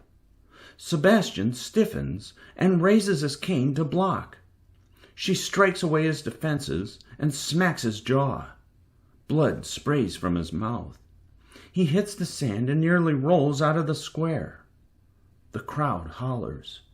Sebastian slowly rises. I lean forward, study them. She keeps on the offensive, knocking him over again, stomping at him before he squirms away. Sebastian acts like a lost dog, unsure how to handle her speed or strength. Yet there's something about where he's allowing himself to get hit. Strategic. She continues, motivated by her progress, and I get the sense that somehow Sebastian has something planned.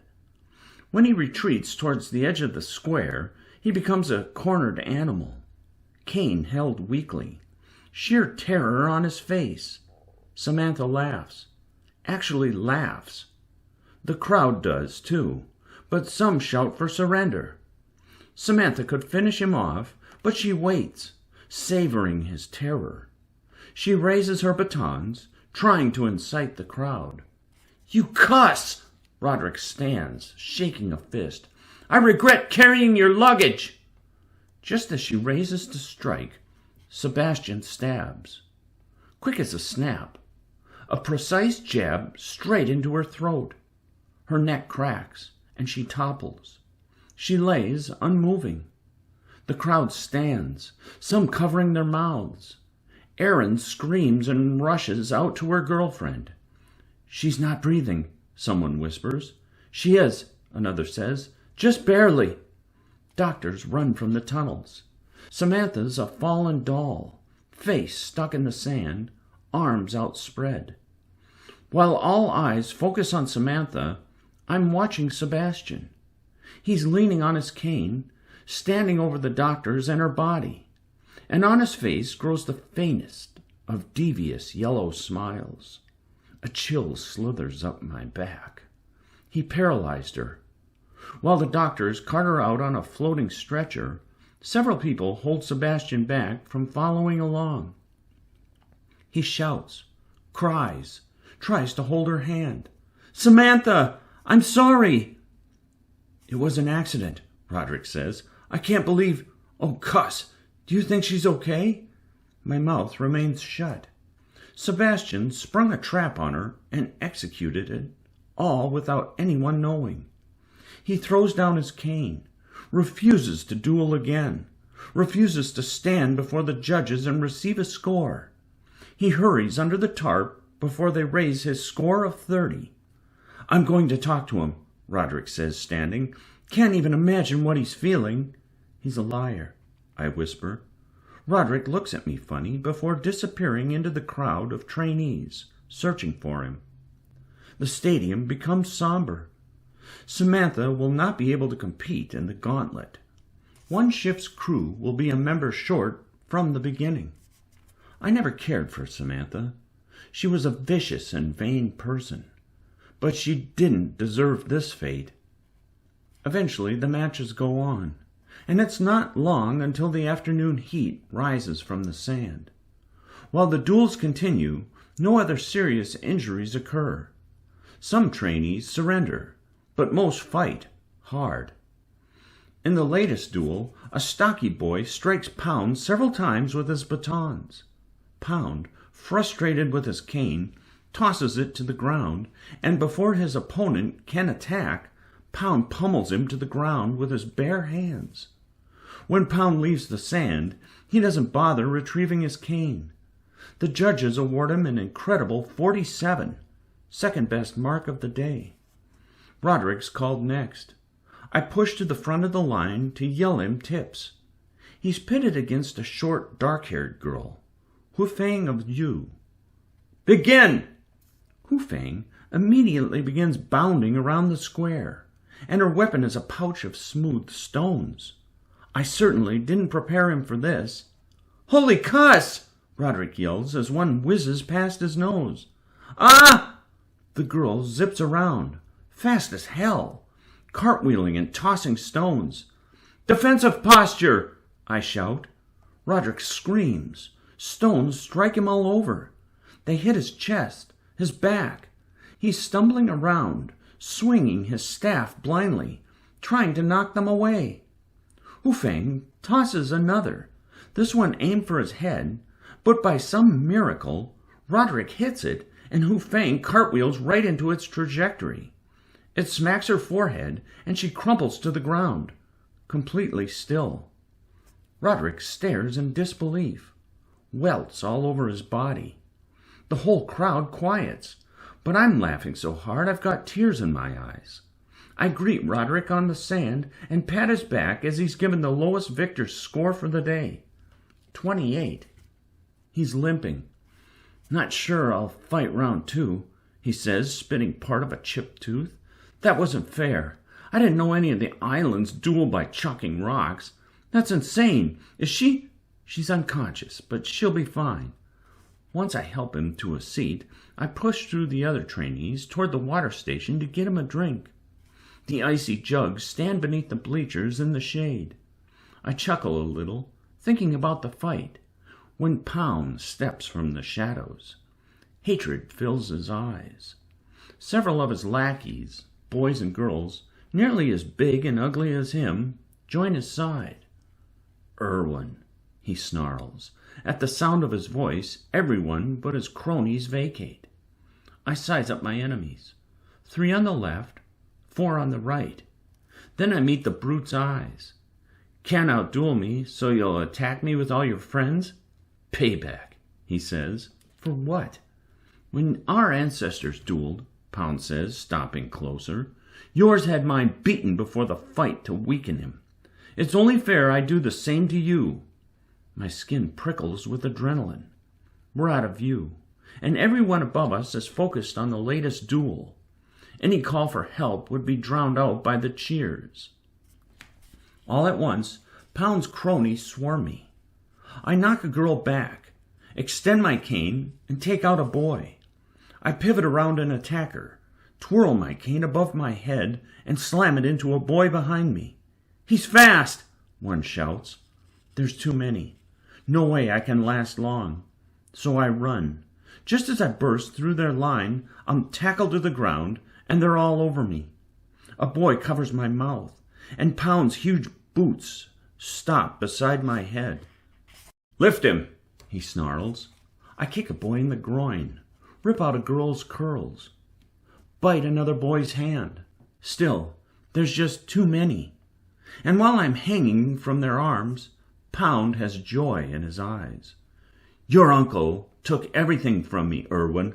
My family hates me because of your ilk." Just then Sebastian steps into view and stops, frozen. He sees me, and for an instant I think he'll run to get help. Instead, he leans back into the shadows and watches with that tiny yellow smile of his. Bastard. Pound cracks his massive knuckles, spits in my face, and laughs as foam dribbles down my cheek. There's nothing I can do but meet the beast's ugly face, look into his eyes as my arms are constricted behind my back. Pound sneers. Then he throws a bone-crunching punch into my ribs. It rattles my skeleton, sends pain shock-waving through me. My vision blurs, lungs sting. I sag forward, coughing. They release me, and I kneel over Pound's boots, holding my raw side. "Good luck on your next match, Elise," he says, kicking dirt into my eyes. Then he leaves me whimpering like a little kid. The pain wets my vision. He broke my rib. Can hardly breathe without feeling a stab. Once I push myself to stand, pain spikes in my side. Gingerly I retrieve my cane, and I lean against the wall, shutting my eyes, just trying to get a little breath. Then Master Coco announces the next contestant. "Conrad of Elise." My heart falls, and I look up into the sky. My teeth grit. Father would never let me surrender a duel. Erwin flows through my veins. We dueled to the crown of the mountain. We do not surrender. So I grind my teeth, and even though my vision sparkles, I limp onto the sand, doing my best to maintain my posture because I know Pound's watching. The crowd roars upon my return. Blood trickles down the back of my throat. The bright sun stings my eyes. I need more air. Just not getting enough. We'll need to end this next match quickly. Then I'll have time to recover. I catch Pound's gaze. He's standing with his cronies, smiling. I'm going to break his face with the Erwin Eagle. Master Coco calls out my opponent, but it's not Pound. Shock tingles through me. My chest feels tight as my opponent steps onto the sand. 2 dueling braces over her forearms from wrist to elbow. Brace of Damon. Any of the playfulness I've seen in her eyes is gone. She is determined. Has a whole island to feed. Believes in her cause as strongly as I believe in mine. "I'm sorry," she says. "I can't surrender." "Begin!" Bryce charges. My rib stings as I spin around her attack. I swing hard, hoping to knock her out of the square, but her brace swipes away my cane. I stumble forward, and before I can recover, she leaps at me, digs furious fists into my gut, my ribs. I shout in pain. For an instant, she relents. Then she shakes out of it, comes at me again and again. The air stolen from me, body sluggish, my broken rib screams. Everything hurts. I try elbowing her face, but she jabs a fist into my jaw and kicks my hamstring. I fall to one knee. Dizzying shapes surround me. The crowd whoops. Pound laughs so hard he leans on a companion's shoulder. Finally, I fill my lungs and wipe the blood from my brow. When I rise again, the clock shows 60 seconds left. 60 seconds to change the match. Bryce knows it too. She holds her ground, her toned arms up in a defensive stance, nimble legs ready to dodge me. And as Pound laughs, hot rage surges inside me. My eyes narrow. Body tingles with adrenaline. The pain melts away. Nothing will stop me from getting my sister back. I roar. Bryce blocks my assault, but I chisel away at her, get her shoulder, smack her thigh, graze her neck. They're only scuffs. She's fast. I need more to impress the judges. I step back, study her posture. She must have a pattern to her defenses, a weakness. When I launch another attack, she swipes away the jab with her right, always the right. So I feign an attack on her left, and she compensates too much. Got her. My boot slams into her gut, knocking her off her feet. She crashes into the sand, coughing. 10 seconds left. I leap over her, pinning her arms to her sides with my boots. Then I raise my cane, ready to finish her. But before my cane strikes, she sweeps out my legs. My back strikes the sand. I yell, hop back on my feet, ready to dive into her again. Before I can, the clock ticks 0. Time! My eyes shut as I slide to a stop. Warm blood drips off my nose. My chest heaves, and the pain in my side sings again.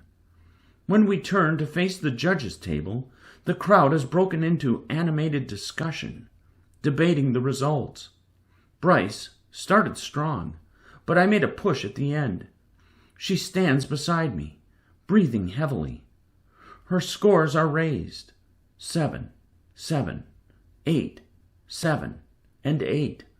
Total, 37. My pulse quickens as the judges focus on me. The crowd leans in. Some trainees step on the sand to get a better view of the numbers. The scores start. 8, 7, 8, 8. The last judge, an old woman, studies me, but her face pinches with disappointment. Finally, she raises a 5. My total? 36. Chapter 13.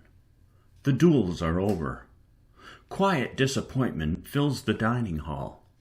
Only a few speak, and many nurse bruises while glowering at one another.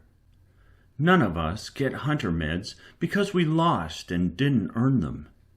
Perhaps the expressions around me explain why Hunter opposes dueling as a way of rising. We're expected to work together aboard our vessels. Hunter is still meritocracy, but a different type. None of us in this hall made it to the final 16, and now we wait for our positions to be decided by the first captains of the gauntlet. Every captain will choose their entire crew, except one crew will only have 7 members. Coco announced that Samantha survived but is paralyzed from the neck down, and thus will not be able to compete. My face turns bitter as I noticed a few of Pound's cronies, all sitting apart from one another. Their faces have been purpled by fists. Pound has no problem beating them into the sand when they faced him. Roderick limps to my table. "Brought you some food." He slides stuffed shadow peppers before me. Chunks of white meat fill them. Their smoky scent almost tempts me, but I can hardly think about food. If it weren't for Pound, I'd be choosing my crew right now. That bird shit was champion of the duels, and he can't even duel properly. He just happens to be almost 7 feet tall. Maybe I wouldn't have beaten him in a match, but I still would have made it into the top 16 easily. Would have been captain as soon as the gauntlet began. "Well, the good news is," Roderick says to me, munching on a pepper, "you're sure to get a good rank. Not like Harold over there. Poor cuss. Fortunately for him, Madeline has been making him practice those swabby skills." I'd laugh if not for my broken rib. Roderick smiles, and I realize now that I've lost the duels. I have nothing to give him, and yet he's still here. If he'd been my friend on Homestead, Mother and I never would have frozen in the cold after our banishment. He'd have brought us in. "You are my friend," I say. "What? You are my friend. What's your point?" "It's strange." He snorts. "No, it isn't." Making friendships is like basic math to him. Doesn't even need to second-guess it, or question how it'll impact his path. He stuffs another pepper into his craw. "You'd make a great navigator. Everyone says so." "I'd be a better captain, and chew with your mouth closed." "Conrad," he chomps loudly, "to be captain, you'll have to lead."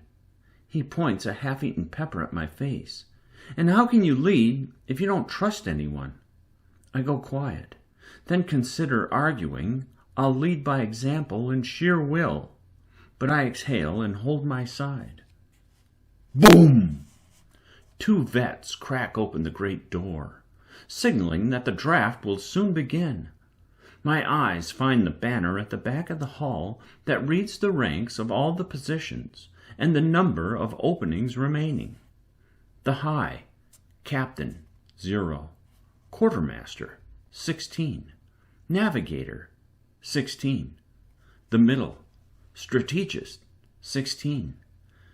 Master gunner, 16. Mechanic, 16. The low, cook, 16. Swabby, 16. Master Coco enters, standing as a dark shadow in her flowing silver robes. She scans the room, waiting until the few chattering trainees go silent. "Good evening. Soon you will be competing in the gauntlet. Death may await you there. Your positions are sure to fluctuate, but know this: mutiny against your captains only with great caution. The wrong captain could mean losing the gauntlet and the reward money." "Money?" Roderick's head perks up. "I forgot about the money." "Now then," she continues, "the draft. The captains are allowed to choose in whichever order they prefer. Even those of you who have performed well might fall to cook." The room murmurs. It'd be just my luck to get chosen as someone's damn cook. They'd regret it, too, once they tasted my food. "The champion of the duels, Pound, has made his decision." She pauses. "For the first pick, he has chosen Bryce of Damon as quartermaster. Congratulations, Bryce." Scattered applause fills the room as she stands. She hugs her friends and hurries from the hall, determination on her face. Doesn't even look at me. I glumly stuff a pepper into my mouth. It's a little burned and bitter. "On the sunny side," Roderick says, "Pound just picked one of the few people in the room who will probably end up a captain." I grin a little. Pound can't win this thing. No way. The picks continue to come in, and trainees file from the room. Most are chosen as either quartermaster or navigator, but one person gets picked as a strategist early. It's not long until all the quartermaster spots are filled, but I never expected someone to choose me as one. You'd be better off with a starving prowlon as your first mate. Whoever picks me will have to contend with me. Finally, the navigator spots start dwindling. As Coco reads the picks, I sit a little more upright, hopeful. Navigator's still a high position on a ship. I'd have rank over more than half the crew and could build support to eventually supplant the captain. Pound selects Eldon of Bartimus. Good choice by Pound, though I'm probably a better flyer than Eldon. The picks continue. Navigators chosen left and right. When the final navigator position goes to someone named 𝘚𝘩𝘪𝘬𝘦, my disappointment becomes immeasurable.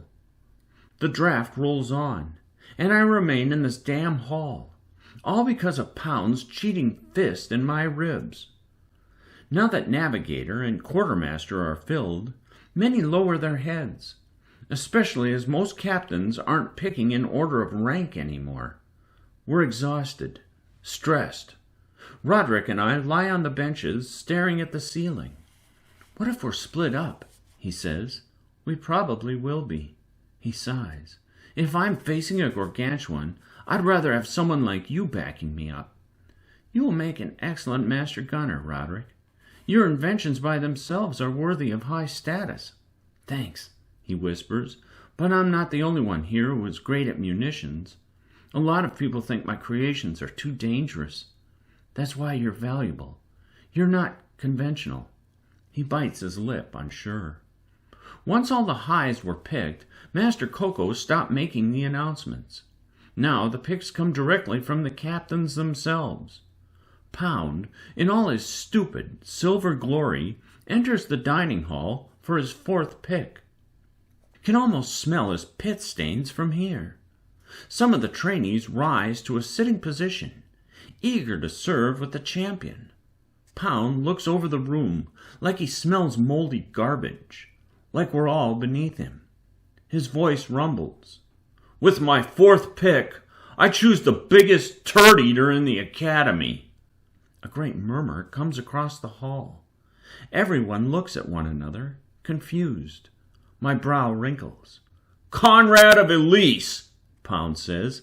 Get up, you lazy lotcher. I nearly fall off the bench. What? All eyes watch me. Roderick's so stunned that his mouth stops. A devious grin wrinkles Pound's face when I approach him. Congratulations, Irwin. Come with me and you'll learn the position I have planned for you. A few uh-ohs spread before I follow Pound out the door. Roderick blurts out a good luck. As Pound and I walk the hall, his smirk exposes his plans for me. I'm about to head off on the most dangerous hunt in the world with this bird shit as my captain, and he doesn't even want me for a middle position. I am to be the lowest low. Chapter 14. A couple hours later, I'm seated in a comfortable academy room with my new crewmates. The green, round badge of the 𝘬𝘪𝘐𝘬𝘦 sits on my chest, just below the harpoon insignia. As my fingers pick at the smooth metal, I study the people around me. They all sit around a pulsing heat globe, chortling and making small talk. I'm in the corner, alone. Pound's golden captain badge glints as he thumps backs, tussles hair, and laughs at jokes. Never seen him this way, so nonchalant, and I loathe it. He throws himself onto the beige couch beside the heat globe. His enormous legs hang over the armrest. He thinks being captain will win him his family back, but the Atwoods don't forgive. And the only way he'll ever have a chance of reuniting with his family is by staying captain. You're from Homestead, yeah? Keaton stops before me. When my eyes find her fierce gaze, I understand why Roderick melts whenever he sees her. I am. That's 4 of the crew, she says, pushing her black dreads back. The strands obscure her white mechanic badge. Bryce isn't actually from Homestead, I say. Technicalities. Keaton leans a hand on the steel chair across from mine. So, tell me about yourself. You wouldn't like my answers. Okay, you're broody. What else? I shrug. You know, I could give up and walk away, she says. Ignore you. But the way I see it, you'll be my crewmate for the next 2 months, during the most perilous time of our lives. So I think we should, at the very least, reach an understanding. Don't you? I squint at her. She won't go away. And really, as the 𝘍𝘬𝘓𝘬, it'd be foolish to send her off. Conrad of 𝘊𝘰𝘮. We shake hands. 𝘊𝘰𝘮, she says, sitting. Never heard that one before. Formerly Erwin. You're Archduke Ulrich's nephew? From Homestead? He's a horrible person. She goes quiet and scratches the back of her neck. Probably shouldn't have said that. I don't disagree with you. She studies me, then grins. I'm Keaton of Johnson, from Littleton Island. She hops onto the cushion beside me. So, who do you know here? Most. Come on, she nudges me. Details. Anyone give you details about me? Well, she points at the master gunner. He told me you're a cuss. Not sure what that means. He's right. What about you? No interest in captain? I'd be lying if I said I didn't want captain, but I got strong scores during the engine assembly test, and my trainer said I had a knack for it. She points at the red-haired girl leaning against Sebastian's shoulder. Patience was top of my training class. The engines were the only thing I beat her at. Well, that and target practice. Honestly, if she didn't consume her time with Sebastian, I think she might have been top of the class for the whole academy. When Patience and Sebastian nuzzled noses, it only makes me dislike Sebastian more. Didn't know they were a thing, I say. Oh yeah, sometimes we'd find them together in different girls' rooms. She pauses. Apparently, they knew each other well before selection. My face remains passive, but this Keaton is a gossip, freely throwing around information. I wonder if she has her own ulterior motive, but the way she talks, I think she's being genuine. Excitement in her voice as she reveals little bites. Seems being the topic of your class means little, I say. I am the 𝘍𝘬𝘓𝘬𝘓. Patience is the strategist. Well, drafting has to be strategic, yeah? You don't want to pick someone you secretly fear will steal your position. Pound watches us between the gap of Eldon and Bryce. Probably doesn't like me socializing or creating alliances that could mutiny and remove him.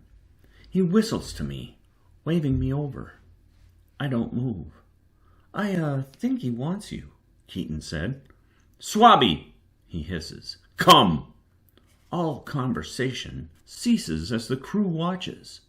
You better go, Keaton says. He can throw you in the brig as soon as we're on the ship if you disobey.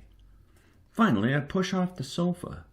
Sebastian, wearing the teal badge of cook, winks at me from over the table of refreshments, looking eager to watch this. When I stop before Pound, he smiles and lazily calls for Bryce.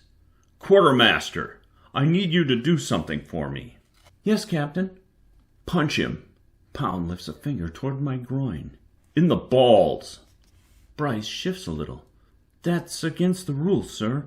Physical conflict isn't... Fine, he rumbles. Tell the 𝘍𝘬𝘓𝘬𝘓 he's ugly. I roll my eyes. All this power, and Pound acts like a juvenile. Conrad, Bryce says, turning to me, you are ugly. Sebastian and Pound laugh. Bryce frowns. Pound's face becomes serious. He lowers his enormous boots and bends forward. In his expression are thousands of possibilities, unlimited potential.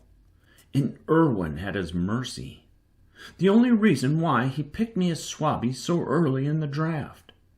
He rises to full height and stands over me like a big, stinky mountain. His pepper breath makes me blink. You'll wax my boots for the next 2 months, 𝘊𝘰𝘮. You'll be scrubbing my shoes until your fingers bleed. But if you don't want that fate, I'll make you a deal right now. I fold my arms. What deal? "Tell the crew," he says slowly, "that your dead mother was a filthy whore, unfit for even the dirtiest brothel." I erupt. The next few seconds end with Pound on the floor and my boot on his huge head. His thick arms swipe my feet out from under me. I crash onto my side, and my broken rib burns. He leaps onto me. The crew scrambles to separate us, but not before his fist clearly cracks my skull. My vision sparkles, but I'm still clawing at him. How dare he speak ill of Mother? I'll kill him. Kill him! The master gunner holds me back. "Relax, Conrad. Relax." I shrug Roderick off and wipe the red from my nose. Eldon, Bryce, and Keaton work in tandem to keep Pound back. "I'll beat you down, you little shit breath," Pound roars at me. "Let go, you damn fools! I'll throw you all in the brig!" As he struggles, the door bangs open. Everyone freezes as Master Coco, eyes blazing, stands in the doorway. Pound straightens his jacket and stands erect. "What is this?" she says angrily, looking between my cut forehead and the blood on Pound's fist. "Captain, you hit your swabby?" My swabby was being... "Silence!" His mouth shuts. "Quartermaster," Master Coco says, "explain everything." Bryce hesitates. "Now!" Roderick gives me a napkin from my forehead while Bryce recounts the details. With a huff, Pound drops onto the couch. Swabbies have a role on the ship, and they aren't there for games and insults. By the time Bryce finishes, Master Coco massages her forehead. We stand in the cold silence, the wind making the balcony creak. Then in a soft voice, Coco lashes out. "Physical conflict is not the hunter way. Pound, are you a fool?" His face turns purple. She marches to the balcony and jabs a finger at the starry sky. "Out there's the greatest threat the Skylands face, and tomorrow all of you will begin your flight to the training grounds in the southern isles to hunt them. The gargantuans will cut your ship in two with a tail swipe. Eat all they can, and leave the rest of you to fall until the black clouds consume your flesh. Maybe, if you decide to work together, you won't have to die the most terrifying, horrible deaths." She stops to breathe. "You told me, Pound, shortly after I selected you, that you would put your history of physical conflict behind you, that you'd put yourself above petty victories. That has been a lie. A good captain runs a good ship with good moving parts. You disrespect your crew, and they'll mutiny against you. And you!" She turns on me, and my grin shrinks. "What is your issue, Conrad? You are still a lone eagle, fighting the wind solo. And don't tell me that you made one friend. Do you think that's enough? Seriously?" She throws up her hands. "This whole room's dead because of an old family feud. Each one of you will die. We spent months training all of you, and for what?" She catches the doorknob. "A waste of resources. A waste of selections." The slam makes the wall shake. We stand in shock. After several long seconds, Roderick puts his hands on his hips. "Wow, that went well." No one speaks.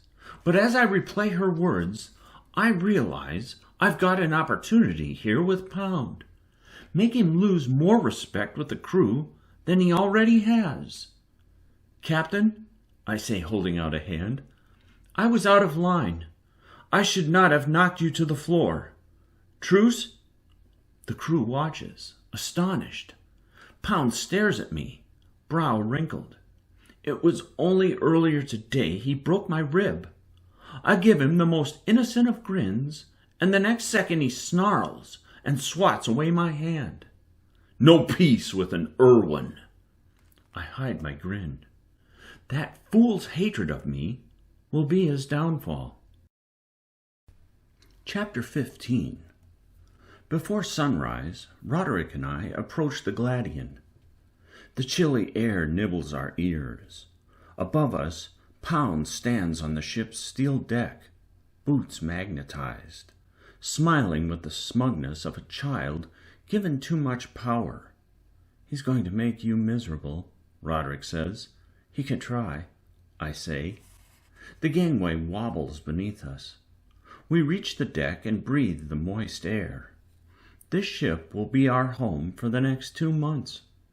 All around, dock workers tighten bolts on the turrets and railings, or inspect the helm bubble, or deposit crates and weaponry on the munitions platform at the deck's center. Hunters finishing their final preparations for the ship. Then they'll leave us. We'll be all alone for 2 months with an Atwood as captain. I shake my head, disgusted. My only solace is knowing that one day Pound will regret drafting me. He stands near the stern at the port quarter, checking off something on a notepad. Once he hands it to a dock worker, he waves us over. Pound towers over us in his big black jacket, collars reaching his ears. I crane my neck to look up at his stupid face. "Master Gunner," he says, offering Roderick a huge gloved hand. "Welcome to my ship." "Glad to be aboard, Captain." "I'm intrigued by the claw gun concept you mentioned yesterday. I'd like to see a prototype. Think you can get started soon?" "I'll get started today, if possible." "Looking forward to it."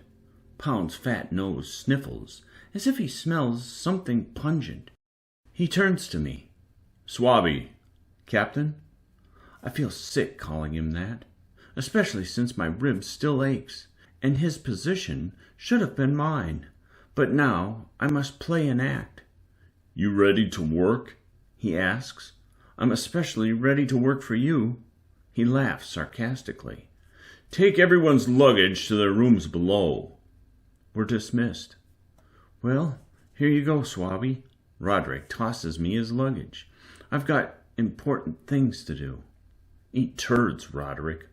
He chuckles and heads over to help tighten the turret's bolts. A few workers test the mesh that flows along the tall railings, while another disappears down the hatch to the lower levels.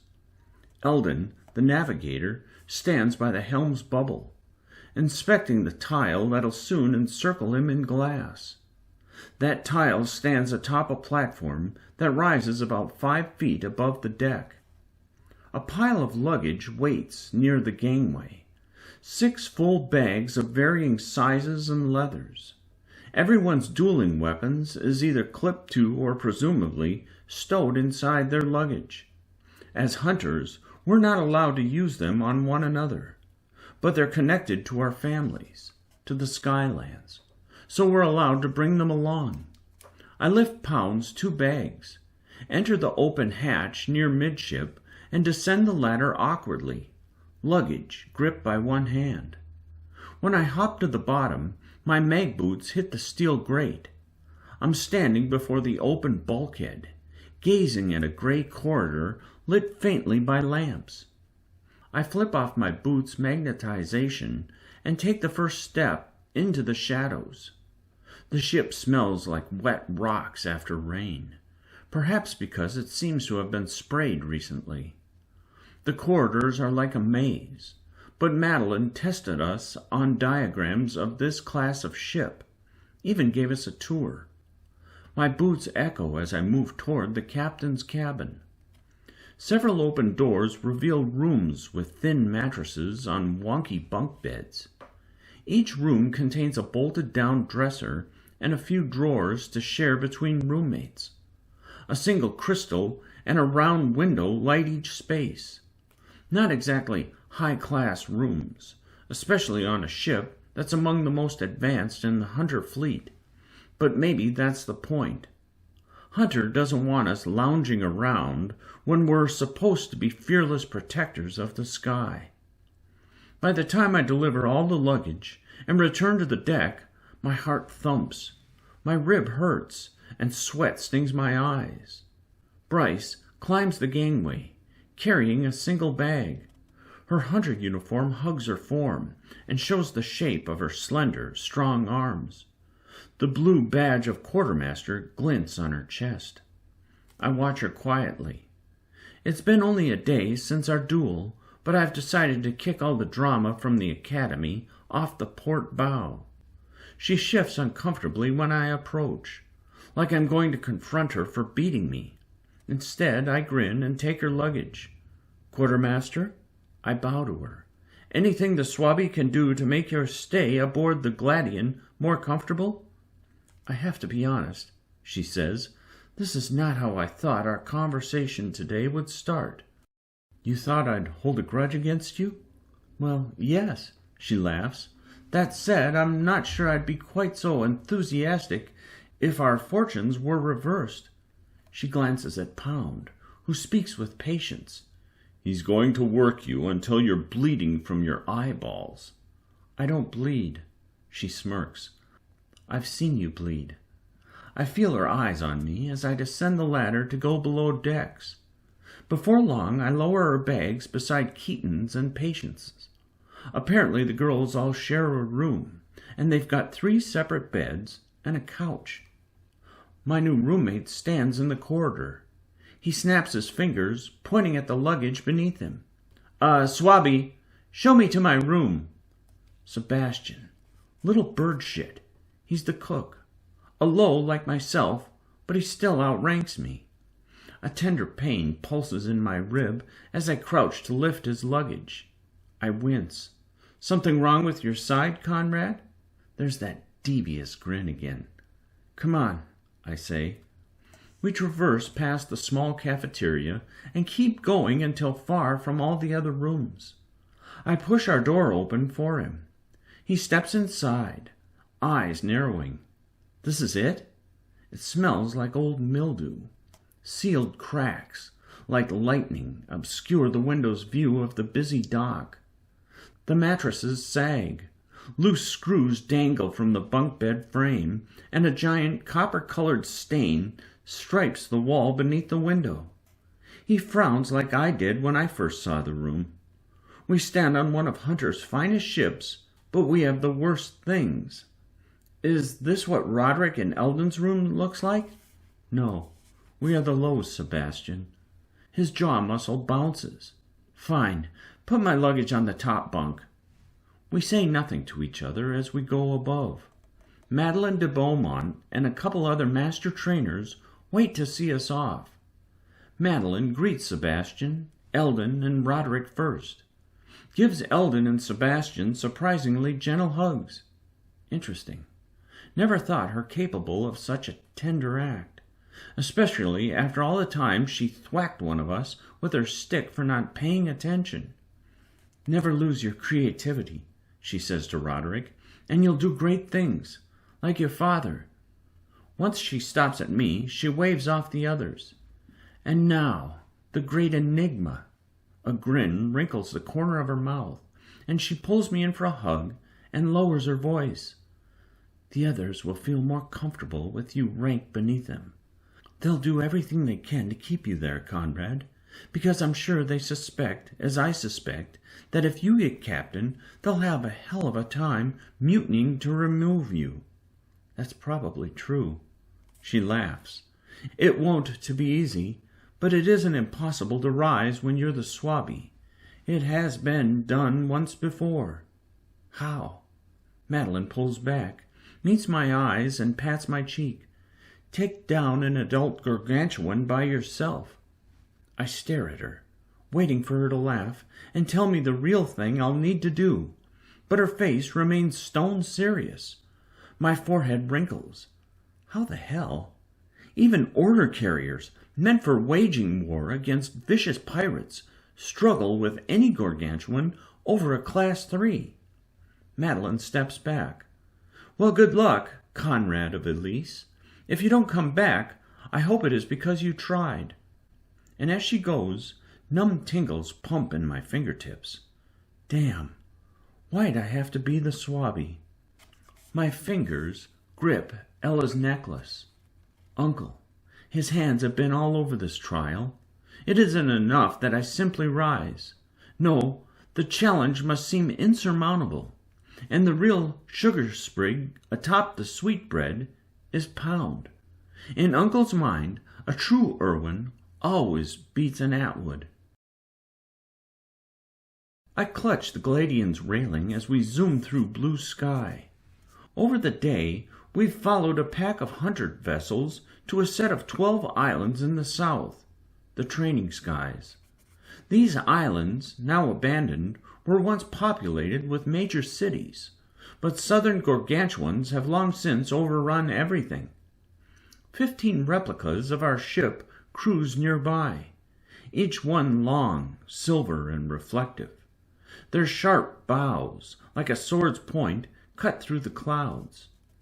They fly so near that I can see the excited and determined faces of their crews, including Aaron and Harold, and a few other members of my training class. We burst through a school of Piscians. They dive away. Wild how they all move so quick and in such orchestrated motions. A blue skyship trails each of our ships. They'll keep tabs on our crew to ensure we rise the right way, to salvage our ship in case we die, and to collect our kills. Otherwise, they won't interfere. I tighten the leather strap of my goggles. Master Coco's ship, the Archer, a falcon with a round body, jutting wings, and a spiky beak, shadows over us. Red, bleeding arrows paint its hull. Much of the Gladian's crew occupies the railings, except for Eldon, who navigates the strings. Ahead of me, Bryce points at a growing speck in the distance, the first of the group of islands known as the Hornthrow Isles. I lean forward. This island reminds me of Venator, with jungle-covered hills and hidden waterfalls, and rock formations rising over splashing rivers. It also houses the rubble of ancient cities. Fear clutches my throat as we fly past collapsed buildings. Gargantuans come here to breed. Hunter sends in trainees yearly to curtail the continuously growing population. As we near the island, our communication gems pulse with light. Master Coco's voice comes in clear. 2 months to survive. 2 months to rise. May the best captain prevail. May the best crew win. Good luck.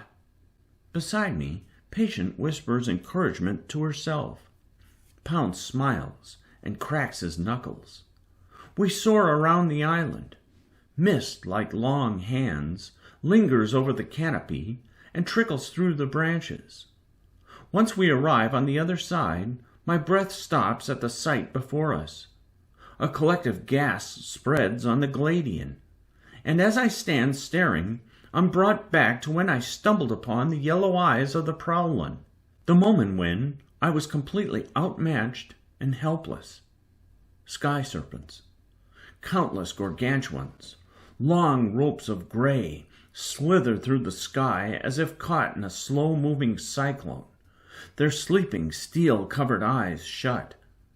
Eldon pulls back, bringing us to a complete stop. The other ships around us do the same. A Class 6 bull, at 600 feet, dwarfs the other monstrosities. His body rolls like an enormous ribbon. A bony crest bulges behind his mean, bumpy head. Long teeth spread like jagged spears around his fat snout. Rows of metal scales follow his torso. As I stare, I'm brought back to when Eldon claimed these beasts were unnatural. And I can't help but wonder about all that scholar taught me. But if they aren't natural, then why are they here?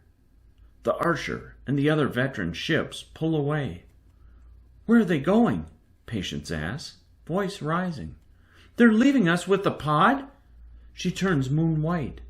Sebastian rests a hand on her small shoulder. The tears in her blue eyes threaten to spill over. We can't rise with them, he says. We are on our own. Her mouth shuts as the realization sets in. I know that feeling better than most. Father prepared me well. When I glance at Pound, I almost see fear in his hazel eyes, but also greed. He'll stop at nothing to get his family back. Still, as the veteran ships shrink in the distance, we don't move. Neither do the other trainee ships. We're all at the edge of a cliff, afraid to jump. Pound stomps forward, snatches the spyglass from his belt, and stares at the pod. Around us, the other ships are frozen. The wind carries the indistinguishable voices from the closest ship. Quietly, with a gentle wind at my back, I come toward Pound. So does Bryce, Roderick, Sebastian, and Patience. "Captain," I say, "this is a test." He squints through the glass. "Captain, we should—" "Polish my boots, 𝘬𝘬𝘬𝘠." "What? Now!" Heat fills my cheeks. I glance at Bryce and Roderick. They frown. Rather than enjoy the brig, I unclick the polish from my belt, kneel, and with a rag start scrubbing his damn boots. "Conrad is right," Roderick says. "𝘬𝘬𝘬," Pound growls. "Call him 𝘬𝘬𝘬." "Well, whatever we're calling him, he's right," Bryce says. "This is a test. Master Coco wants—" "It's a test of our strength," Pound says. "We are hunters.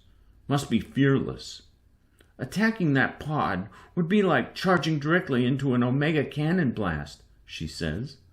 Pound sighs and massages his huge bald head. As he stands, a few of the neighboring ships zoom away from the pod and move deeper into the training skies. Living to fight a battle they can win. Easier prey. "Cowards," Pound mutters. He turns to our strategist. "What do you recommend, Patience?" Patience bites her lip. "I'm not sure there's any plan I can draw up that'll result in a successful hunt here, Captain. There's too many." Pound grumbles, and for an instant our words seem to be getting to him. But then, when he glances back at the pod, he spots a calf that has drifted outside of the safety of the sleeping cyclone. "It's not worth it," Bryce starts to say. "There's going—" A neighboring ship sees the calf too, and they start their engine. "That's our kill!" Pound cries. "Sebastian, head to the engine room." "Captain?" "Our mechanic will need help with the engine. Need all the power we can get." Then he presses his comm gem, turning it blue. "Prepare for battle!" His voice reaches each of our gems. "We've got ourselves a hunt." "Captain, you're going to get us killed," I shout. "My boots are shined enough, 𝘬𝘬𝘬𝘬," he says. "Go away." I want to shout, punch his stupid face, make him see reason, but I storm off, breathing hard, trying not to scream at this ridiculousness. Another ship starts toward the calf too. "Navigator!" Pound yells. "Full speed ahead!" Eldon glances at Bryce. "Aye." Soon our hair whips in the wind. 5 trainee ships start toward the pod. The rest stay put or retreat. I lift a mobile launcher from the munitions platform. Its heavy mount digs into my shoulder. A single black harpoon waits to be fired. Patience retreats from Pound, her eyes wide and fear in her shaking hands. I hardly know her, but I stop beside her on the port side. "Stay next to me." She looks up at me. "What?" Patience was one of the few to surrender her duels at the pit. She's not a fighter, but a planner of fights. Her brain is her asset. "We need you alive," I say. "A good strategist is not easily replaced." She squints at me, but nods softly. 2 ships pull ahead of us, approaching the pod. Their hulls come dangerously close together, trying to bump the other off track. The calf continues gliding in sleep. "Faster!" Pound cries into the comm gem. "Keaton, we need more from the engine." "We're trying," she shouts. Eldon thrusts his hand forward.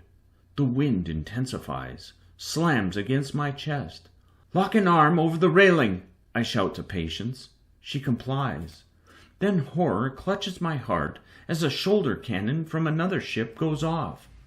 The volley arches in the air, and sails clear over the sleeping calf. It slams into the side of the Class 6 bull. Oh no. Roderick mutters into the gem.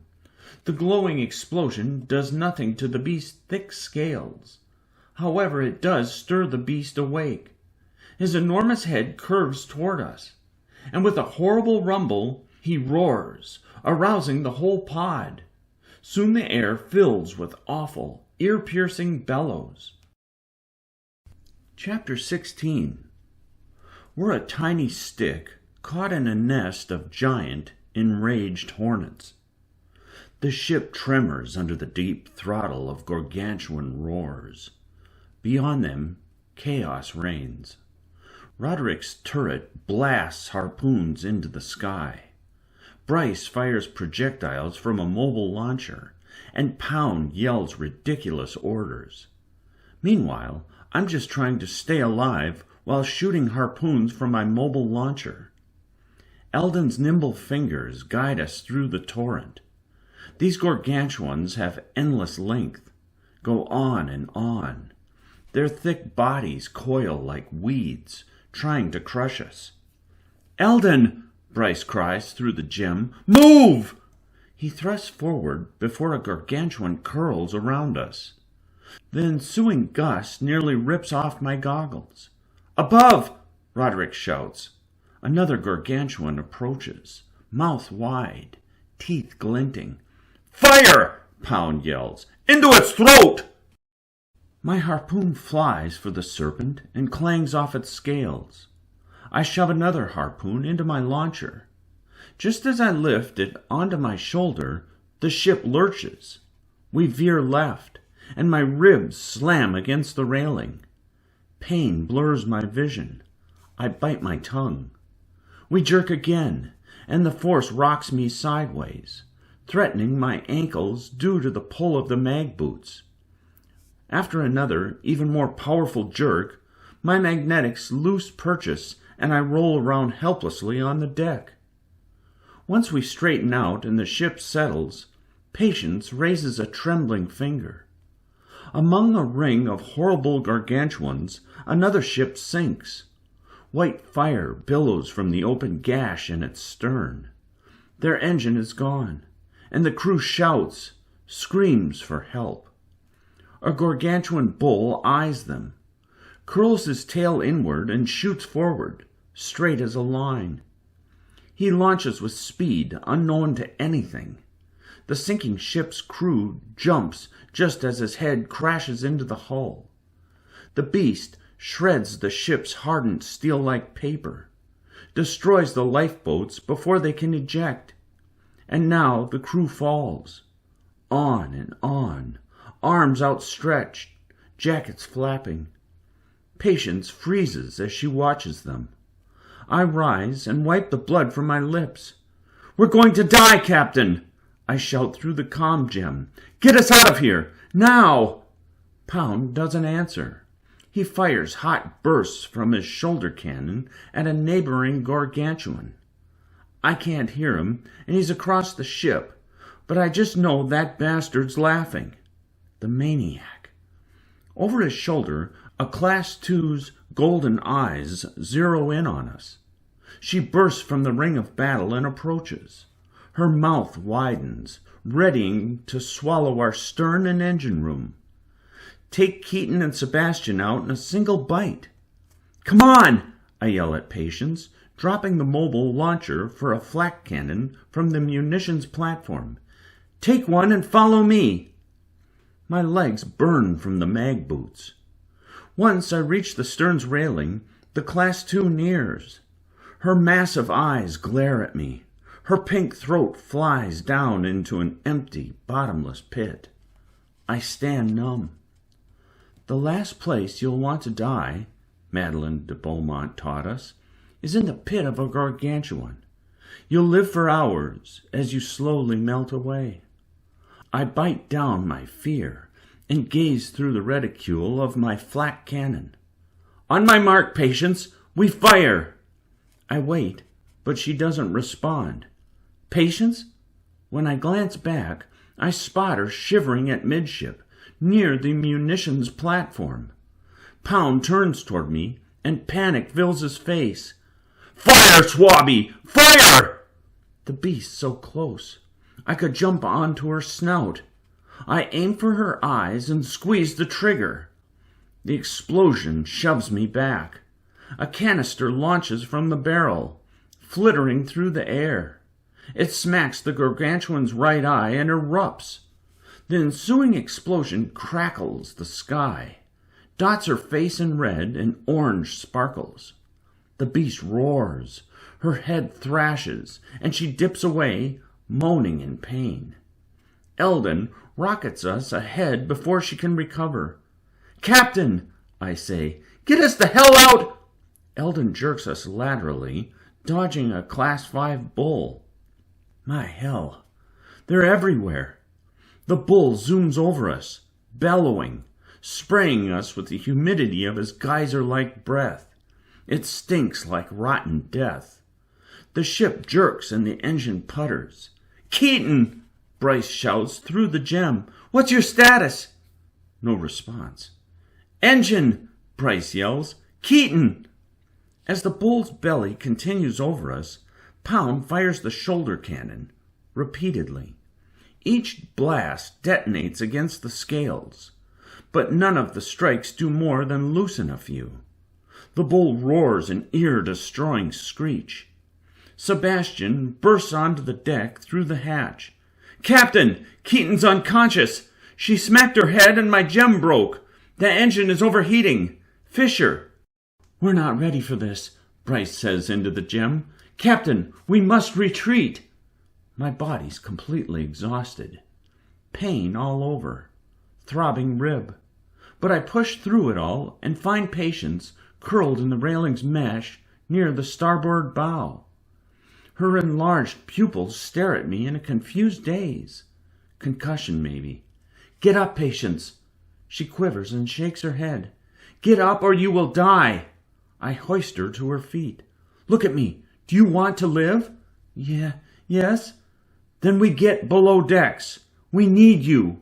She nods numbly and ambles towards Sebastian at midship. Bryce corners Pound. No idea what she's saying. Her gem is off, but she's animated, furiously pointing a finger in his face. Finally, Pound drops his cannon in disgust. "Get us out of here, navigator," Pound orders. Eldon nods and pushes with all his might, and we shoot away.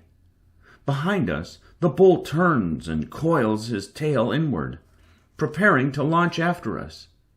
Eldon glances back, but as he looks, he doesn't notice the other Class 3 shooting to intersect our path. Patience continues stumbling toward the hatch. Dizzy. Horror floods me, and I start running for her. "Eldon, dip!" I shout. "Dip!" He presses down, but the gargantuan continues blazing toward us. "Patience!" The Class 3's tail, like a razor-thin blade, cuts through our railing, slices a long, shallow gash through our deck, and then slides through Patience. Everyone freezes, even as the Class 3 flies on. Patience stands, twitching. Maybe the tail missed, just grazed past her. But after I get close, I stumble back. A fine cut travels down her nose, chin, and body. She peels apart in two, each side stuck to the deck by her boots, flapping blood into my face. Bryce stares. Pound covers his mouth. Roderick stops firing. Everyone watches the red flying across the deck. Sebastian screams like I've never heard before. He runs for her. My body goes numb. Don't feel my feet. Don't feel I'm here. "Navigator, get us away!" Pound shouts. "Go!" Eldon vomits over himself while his fingers work the strings. He pulls us right, then jerks us left. We narrowly avoid a pair of Class 2s.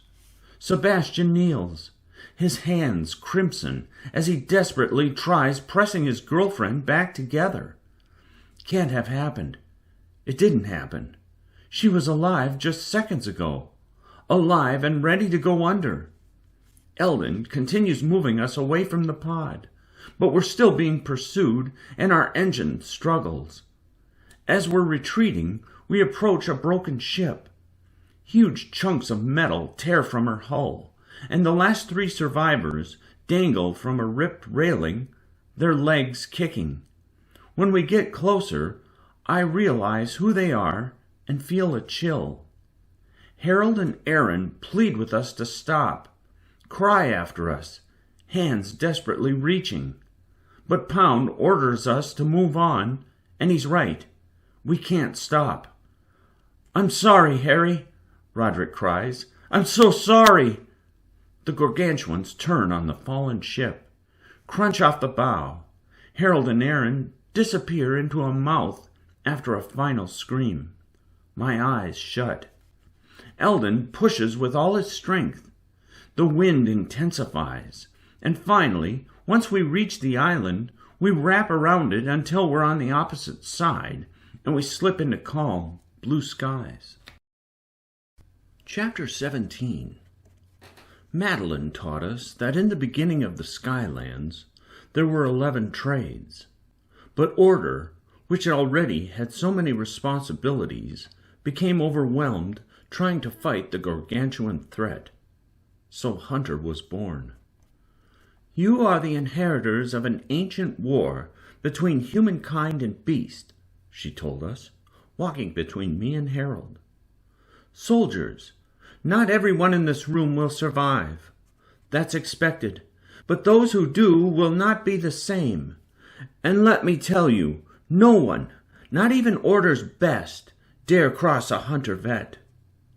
Hunters are tested in blood and death, tasked with going to the places that none would ever go, and we are already being tested. The whole crew stands on the quiet deck, looking over patients' remains. We're like silent statues. Our blue spy ship glides to a stop beside us. An instant later, a steel board slides onto our deck, and a few vets step across. Their captain, Travis of Waters, joins them. He's a tall man with horrible teeth who chews on bitter tackroot. After glancing at the long gash striping our deck, his eyes land on patients. He stops and surveys the scene. Perhaps he wonders if we're too young for this, or that if things were fair, we'd never have been selected by Hunter. That maybe we'd be an explorer, off gallivanting, seeking new islands and precious golds. Sebastian kneels silently over his girlfriend, won't look away even though it's a sight I can barely manage. "Knew her well, son?" Travis asks him. Sebastian's mouth opens, but no words escape. The captain exhales and brings forward the other vets. Soon they're unzipping a black body bag. Can't stand Sebastian, don't trust him, but nobody deserves to see a loved one die like that. No one. Sebastian snaps out of his gaze and helps the vets unlace patients' boots. Then, with the others, he delicately lowers each half of her into the rubber coffin. As he gazes upon her for a final time, my eyes flash to Pound. That bird shit is lucky we can't mutiny for a week. Based on some of the expressions around us, I'm not sure he'd last the day. But that's the problem. Pound will do anything to get back his family's affection. And I'm afraid this won't be the last body we zip up. Travis delicately lifts the bag, cradles it in his arms. Soon he's walking across the gangway onto his ship. Sebastian lowers onto the brown blood. Roderick pats his shoulder. Bryce leans down and whispers something in his ear. I know the pain of loss. If only there were a combination of words that'd resolve everything. But as I watch him quietly suffer, I'm reminded of the moment months ago when I held Mother's remains and sang the Song of Falling for her. And suddenly that song comes to this deck. Roderick starts the words in an untrained, cracking voice. The song flows soft from his lips and drifts tenderly in the air. The whole crew joins, even Pound. Afterward, most of the crew go below decks to start their duties. This is the gauntlet, after all. We need to win, and no doubt other ships are already on the hunt. Pound stomps up beside me. "You are the cook today." "What?" "Scrub the deck, then make us lunch. The crew is famished." Once he's out of earshot, talking to Eldon, I mutter a few curse words. Then I splash a soapy rag onto the deck. Foamy bubbles spread, turning pink as they travel. Eldon stomps on the helm bubble, tile, and flies. Not sure he knows where he's going, but he takes us someplace quiet, where we're far from the islands, and all we have is a blue blanket of sky. After I finish the deck and my fingers are raw, I head to the cafeteria. A few of the crew stand in the corridor, quiet, staring off into the distance. A good captain would tell us not to worry about our duties today, but I suppose in Pound's mind, if he did that, he'd be admitting to his mistake. And Atwoods never admit to mistakes. Finally, I push through the cafeteria door. Can hardly even think about cooking, and I'm no cook. When I was a high, I had my own cooks, and when I was a low, Mother and I were just happy to have a warm meal. At the back of the cafeteria stands a small kitchen with crystal-powered stoves, a sink connected to the water reserves, and a rack of hanging dried herbs. After I familiarize myself with the various pots and pans and cooking tools, I enter the freeze box. A chilled globe, crusted in the ice, stands in the center. This space has a couple weeks' worth of fresh food. After that, Madeline explained we'd have to go for the canned stores on the bottom level. I snag some eggs and bread. Soon the stove smokes, and I swear as the eggs stick to the pan. When Pound and the rest of the crew come to the cafeteria, they stare at the burned eggs and gum-scratching toast. "Your meal, Captain," I say, filling his tray with eggs. "Eat up." His nostrils flare. "Of course an Irwin can't cook." "Have some toast too, Captain." The black toast clangs against his tray. If physical conflict were the hunter way, Pound would strangle me. Instead, he storms off to a table with his lunch. This will be the last time he'll assign me cooking duties. The only crew member who eats more than a few bites is Roderick. He shovels it into his mouth like I just carefully crafted some roasted gargantuan flank. That hairy boy loves eating almost as much as he loves girls. Proving my point to Pound isn't without consequences. After lunch, he assigns me various duties, including waxing everyone's boots and cleaning the captain's personal lavatory. And then, finally aware of how important food is to a crew, he assigns Keaton to cook dinner. She's nursing a head wound, but makes a simple dish from her island, a creamy sauce spread over buttery rice. It's quite popular, at least after my work. By the time the sun falls, my arms are so weak from scrubbing and waxing that when I finally enter my room, I struggle to pull off my shirt. My fingers can barely pinch. I sink into bed, and even with its thin padding, its warmth provides the most comfort I've felt all day. A gentle knock comes at the door. A figure stands in the entryway, the corridor's lights cutting through her spiky hair. "Conrad, I have your chores for the night." "Chores?" Bryce steps inside and reaches out a white envelope. I tear it open and read. 1. Laundry. 2. Scrub the deck, lookout duty. 3. Polish the harpoon turret. 4. Polish my boots. They're outside my door. 5. Scrub the deck, lookout duty until 2 a.m. Nauseating disgust fills me. I crunch the paper and toss it to the floor. These chores, Bryce says. "They're not just for tonight. They're every night." "Sorry," she says. "There was nothing I could do." Soon I'm back in the corridor, teeth gritted, as I catch all the laundry bags hanging outside the rooms. This is why it's impossible to rise as a 𝘬𝘪𝘬𝘬. No one respects you. You are their servant, and many, especially the lifelong highs, know exactly how to use a servant. I touch Ella's necklace, reminding myself why I'm here in the first place.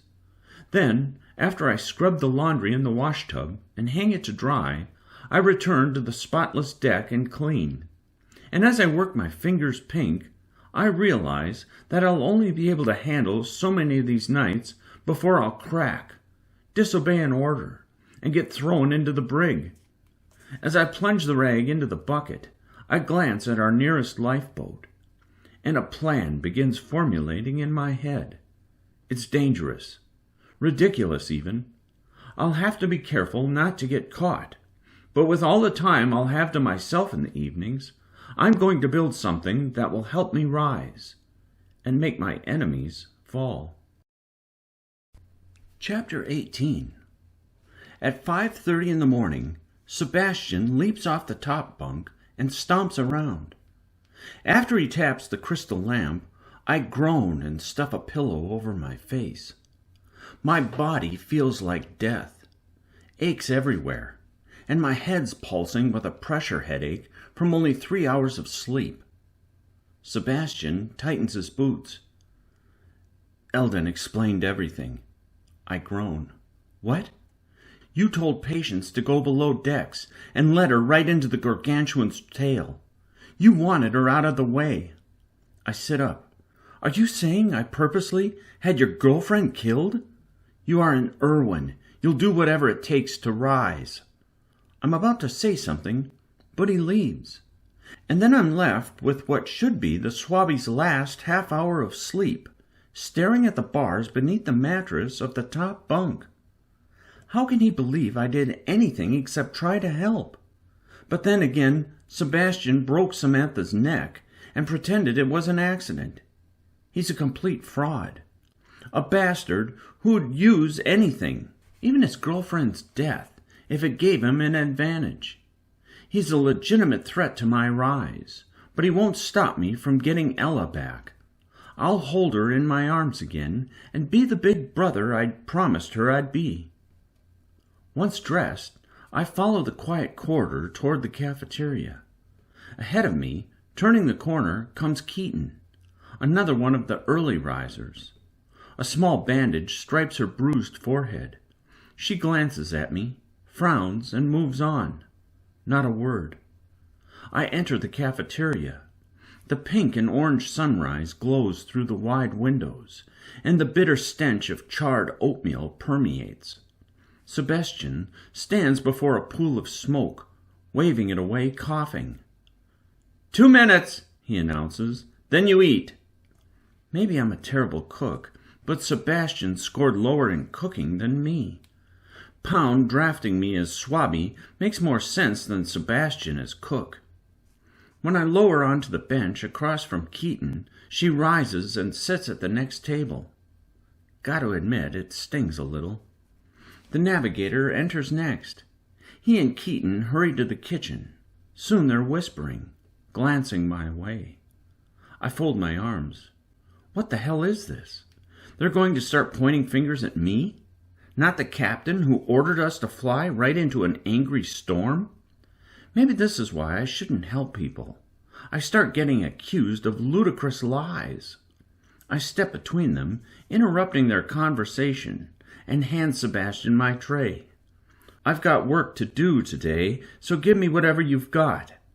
He glares, scoops a bowl of his green, gelatinous, hot cereal, and tosses the blackest piece of toast onto my tray. Eat up, Conrad. I eat my goop in silence, cut my mouth on the bread. But I consume everything, need energy no matter how burned, and once I finish, I leave the cafeteria without a word to anyone else.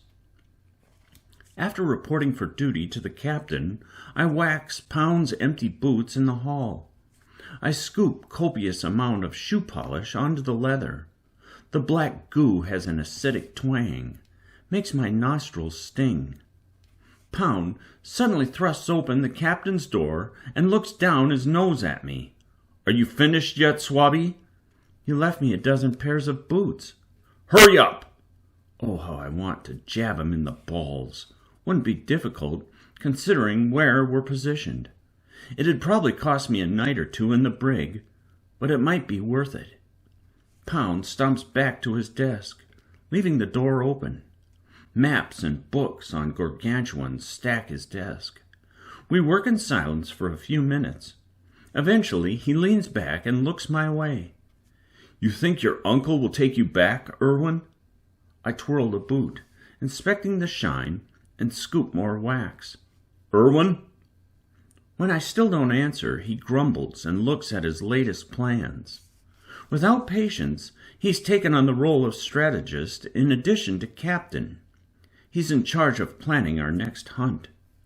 A few minutes later, he tosses the paper in disgust. Then he stares at his comm gem, perhaps waiting for Bryce, who is currently on lookout, to announce the sighting of a gargantuan. Even the best plan means nothing if we can't find one. I finish another pair of boots. They're so shiny the crystal lamps reflect off their surface. "Do you think your family will take you back, Atwood?" He lowers the paper. "My family has honor." "Honor?" I stifle a laugh. "What?" "Nothing." "Explain, Swabby." I drop the boot I'm working on. "You're bigger than I am, stronger too, and still you brought your cousins when you attacked me in the lows. Is that honor?" Pound's jaw muscle bounces. "You didn't want to face me during the duels, so you cheated.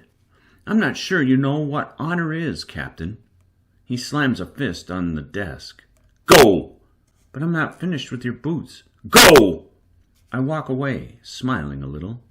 Maybe if I antagonize him just enough, he'll always send me away. Excuse me from ridiculous work.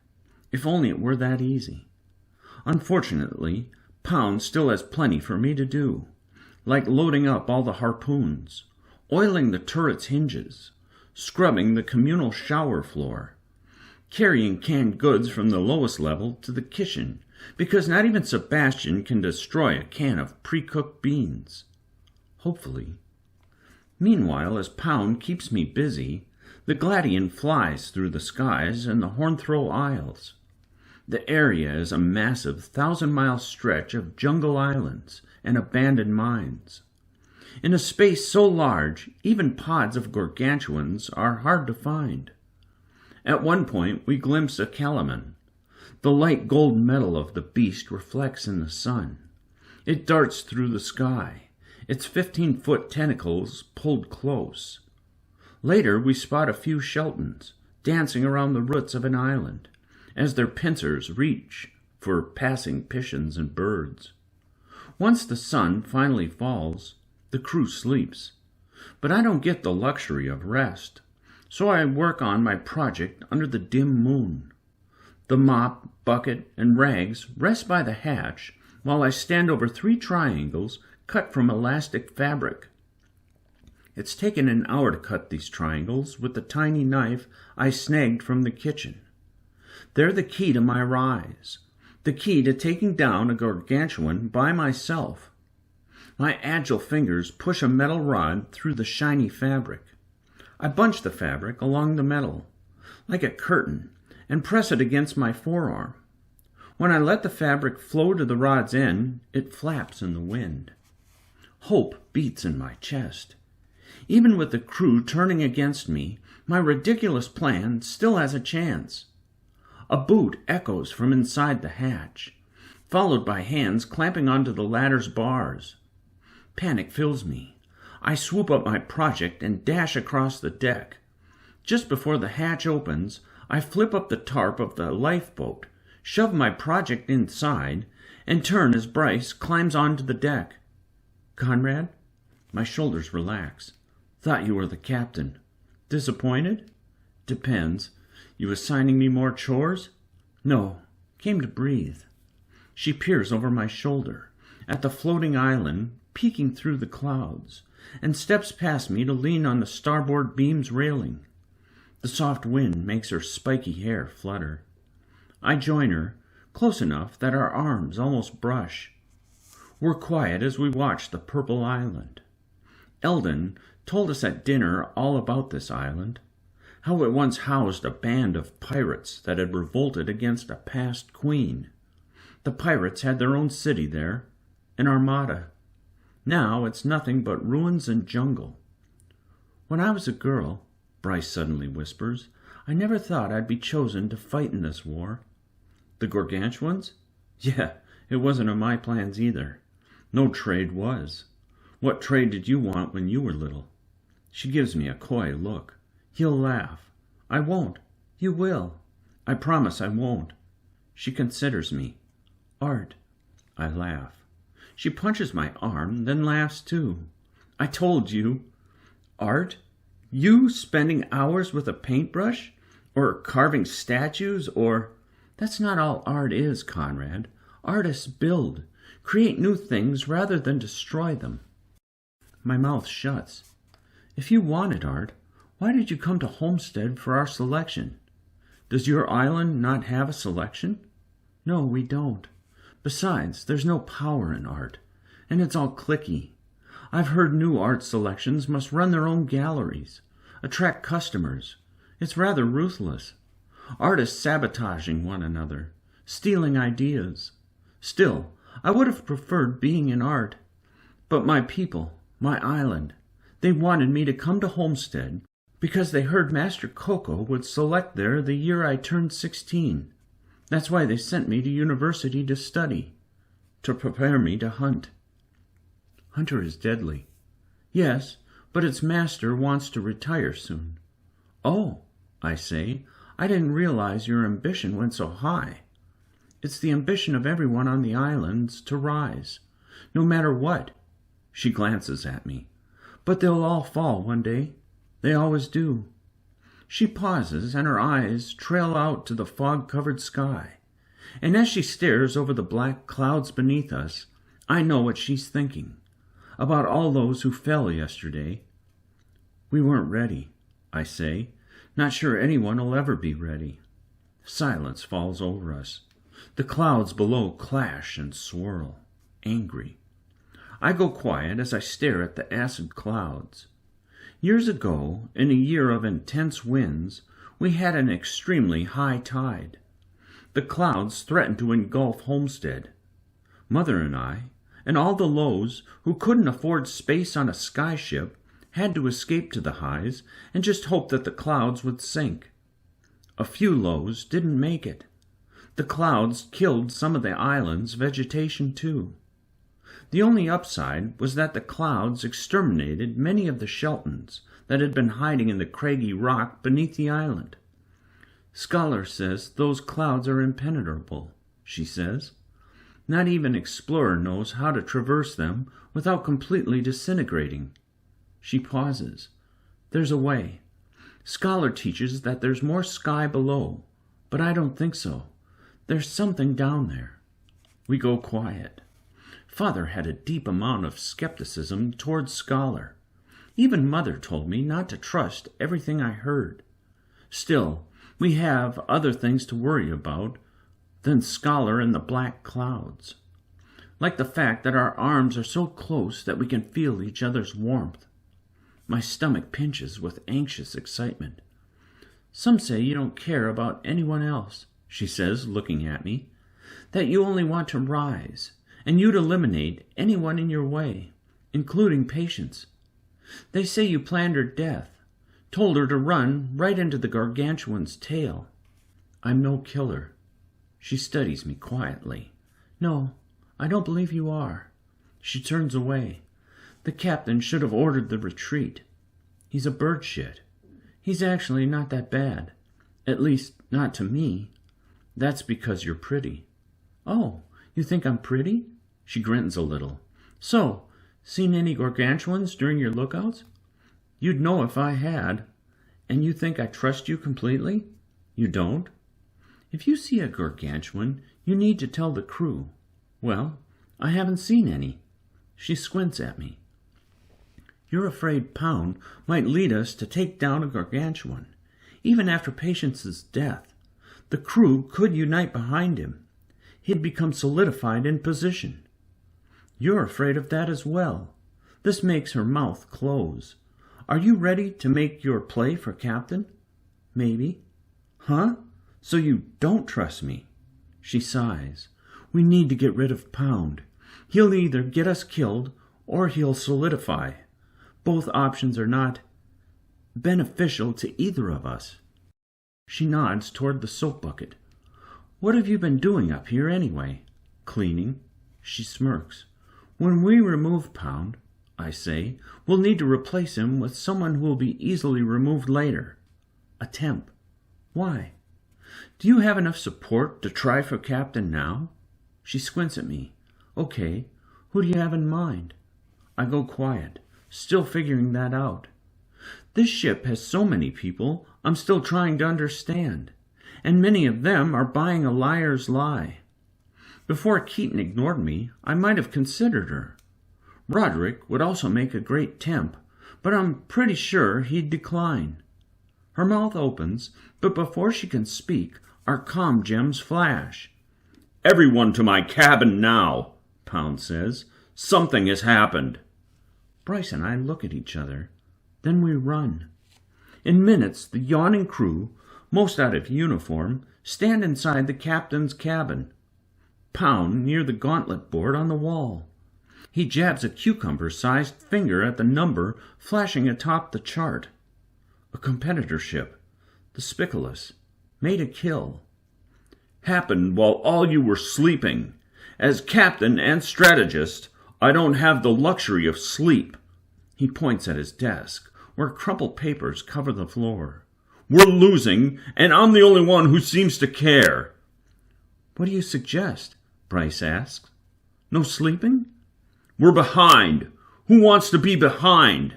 He slams a fist on the desk. That's right. No one does. The gauntlet just began, Bryce says. Captain, he ignores her. Swabby, any sightings tonight? None, sir. His eyes shut. Fine. This calls for desperate measures. He punches the desk again. No more sleep. I stare at him. What? No one sleeps! His eyes burn with anger. Not until we bring down a beast.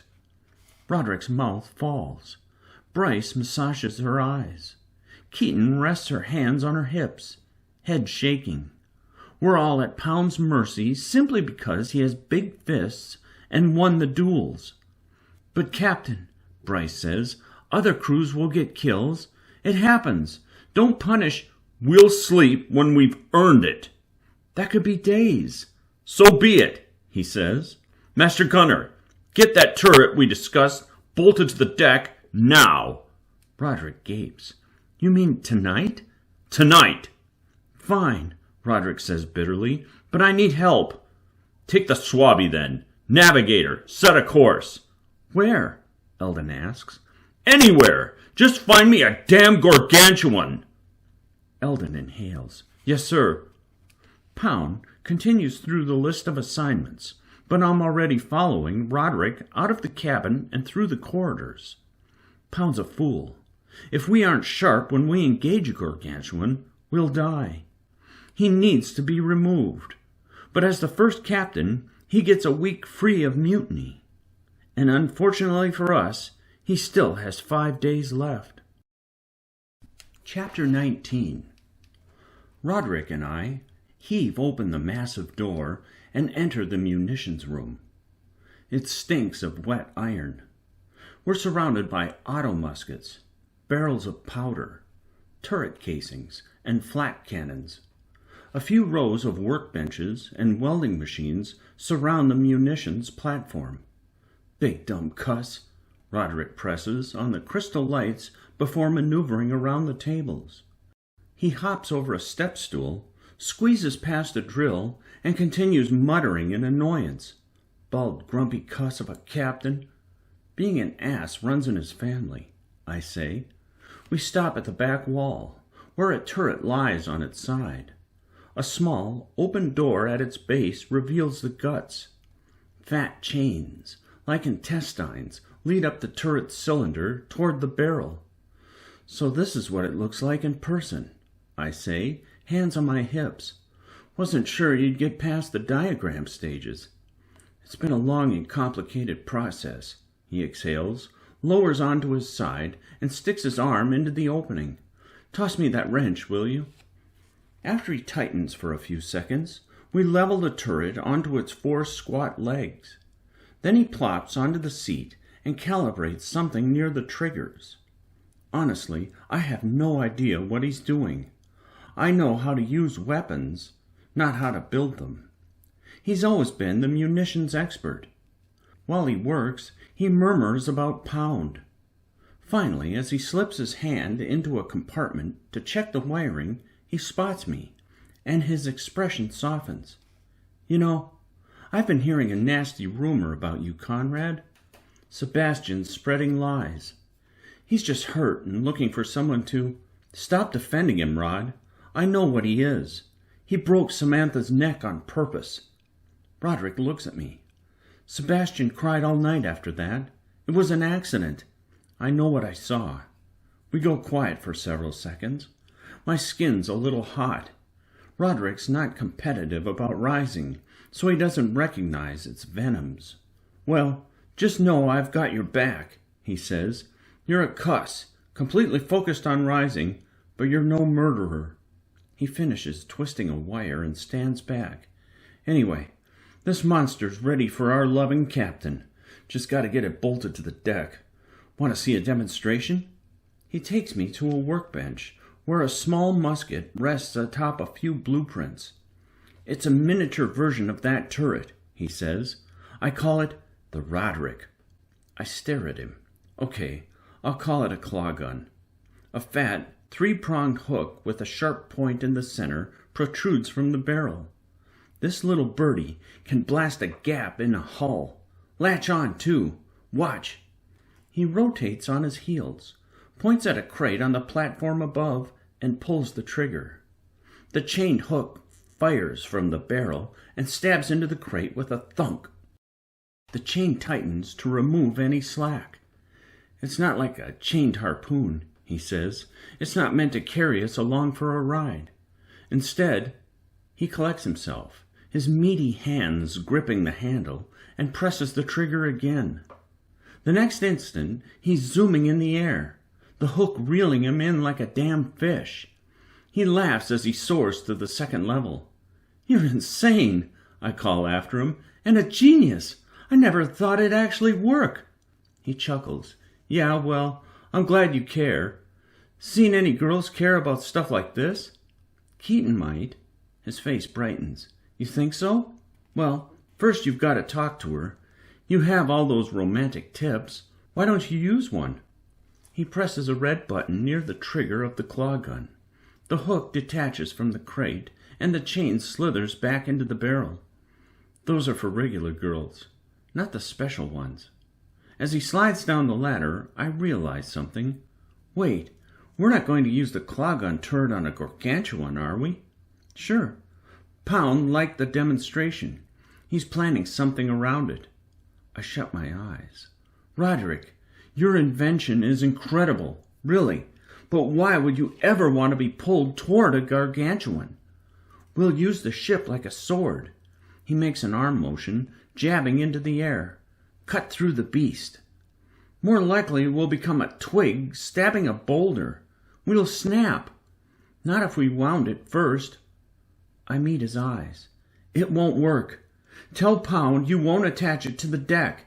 Hell, I'll tell him for you. He'll have me thrown in the brig, Conrad.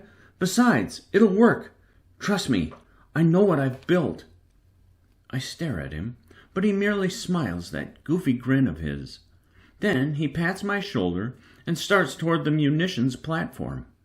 My fingers run through my hair and I exhale. Part of having friends is trusting one another. So I swallow my reservations, and in the next few minutes, we're aboard the platform. the chains lifting us toward the deck, and once we're under the sky, tightening the turret's bolts to the deck, I do my best to push aside the worry that each bolt only further fastens us to our doom. I'm so damn tired. The mop bucket sloshes as I carried it through the third-level corridors. The ship's vibrations numb my toes, and the air's as thick as warm water. My eyelids are heavy, muscles all soggy. Pound's ridiculous anti-sleep mandate has left most of the crew irritable and exhausted. But we're working hard, trying to get a kill, because if we do, we'll all be rewarded with a full night's sleep. As big of a dumb bird shit as Pound is, at least he realizes that a tired crew is about as useful as a dueling cane in Hunter. So he let us sleep in shifts. As the swabby, though, I'm the last in line. Everyone else gets 2 shifts before I get 1. I approach the light at the end of the corridor and enter the engine room. This place reminds me of the medical room, all white and clean. Even has that sanitary smell. Dark gray control panels, nozzles, and pipes fill the space. The massive engine dominates everything. It's a tall cylinder of glass. Silver bands brace it against the wall with bolts. A single giant crystal glows with gold and blue light in the center of the cylinder. 3 massive metal tanks stand in the corner. They're connected to the pipes that follow the ship's frame. These tanks, filled with gas harvested from gargantuan sacks, shoot fresh gas throughout the ship, keeping us afloat. Keaton turns from the engine and looks my way. Her forehead perspires, and a purple substance wets her left arm. She presses something on the control panel, and the engine whistles. Steam gushes into the air. Then she drops onto a hoverboard and glides inside the open conduit at the engine's base. "Where's the spill?" I ask. Her gloved finger appears, pointing at the purplish streak near a gas tank. "Coolant?" I ask. She doesn't answer. I slap the mop onto the spill and swirl the tendrils around, dyeing them in the thick liquid. After only a few seconds, I squeeze out the mop and prepare to leave. She slides out. "Is it true you'd do anything to rise?" I hesitate. "Would you?" She takes off her glowing green gloves. "I wouldn't murder." "Well, that's something we share in common." She stares at me a moment, considering a response until the door bangs open. "Keaton," Bryce says, "we need to talk. I think—" She falters upon noticing me. "Kind of busy right now, Quartermaster," Keaton says, wiping her forehead. She throws on a pair of dark goggles, adjusts a nozzle, and hits the button on the control panel. The engine crystal flares, coating the room in blue light. I glance at Keaton. Our little conversation is the surest sign that she's considering I'm not completely terrible. It's a start. Unfortunately, judging by Bryce's expression, I'm not welcome to listen in. Once in the corridor, I contemplate reporting back to Pound for my next assignment, but curiosity gets the better of me, and I slip into the rec room. This room of relaxation and sports is strictly off limits right now. If Pound catches me, it'll be brig time. But there's a vent in here that's attached to the engine room. "I've told you already, Bryce." Keaton's voice echoes as I crouch near the vent. "I'll help you become captain once you've gathered more support." "I have support," Bryce says. "Conrad doesn't count. I don't trust him. He isn't my only support." "Who else do you have?" Keaton asks. "Swabby!" I whip around and find Pound staring at me from the doorway. "The rec room is off limits, you stinking watcher!" he yells. "Get out!" He practically drags me by my collar. I think he'll give me a swift kick in the backside, but he relents at the last second. "Go mop the cafeteria," he grumbles. "Sebastian burned all our lunch again, and his horrible sauce is everywhere." As I grab my mop bucket and walk away, I should be thrilled that somehow I avoided the brig, but I'm too focused on what Bryce and Keaton were discussing. Who is Bryce's support, and how close is she to having enough to supplant Pound? I cannot let Bryce become the temp. She's too smart, and I'll never supplant her. My face softens as I realize she'll soon discover I'll never help her. She'll probably hate me. I walk the corridor in silence. Father told me to be careful about becoming attached to anyone who isn't family. When you have goals, sometimes you are destined to be forever alone. I can't shake the feeling that he's right. My heart beats as hollow as my lonely, echoing steps. I haven't slept in more than 60 hours. My exhausted brain feels like it's swimming in jelly. We've just finished another rehearsal of Pound's plan. I lean against the railing and close my eyes for a few precious seconds. "Swabby!" Pound bellows. My body jerks upright. "You're on flight duty." I let out a faint whimper. Can't help it. Uncle would find it pathetic. Father, too. But the human body can't go this long without sleep. "Captain," Eldon says from beside Pound, "push back my sleep shift. I can still fly." "After that practice run, I think not, Navigator," Pound says. "Your 4 hours begin now. Go sleep." "But, Captain—" "That's an order, Eldon." He hesitates. "Yes, sir." Eldon would rather eat his own shirt than let me fly. He remembers how Madeleine de Beaumont complimented my flying skills, and perhaps he worries that if Pound sees me at the strings, I'll become navigator. But he doesn't understand how much Pound hates me. I groggily climb up the steps of the platform and hop onto the tile of the helm bubble. Something about the whoosh of the glass dome sliding over me and the feel of the rings on my fingers jolts the last bit of reserves I have left. Once I get the coordinates from Pound, I push forward. We soar through the puffy clouds. Pound peers over the starboard quarter, his spyglass searching. Oh, I've forgotten how much I miss this. The power of controlling the ship. The freedom. The open skies. We continue flying for an hour, maybe more. And it's strange as we burst through white clouds. I realize this is the first time I've been around Pound for an extended period that hasn't ended in insults or bruises. "Captain," I say through the gem. "Have you heard anything from Homestead? Before the gauntlet, I mean." Pound goes quiet. Really quiet. For an instant, I expect him to turn, give me a venomous look, and tell me to jump overboard. Instead, his head lowers, and despite all the horrible shit between us, I can't help but recognize the pain in his posture. I know as well as anyone what it's like to lose family and be disowned. "Pound, Shut your hole!" he spits. His hand squeezes the railing so tight it seems to bend. "Don't contact me again unless you have something important to say." Silence falls between us. We don't speak again until we spot an island in the distance. "There," Pound says. "Go around it."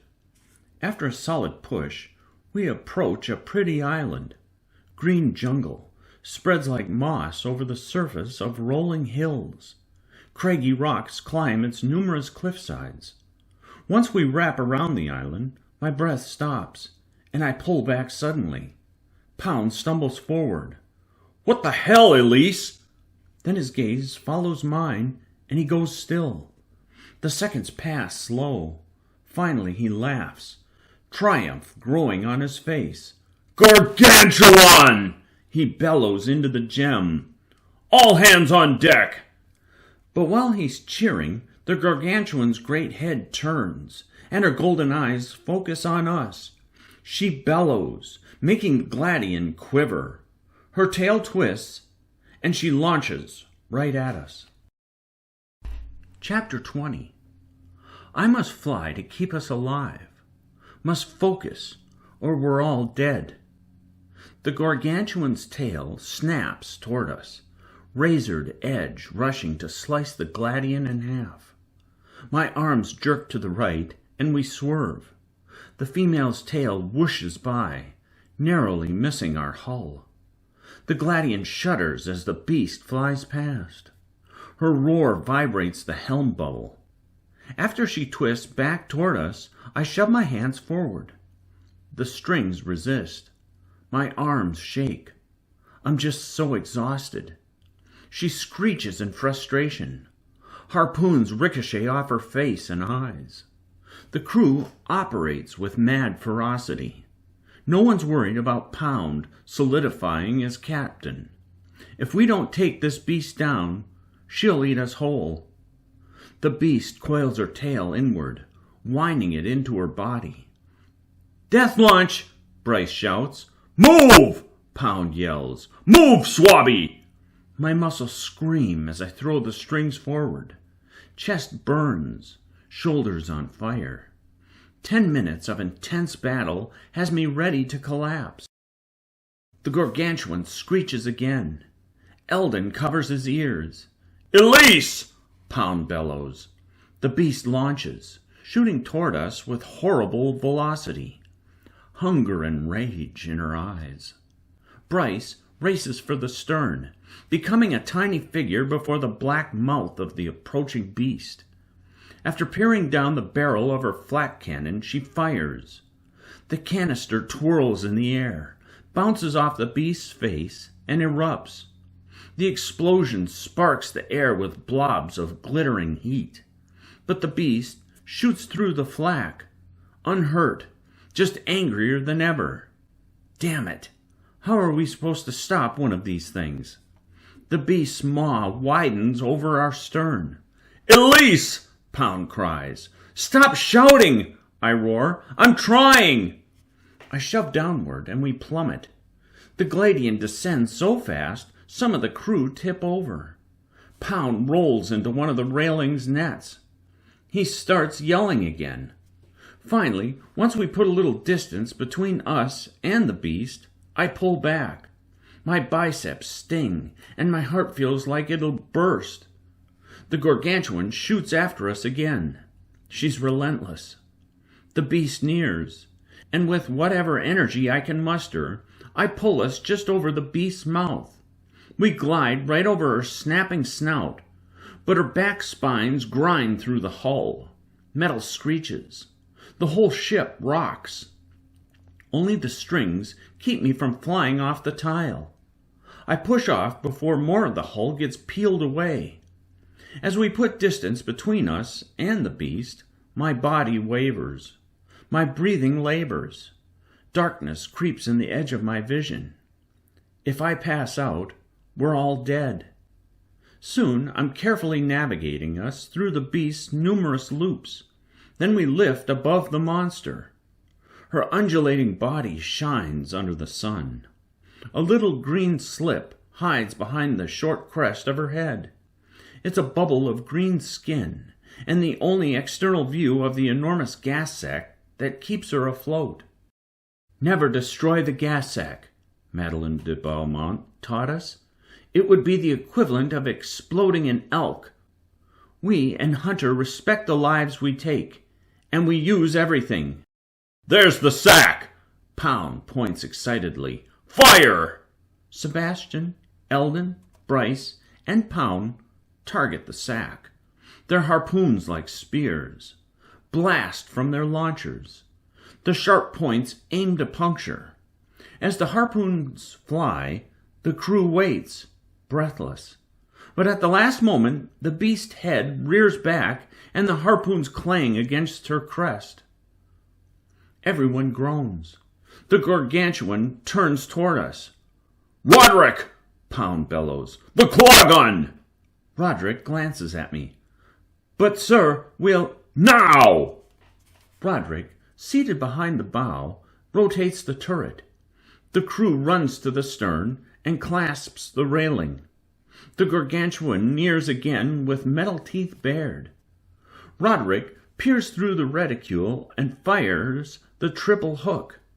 It's just a whisper in the air. The chain chases the hook. Then, After a satisfying skunk, the hook punctures the beast's ribs. It sticks between two scales, and white blood gushes from the shrieking monster. The chain tightens. My eyes widen. I set my feet and brace myself. "Hold on!" Bryce yells. After a sudden lurch, the gargantuan jerks us along. The whole ship thrashes as she bellows. Her scales shudder, starting a clicking wave from crest to tail. Everyone shouts. Sebastian flops around, but Pound stands, thick hands holding the railing, and laughs. The beast's scales pop up and down like flippers, a defensive mechanism meant to detach the biting jaws of other gargantuans. Another wave of scales comes, trying to remove the hook. "Roderick!" Pound roars. "Do it!"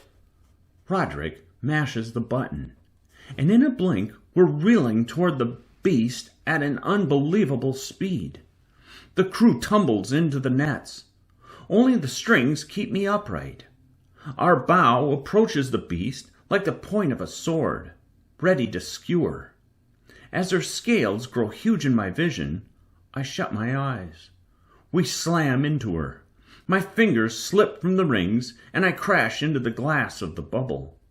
My vision becomes full of lights. Faintly hear people screaming and the crushing of metal. When my head rises, I found our bow bent, all jagged and mangled. The railing is destroyed. Roderick's forehead bleeds, maybe from smacking the controls. When I was tossed off the tile, the helm bubble slid away and I dropped to the deck. The humid air touches my skin as I lie on my back, body stinging. Gargantuan blood, like milk, wets our deck. But as I sit up, the blood dribbles from the claw gun's penetration wound. The bow failed to cut into the beast. Roderick bashes a button, detaching the hook. The gargantuan turns on us, giant, golden eyes burning fear into me. But we have a backup plan. Keaton's lifeboat bursts from the clouds on the right. She aims a cannon from the boat's edge, and while the beasts focus on us, she fires at the exposed gas sack. The tiny canister spins. My heart stops. Everything stops as the metal cylinder whistles through the air. Just before connecting, the gargantuan dips, and the canister explodes harmlessly in the distance. An ice spider climbs my back. We're dead. Pound killed us with this idiotic plan, and he knows it.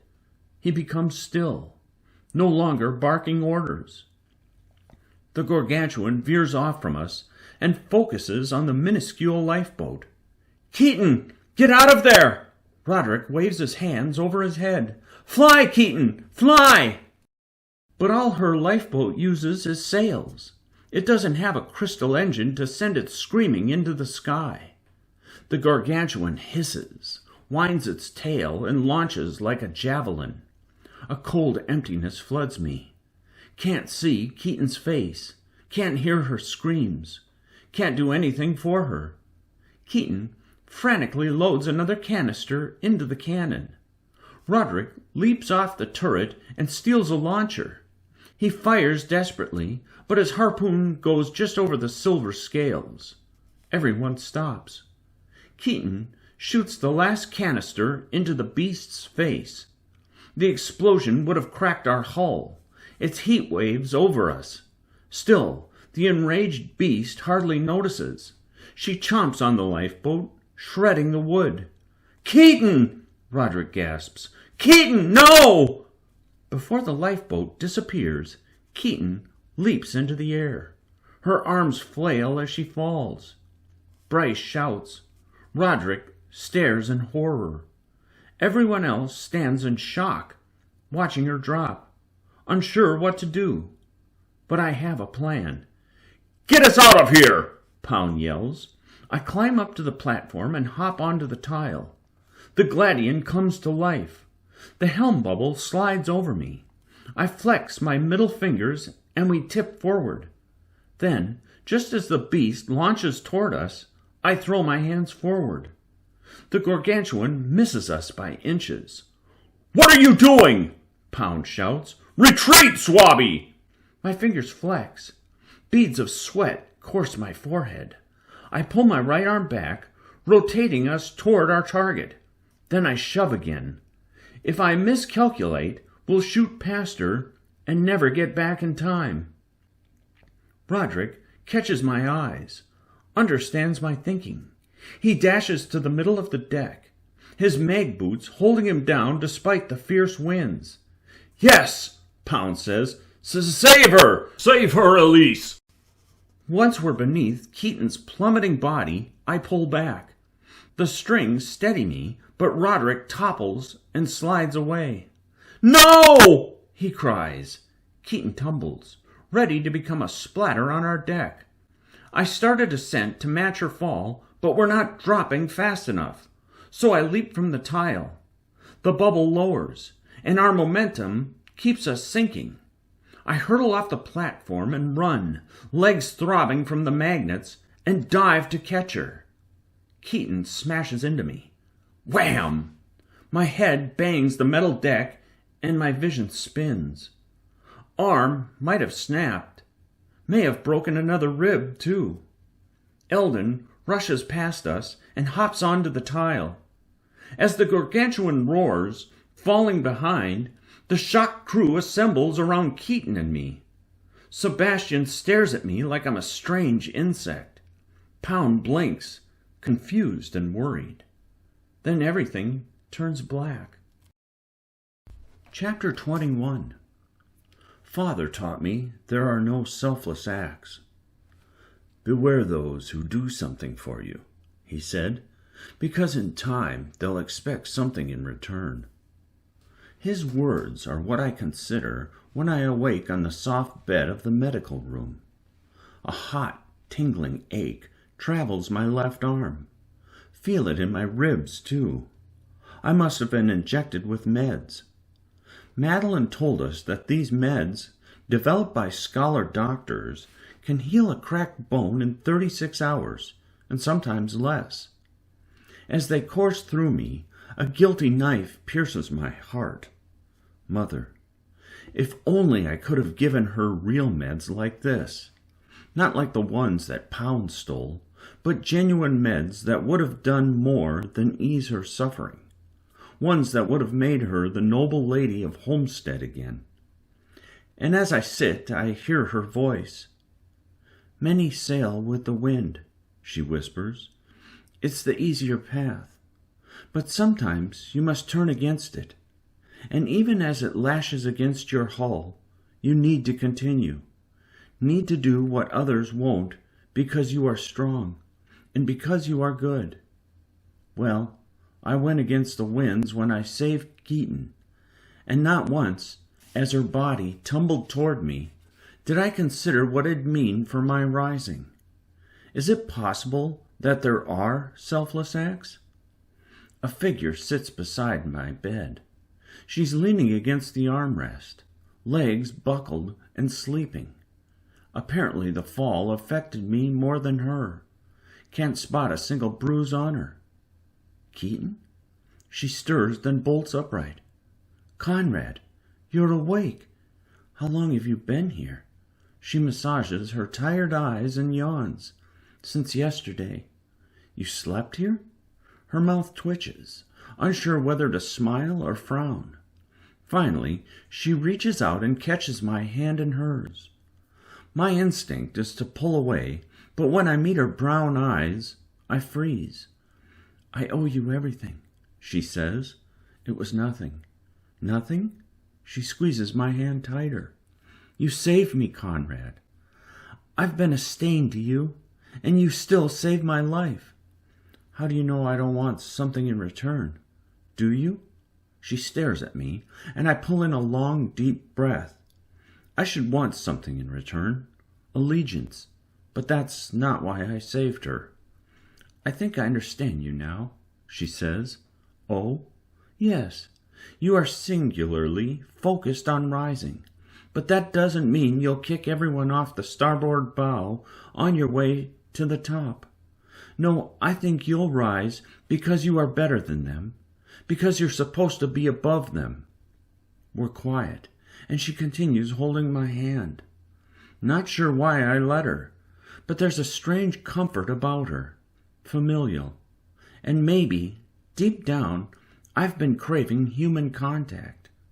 Since Mother died, very few have looked at me as more than a tool or an obstacle. I don't sense either from her. "I need to apologize," she says. "You didn't try to kill Patience." "No. When I heard the story about how you led her into the gargantuan's tail, I couldn't help but believe it. That first night I met you, you were the antisocial one, sitting in the corner, brooding. Took a lot just to get you to talk. You must have trust issues." I shift a little. She knows me too well.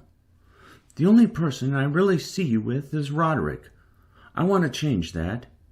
Do you need another friend?" She smiles, pretty and happy. Well, I am your friend, even if you don't accept Conrad. On my island, Littleton, we have a custom. When one sacrifices for another, they are owed a debt. I am in your debt until I can repay you equally. You've my support, 100%. As we say where I'm from, I am yours. Thank you, Conrad of Elise."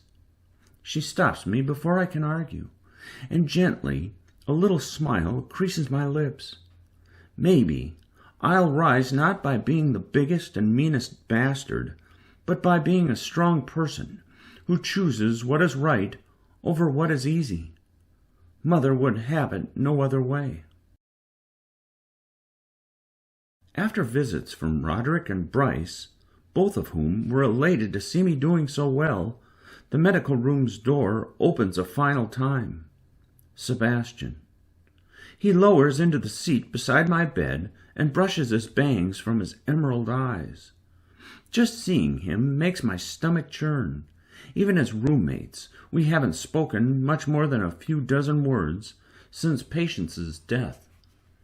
"I'm sorry," he says, touching my forearm.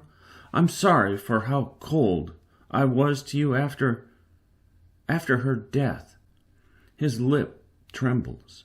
He's just a boy in that chair, boots barely touching the floor. Patience was my everything, and when she was taken from me, I didn't know how to respond. I forced myself to not scowl.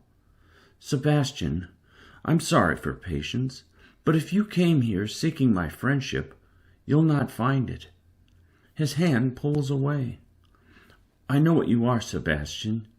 You had me tricked, early on, a brown-nosing underachiever with some social skills. That was only a mask. You need everyone to underestimate you so you can strike." "I don't understand." "Don't play dumb, Sebastian. It's beneath the both of us. You have been pretending to be unintelligent for months." We sit in silence for a few seconds, and his bangs slide over his eyes again. Only his pink mouth is visible.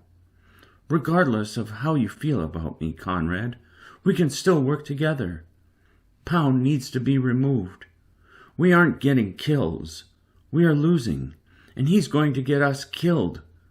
He pauses, his next words delicate. "Thing is, we can't just remove him. We need a replacement. And you believe you're the one we need? Maybe. You must be pretty desperate if you've come to me. I have support. How much?" His mouth grins. "That depends on if you support me." I hate him. Fear him. No one saw what I saw when he broke Samantha's neck. They saw an accident, but I saw premeditation. I saw planning. I saw someone who reminded me of Uncle. "What will you give me for my support?" I ask. "Didn't think you wanted to barter." He grins again. "You fly well, but I already promised Navigator to someone else." Eldon must be his second. "You want my support?" I say. "There are conditions." "Name them." First, I still want 𝘬𝘬𝘬. He blinks, confused. I'm not ready to take over yet. 𝘬𝘬𝘬 allows me a chance to work on my project, and when I win the captaincy, I want to have proven my strength so thoroughly that I'll never face a mutiny. Is that all? He asks. No. Even though I'll be 𝘬𝘬𝘬, I will not polish your boots. I will not be your servant. Let me do my work in peace. Let me sleep. Done. You'll be treated with utmost respect. Second, Roderick retains his position. You're making this easy. Third, I want a public apology for the lie you spread about me. His bangs slide away from his face. What lie? I've already told you to stop playing dumb. He grins a little. Fair enough.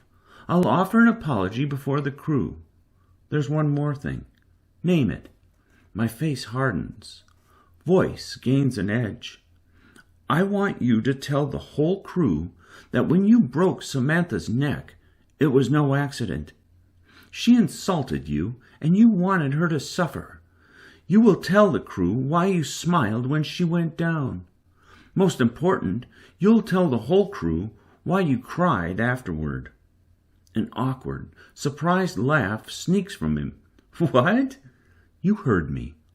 I didn't break her neck on purpose. Only a monster would do that. These are my conditions. He stares at me, tongue sliding over his yellow teeth. For a moment, his mouth opens, ready to say something else. Then he stands, straightens the black jacket over his uniform, and leaves. I feel like spitting after him. Sebastian's a snake. He knows if he admitted guilt, revealed the darkest pit inside him, he'll be defanged. All a snake can do without teeth is slither into a den and hide. Sebastian will never have my support. Pound still needs to be replaced. Everyone except the captain gathers in the dark of the lowest level. Soft lights illuminate the serious expressions of those around me. I sit on the grated steel of the bottom stair with Keaton beside me and Roderick a few stairs above us. My support grows, but Madeline warned me about what I'd have to do if I genuinely want this ship. Even if I have an opening now, my support among the rest of the crew won't be long-lasting. No, I'll have to do something truly incredible and prove there's no sense in challenging me. Bryce leans against the wall, arms folded, while Sebastian stands in the center of us, making his case. Eldon stands as his second. A week has passed in the gauntlet, and we're finally free to mutiny against Pound. We need a new captain, Sebastian says. Where's Pound now? Hiding away in his cabin ever since he ordered us to abandon Keaton? There's silence. As far as I'm concerned, Keaton says, folding her arms, Conrad should be captain. He saved my life. Second, Roderick says. Bryce's head turns toward my support. Discomfort in her posture. Eyes on Keaton, looking hurt, betrayed. Eldon laughs. The 𝘬𝘬𝘬? His face darkens when he meets my gaze. What has he done to earn captain? Has he cleaned your shoes well, Master Gunner? What has the cook earned? Keaton asks. He can't even cook rice, Roderick says, and his hot beef is icy. Sorry, Sebastian, but it is. You're a terrible cook. A few people laugh. Eldon's mouth shuts. Sebastian looks venomous. Thank you, Keaton and Roderick, I say, still seated. But I decline. The room goes quiet. Bryce stares at me, shocked. Perhaps I should nominate her. Then again, she was the top of her class. Has intelligence that rivals my own. And if she becomes captain, she'll be hard to remove. Roderick nudges me, perhaps wondering what the hell I'm thinking. This is my chance, and maybe rejecting the captaincy is insane, but this is a time for risks. The Spiculus got another kill today, Bryce says, directing us back to the topic of Pound's removal. The Calamus got one too. We need a new captain, now. And that is you, quartermaster? Eldon asks. Me, she points at herself. No, I think Sebastian would make a solid, temporary captain. Temporary? Sebastian repeats. Until you prove you can solidify. Otherwise, be thankful you have my support. My eyes narrow. Bryce doesn't recognize what Sebastian is. There's only one person here whom I'd really trust as the captain. My most loyal support and strongest friend. The one who doesn't even want High. But I hold my tongue because there's a risk to nominating him. He might stop talking to me just for taking Master Gunner away from him. Sebastian stands, looking around for more support. Even with Bryce and Eldon, he still doesn't have enough to displace Pound. He needs a majority of 7. Sebastian, it appears you're 1 vote shy of captain, I say. You know what you must do to get my support. We'll only take a few words. His look is toxic. What words? Eldon asks. Oh, so you haven't told Eldon, I say. He probably should know. Tell him, Sebastian. As Sebastian scowls, something stomps overhead. The stairs clang as heavy boots descend. Soon Pound appears over us as a colossal shadow. The lights at his back, bald head hidden in darkness. A cold fear punctuates me. When Atwoods have their backs to a wall, they revert to a primal, animal-like state, become even more dangerous. A gathering, he rumbles, not surprised. His heavy feet boom as he steps past me and stands in the center of us. Keaton glances at me, unsure of what to do. Pound's face wrinkles with complete revulsion, anger, hurt. Yet he does something I do not expect. He kneels before Keaton. I'm sorry. He catches her hand and bows his head. I'm so sorry. I stare, confused. He must be lying. A trick. This was the boy who beat me in the lows. But as I see the words spill out of him, and, unbelievably, the wetness in his eyes, my mouth clamps shut. Keaton pats his hand. It's okay. He exhales, a relieved breath, and stands. I lost my family, and when I tried to win them back, I became something I'm not. I'm no beast. I haven't been sleeping at night, not just because I was planning, but because I can't get Patience's image from my head, and I nearly left Keaton to the same fate. He pauses. At what point is winning back my family no longer worth it? He bites his lip. I'm unfit for captain. I watch in amazement as he plucks off his golden captain badge. No one even knows what to say or do. I will vote for a new captain, he says, for anyone but Irwin. Sebastian slinks to his side, and a horrible warning fills my gut, and I recall the coins Sebastian gave Pound so he could enter the selection. Sebastian grins evilly. I always felt you had great talents, Pound. I'd follow you to victory. But maybe you're right. Maybe you do need to step aside.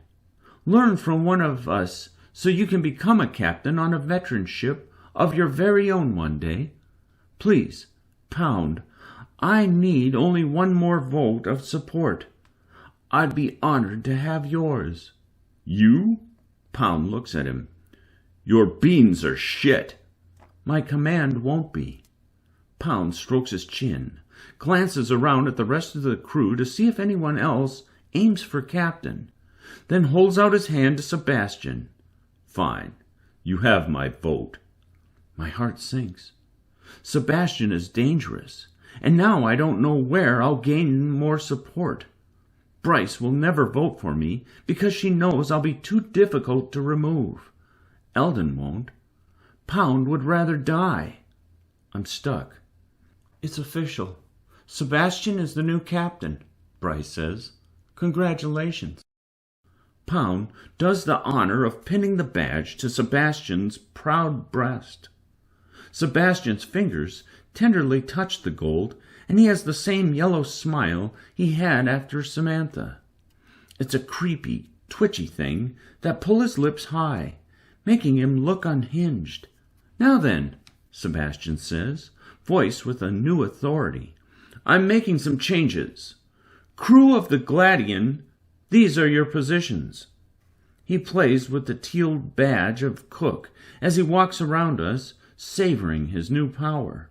Looks at me, at Keaton, and Roderick. He turns. Pound. He pins the cook badge onto the brute's enormous chest. You're making me cook? Pound rumbles. A filthy, damn low? Congratulations. But I just voted for you. Thank you, cook. You are dismissed. Make us some lunch. It better be good. Pound's fists pop. He snarls.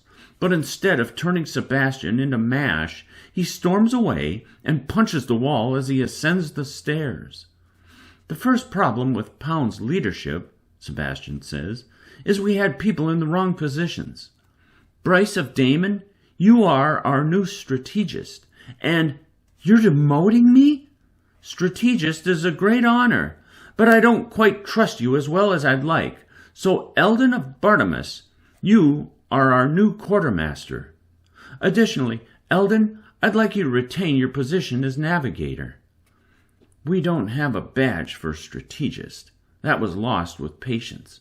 So when Sebastian removes Bryce's pin, she has nothing. Eldon stands proudly as Sebastian pins the blue badge of quartermaster beside his red navigator one. Furious betrayal colors Bryce's face. Sebastian looks to the rest of us. You all retain your positions, but consider that if you displease me, I'll change your rank. Prove your loyalty to me, and maybe you'll rise to a position you prefer. You do remember that if we win, you're awarded money based on your final rank. He smiles. Now then, quartermaster, he says to Eldon, follow me to my new cabin. It's time we celebrated. They start up the stairs. Oh, and Swabby, he doesn't even bother glancing back. When you bring my luggage, remember that my boots have some scuffs that need waxing. Chapter 22. I'm sitting on the rug of the captain's cabin, slathering an empty boot and shoe wax. Black streaks follow my yellow rag. Fortunately, Sebastian doesn't have gargantuan-sized feet like Pound.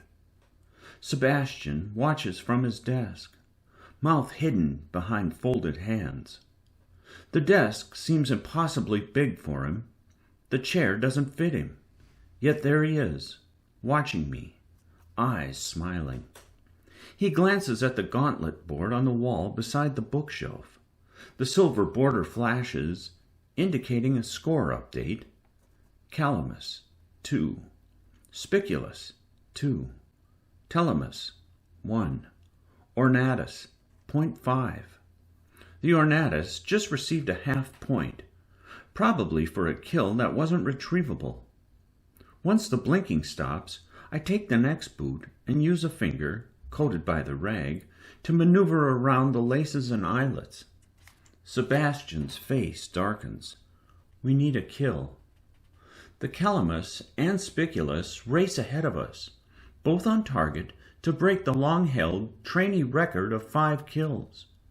If Sebastian leads us to a kill, the crew might settle with him, because although most want captain, they'll be perfectly happy to win the whole thing and take the prize money instead. They can always become captain of another ship later. Sebastian sinks back, clicking a pen while he reads Bryce's latest hunt proposal. He lowers the papers and rubs his eyes. Why do you like her? My rag digs into the tin of polish. Swabby, I'm speaking to you. Who says I like her? He laughs. It's obvious, but I think you'd feel differently about her if you knew what I know. He smiles to himself.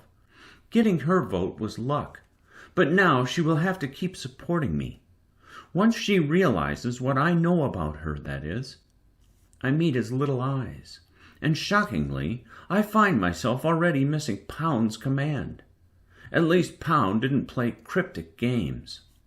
I'm interested in work, I say. Either tell me what you know, or shut your damn mouth. Tisk, tisk. Not a way to talk to your captain. Going to toss me in the brig? He laughs. Why do that, when I can have you polish my boots on the floor beneath me?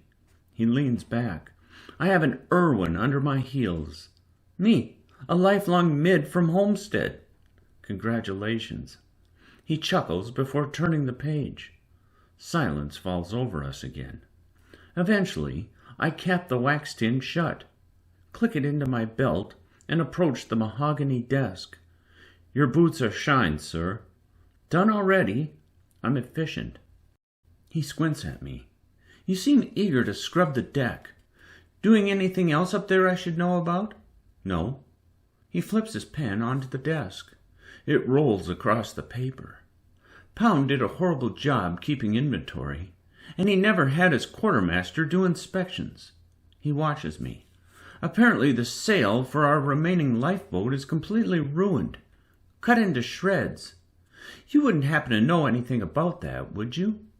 I don't clean the lifeboats. If the 𝘵𝘮𝘮 fails, we die. Don't know what to tell you, Sebastian. I've never been ordered around the lifeboats. He searches my face for a twitch, for a shifting eye, anything. I meet his gaze, bored and tired. Finally, he waves me off. Keep an eye out for gargantuans, will you? Once I leave his cabin, my breathing tightens. Face burns. I'm so damn close to finishing my project and my plan. Fortunately, when Sebastian became captain, the first thing I did was move my project somewhere closer to me. I'd planned to finish it tonight, but Sebastian's smart. So for the first time in a few days, I enter the cleaning closet to get supplies for scrubbing the deck. The faucet squeaks, and cool water rushes through the hose coils, filling the bucket. After snatching some soap, I unhook a mop and leave. Then, under eerie clouds, I splash the mop onto the deck. It's a cold night. In the distance, a competing skyship hovers. Tiny lights expose its windows, and the crescent moon leaves it under a gray hue. Not sure which ship it is. Maybe the 𝘬𝘮𝑗. Another killless ship. An hour passes. The hatch opens with a quiet hiss. I stuff the rag into the water again and splash bubbles onto the port side railing. You're cleaning tonight, Bryce says. Come to watch? Actually, I need to talk. She leans against the railing and folds her arm.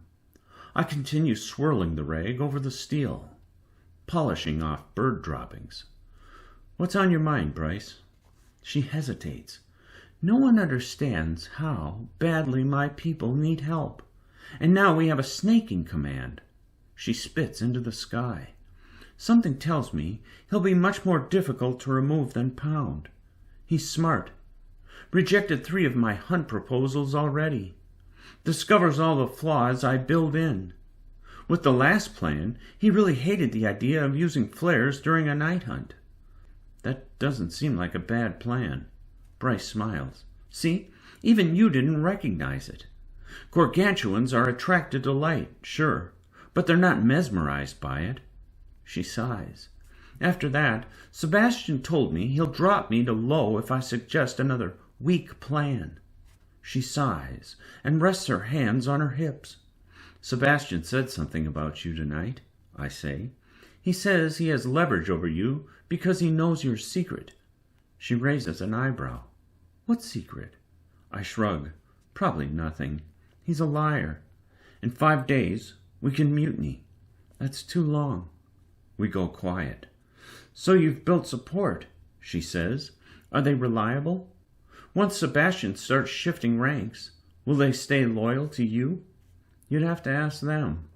She breathes in, turns around, and peers at the competing skyship. You saved Keaton's life, but I saved yours. Ah, I say, dropping the rag into the bucket. So that wasn't a selfless act after all. Impossible to rise in this world with pure goodness in your heart. You are more bitter than when I first met you. Hunter has changed me, made me realize some things. Like what? That meritocracy has created monsters. Everyone trying to rise, not caring who they climb over in the process. Loyalty and honor mean almost nothing. She stares at me. Back in the academy, you told me you'd help me become captain. Is that still true? I freeze. And perhaps she sees it as my posture, because when I glance at her, she has ice in her eyes. Bryce, I need to become captain. I only need one more vote when we mutiny. Be my quartermaster. Help me win this thing, and I'll have this ship, my own crew. We can help your people. Her face hardens. Why did you lie to me? Honestly, because I like you. You like me? She scoffs. You don't even know me. If you did, you'd change your mind. My mission is far more important than yours. What mission?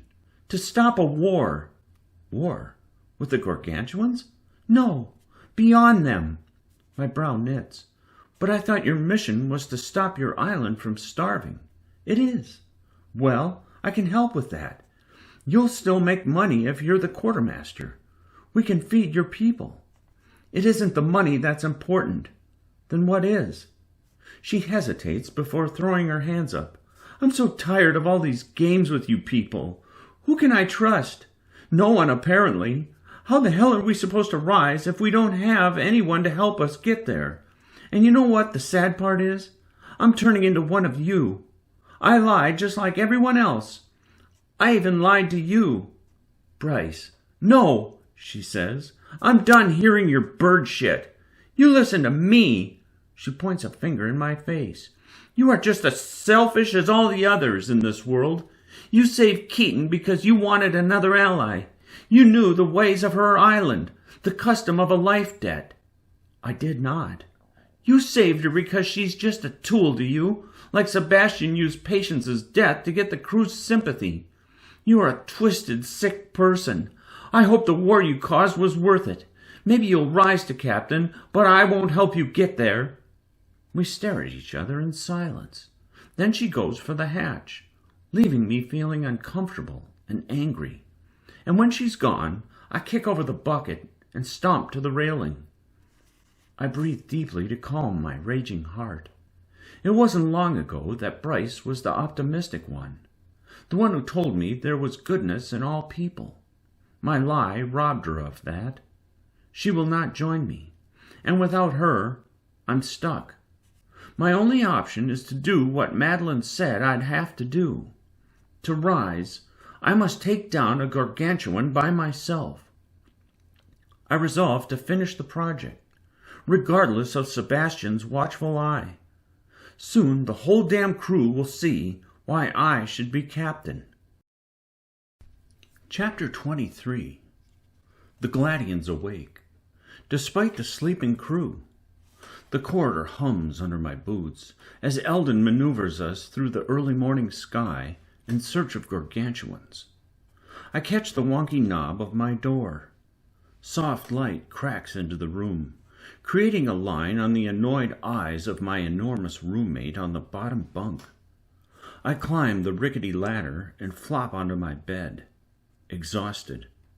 All this sleep deprivation is probably making me go slowly insane. Should have slept a couple extra hours, but I finished my project in the cleaning closet.